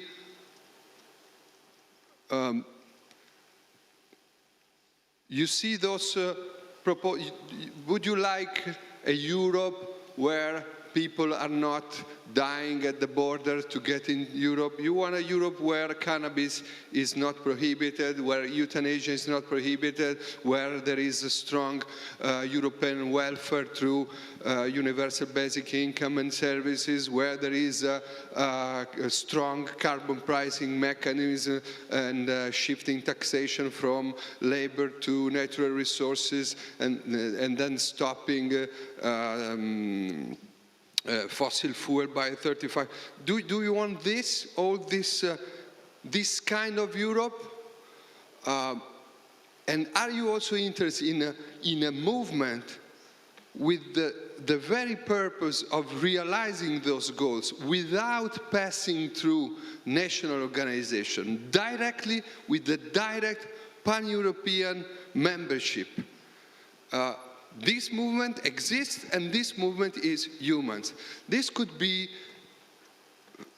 the membership campaign that we didn't do until now. I think we will be in a condition and in a position of doing it once we have closed the package. And this for me is the link between the debate that we are having, that is not Eumans' property. We are not talking about ECI or the ECI package as property of Eumans. We are already 2 organizations promoting this, so European Alternatives and Humans, and on each specific issue, we hope that other organizations, the Cannabis Group around Europe for ECI on cannabis, and so on and so far, will jump in. So I'm not saying that Humans has to be the organization with the monopoly of realizing all this, even because we would never have the strength of realizing this alone. But at the same time, if a person believes that direct involvement in a pan-European movement is political, democratic, and so on, is needed, or it can be instrumental, it can be useful to achieve those goals, this movement is there, welcoming anybody, and this movement is human. This is a little bit the link that I wanted to make between the debate that we had so far and the Congress of Humans. I don't know if, of course, this is my personal way of introducing this debate, and of course, different way of also conceiving humans can be presented to this discussion today and tomorrow morning, because this also, I think, could be useful. I don't know, Virginia, if you want to say something. And of course, anybody, either members of Humans, but also non-members of Humans that wanted to say something or ask something, if you don't know about the organization, or propose something, you are much more than welcome participating in this debate. Thank you, Marco. No, I don't have anything to add. I'd rather leave the space for the comments also of the participants, of the people that followed the process that led us here today. So I think that the presence is both in the room and online doesn't represent fully the amount of minds that were behind this process. So I think I invite also those who are following, who were part of the process, to come out and bring their perspective. I already see a hand from online, so let me just check it here. Rob from Zoom, if we can set him up for speaking. And Rob, you can open the microphone and the floor is yours. Thank you, Victoria. I was in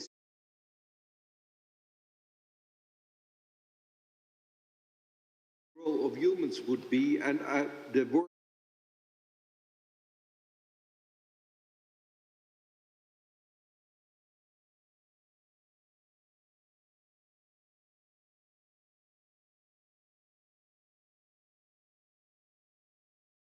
could be the portal to access the European Union, but also for knowledge of the past, how it should be organized, and also a portal where people can find each other.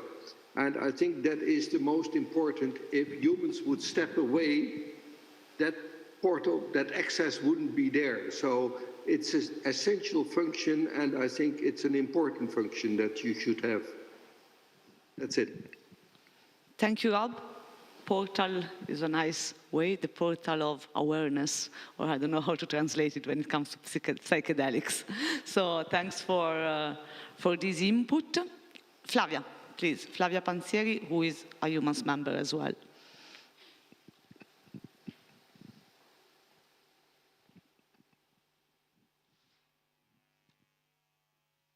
I don't want to monopolize. If there are others, particularly on the web, I think we should give them priority. But I would like to make an observation about my experience with Humans since I was in Warsaw last year, and I am here obviously today.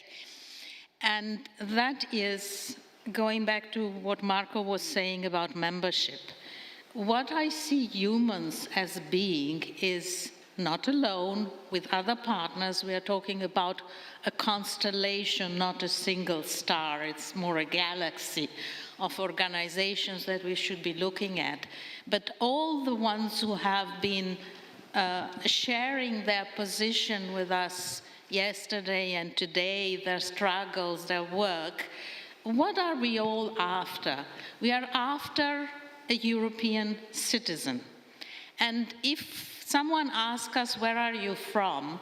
I would be almost certain that we would say, I'm French, I'm Italian, I'm Lithuanian, not I am European.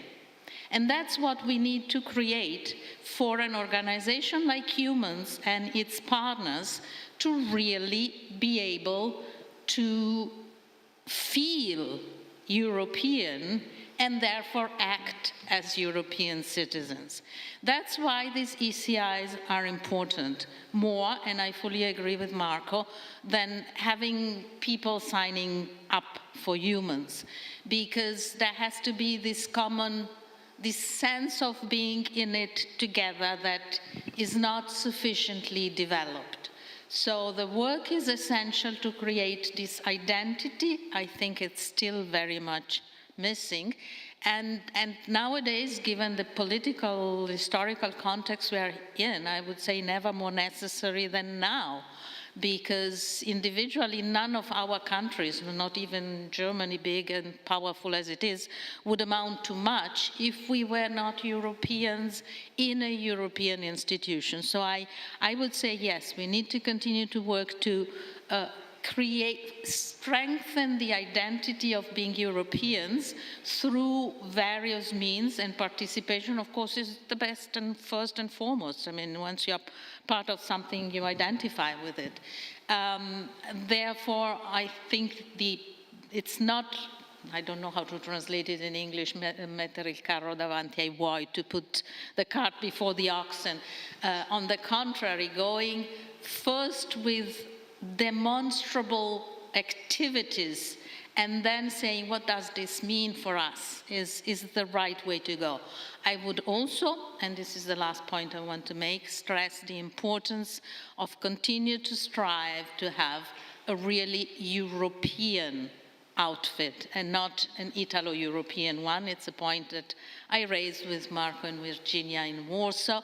It continues to be a challenge, but I think while recognizing that, we should also recognize that there's been a tremendous amount of work to move in the direction of having not just Italians, but really European citizens in it. And that's something that has to continue, otherwise we will not be able to be perceived ourselves, if we all come from just one country, as being European in the broader sense of the term. That being said, last comment, and very, very quickly, a lot of work to be done, so as the saying goes, include me in, because there's lots that we still have to do.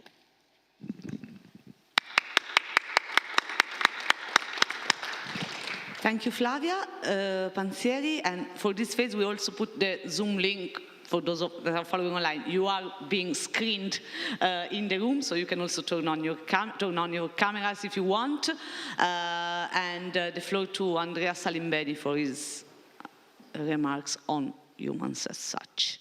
And I invite also those that are following on the YouTube channels, if you have comments that answer the question on why European, not electoral, movement based mainly on participatory democracy is needed, it's a good moment to share your thoughts. Andrea Salimbeni, Eumans member as well, actually. Of light suddenly. I speak considering to be between us. So practically speaking about what to do and how. I think that even if the package makes a strong sense, as each of the ECI that we are promoting represent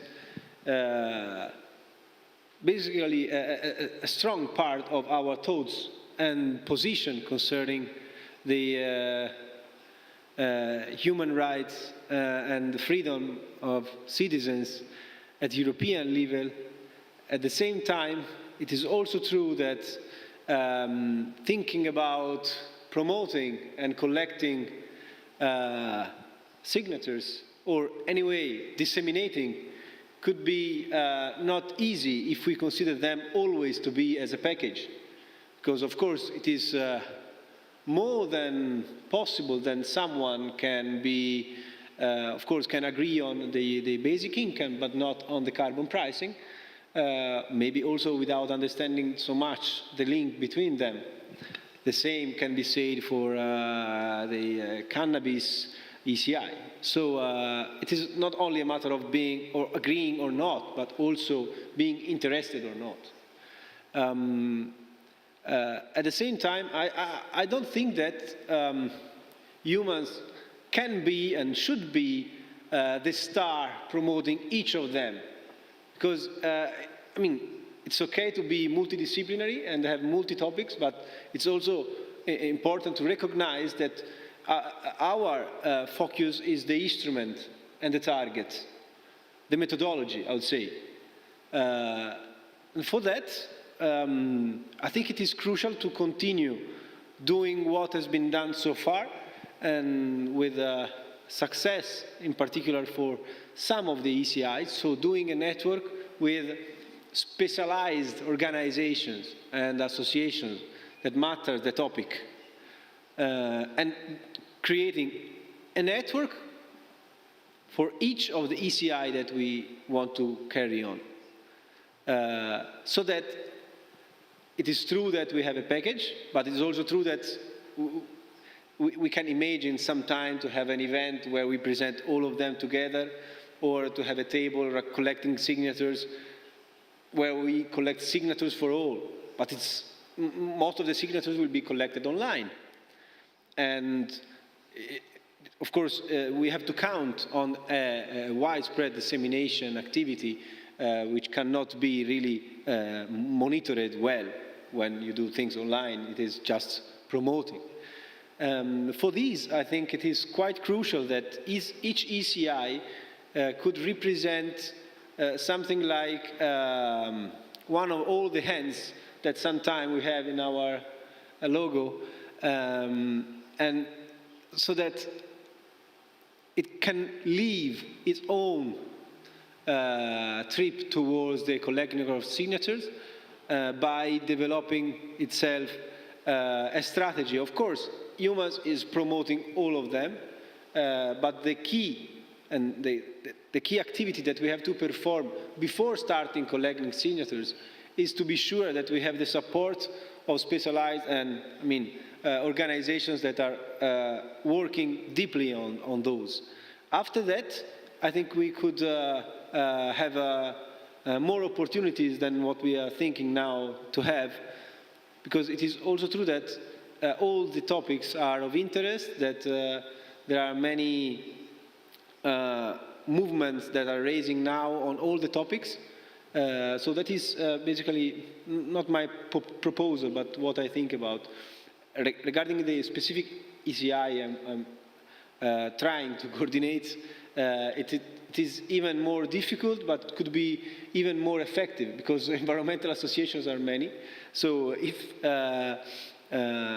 we manage to involve all or most of the association and organization doing activism on environment, we probably will succeed in 1 month. Because it's 1 million for all the association in all countries is not that much. So I think this could be a methodology for all the others, by keeping in mind that Eumans has its strength in the methodology proposed and not in each of the specific topics. Thank you. Thank you, Andrea Salimbeni, for the input and also for the energy as a pure volunteer activist in coordinating the incredible work on the potential European citizen initiative on Stop Fossil Fuels by 2035. That's the current title. Since some people joined the room after we started this session, which is going to close in 15 minutes so that then we have time to prepare for the assembly. Basically what we are asking to everyone present, whether you are members or not a member of Eumans, is your take and your perspective on how a movement like the one that we are trying to build can be helpful for you as an individual European, as you as part of the movements and the groups and the organizations that you belong to, and how the idea of a pan-European movement of popular and non-violent initiative, and I think it's also important to remember the second adjective that we have in our statute, can be something of interest, or where you see the opportunity of keeping this effort. I see Lorenzo Mineo ready to jump on the floor, and after his speech I will briefly read a part of the motion that we already shared with the members that is specifically related to the output of this Citizen Summit, which maybe can inspire more the final phase of this phase. Lorenzo Mineo, Eumans coordinator in Italy and the Democracy Soul. Now, to be honest, I'll be quite brief, just some general thoughts I was thinking about meanwhile listening to the debate.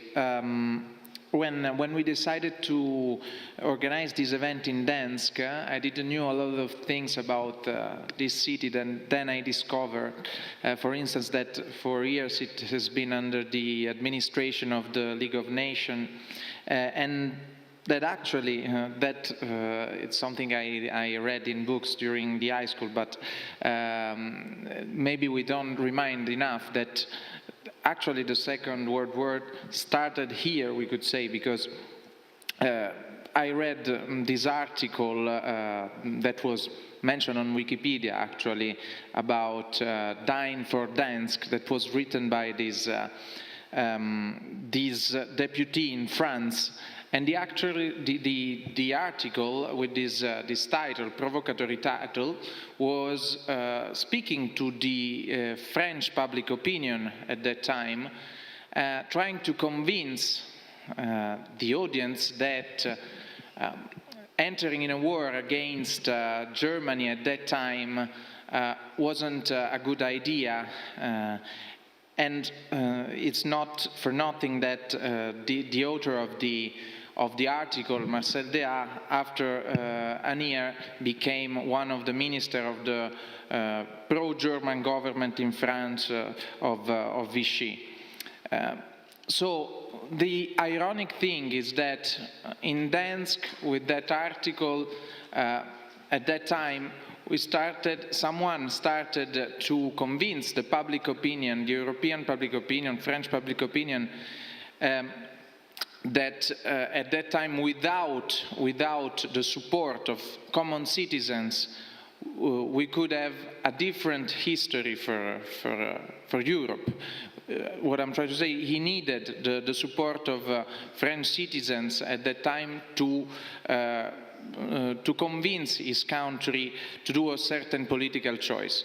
So what was interesting to discover for me is that the sustain of citizens was, even if we're talking about public opinion, was quite important also at that time.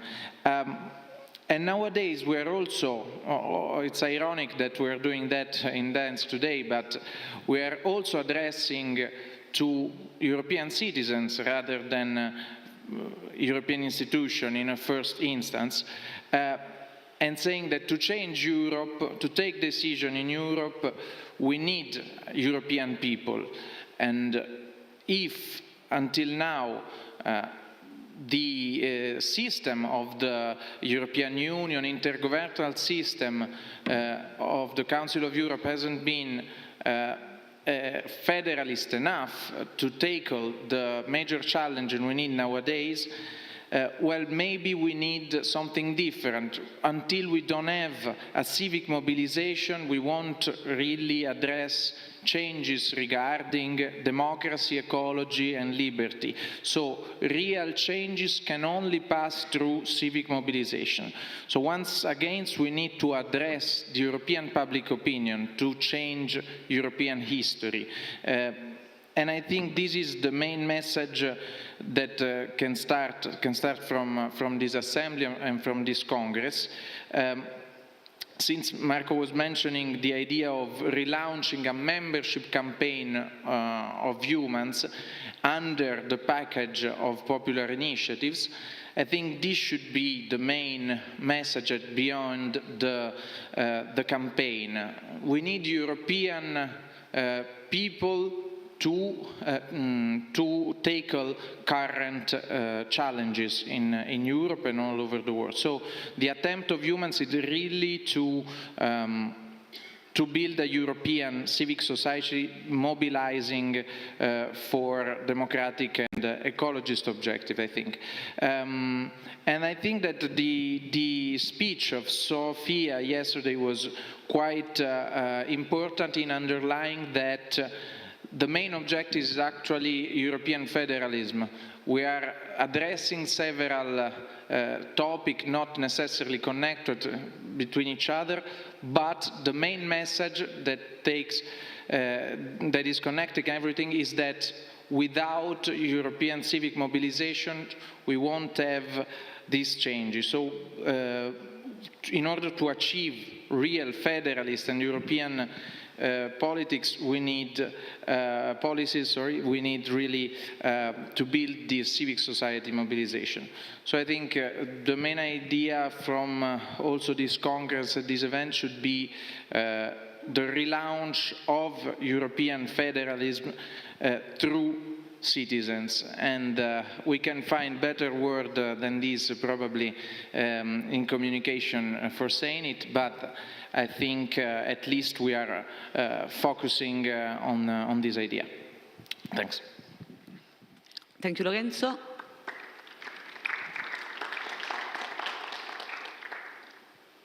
Thank you, Lorenzo Mineo, for also the ism that maybe with feminism is the two isms and anti-prohibitionism are the isms that we like.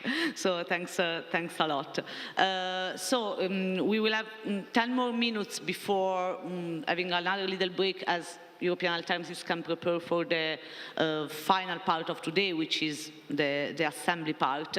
And I would like to share my screen and read part of the motion that was sent to the Eumans members. Here it is somewhere in my very messy screen. I'm sorry. Okay. You should see it here. So there is a text that is more related to Eumans, and those who are members already received it, and if you are becoming members in the meantime, you will receive the text for the motion that will be presented tomorrow morning. But I want to read the last two paragraphs because this is a bit how we envisioned the potential next steps after this summit. I'm going to read it slowly, otherwise Monica and the Italian interpreters will kill me. So, after 3 days of discussions, the Citizen Summit invites all interested persons to become part of the promoting committee of the Pan-European Government Plan, coordinated by Eumans and European Alternatives. Individuals and/or organizations can express their support for the comprehensive reform plan and/or for one or selected European citizen initiatives, and contribute to the political strategy, campaigning, programming, and fundraising activities. The Citizen Summit urges all interested persons to share the outcome of the Gdansk event with the list of initiatives with a view of strengthening and/or expanding existing networks to prepare for a 12-month campaign to collect signatures on one or more European citizen initiatives, or to pursue the same goals enshrined in the initiatives through other activities. It's very simple, but I would summarize it in the fact that we put a lot of effort in creating the seeds for these initiatives, but these can be stronger only if we, each one of us, and those that we have in mind, carry these initiatives around Europe to find more support.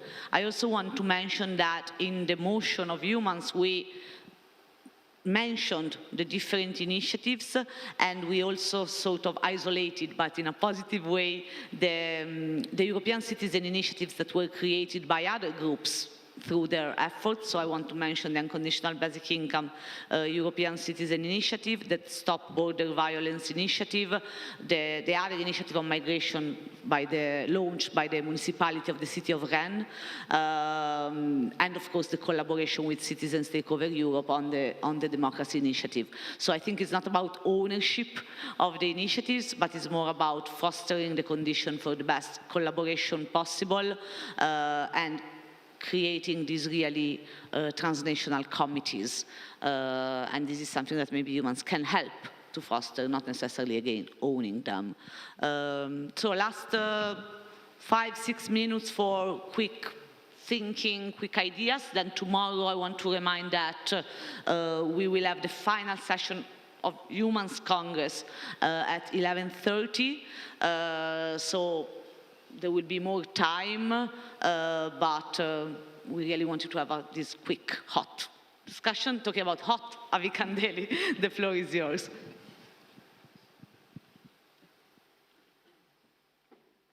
Eumans member as well.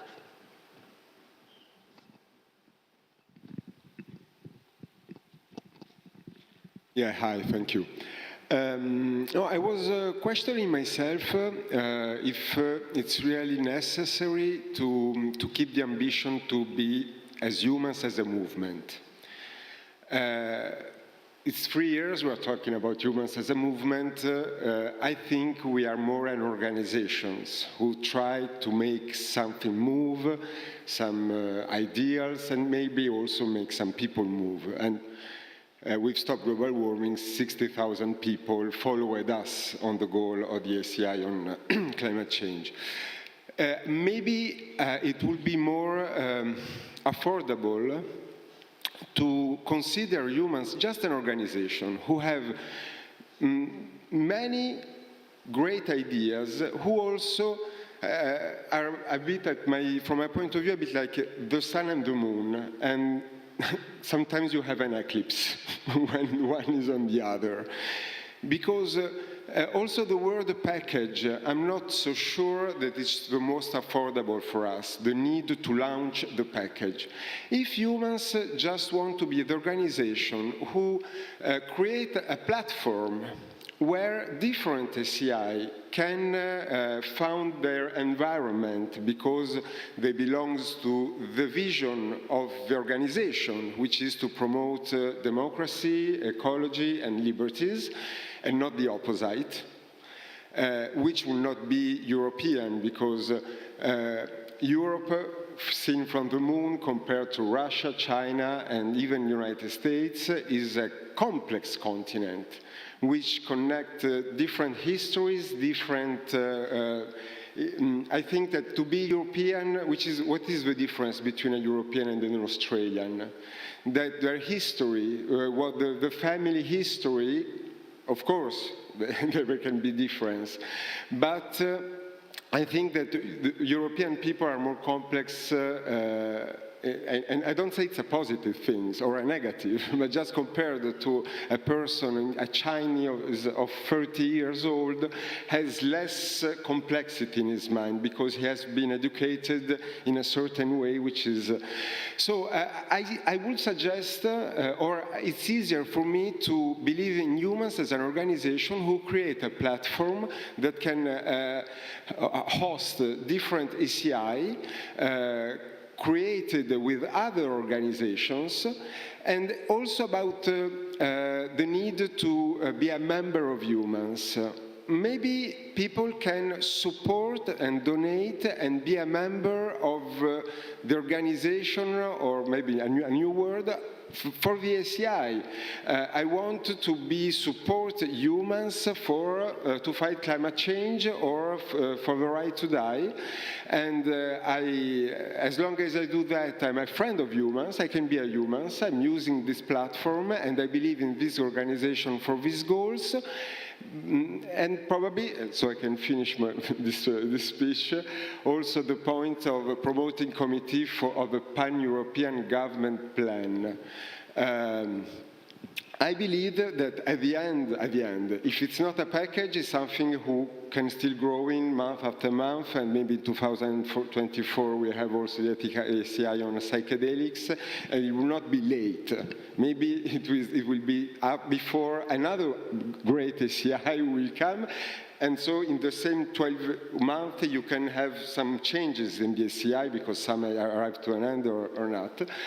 But at the end, after some years, you will have seen that Eumans has helped to government different issues, not necessarily just because they reached 1 million signature.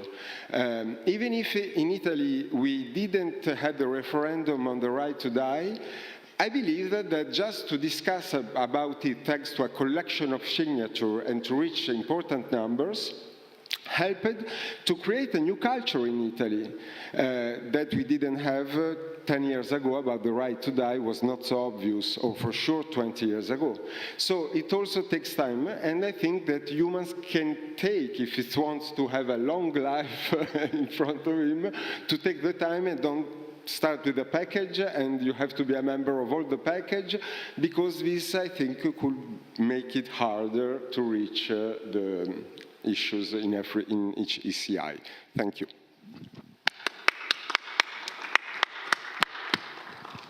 Thank you, Avi. I'm going to stop sharing the screen. So it's 4:45, so last opportunity for this quick round.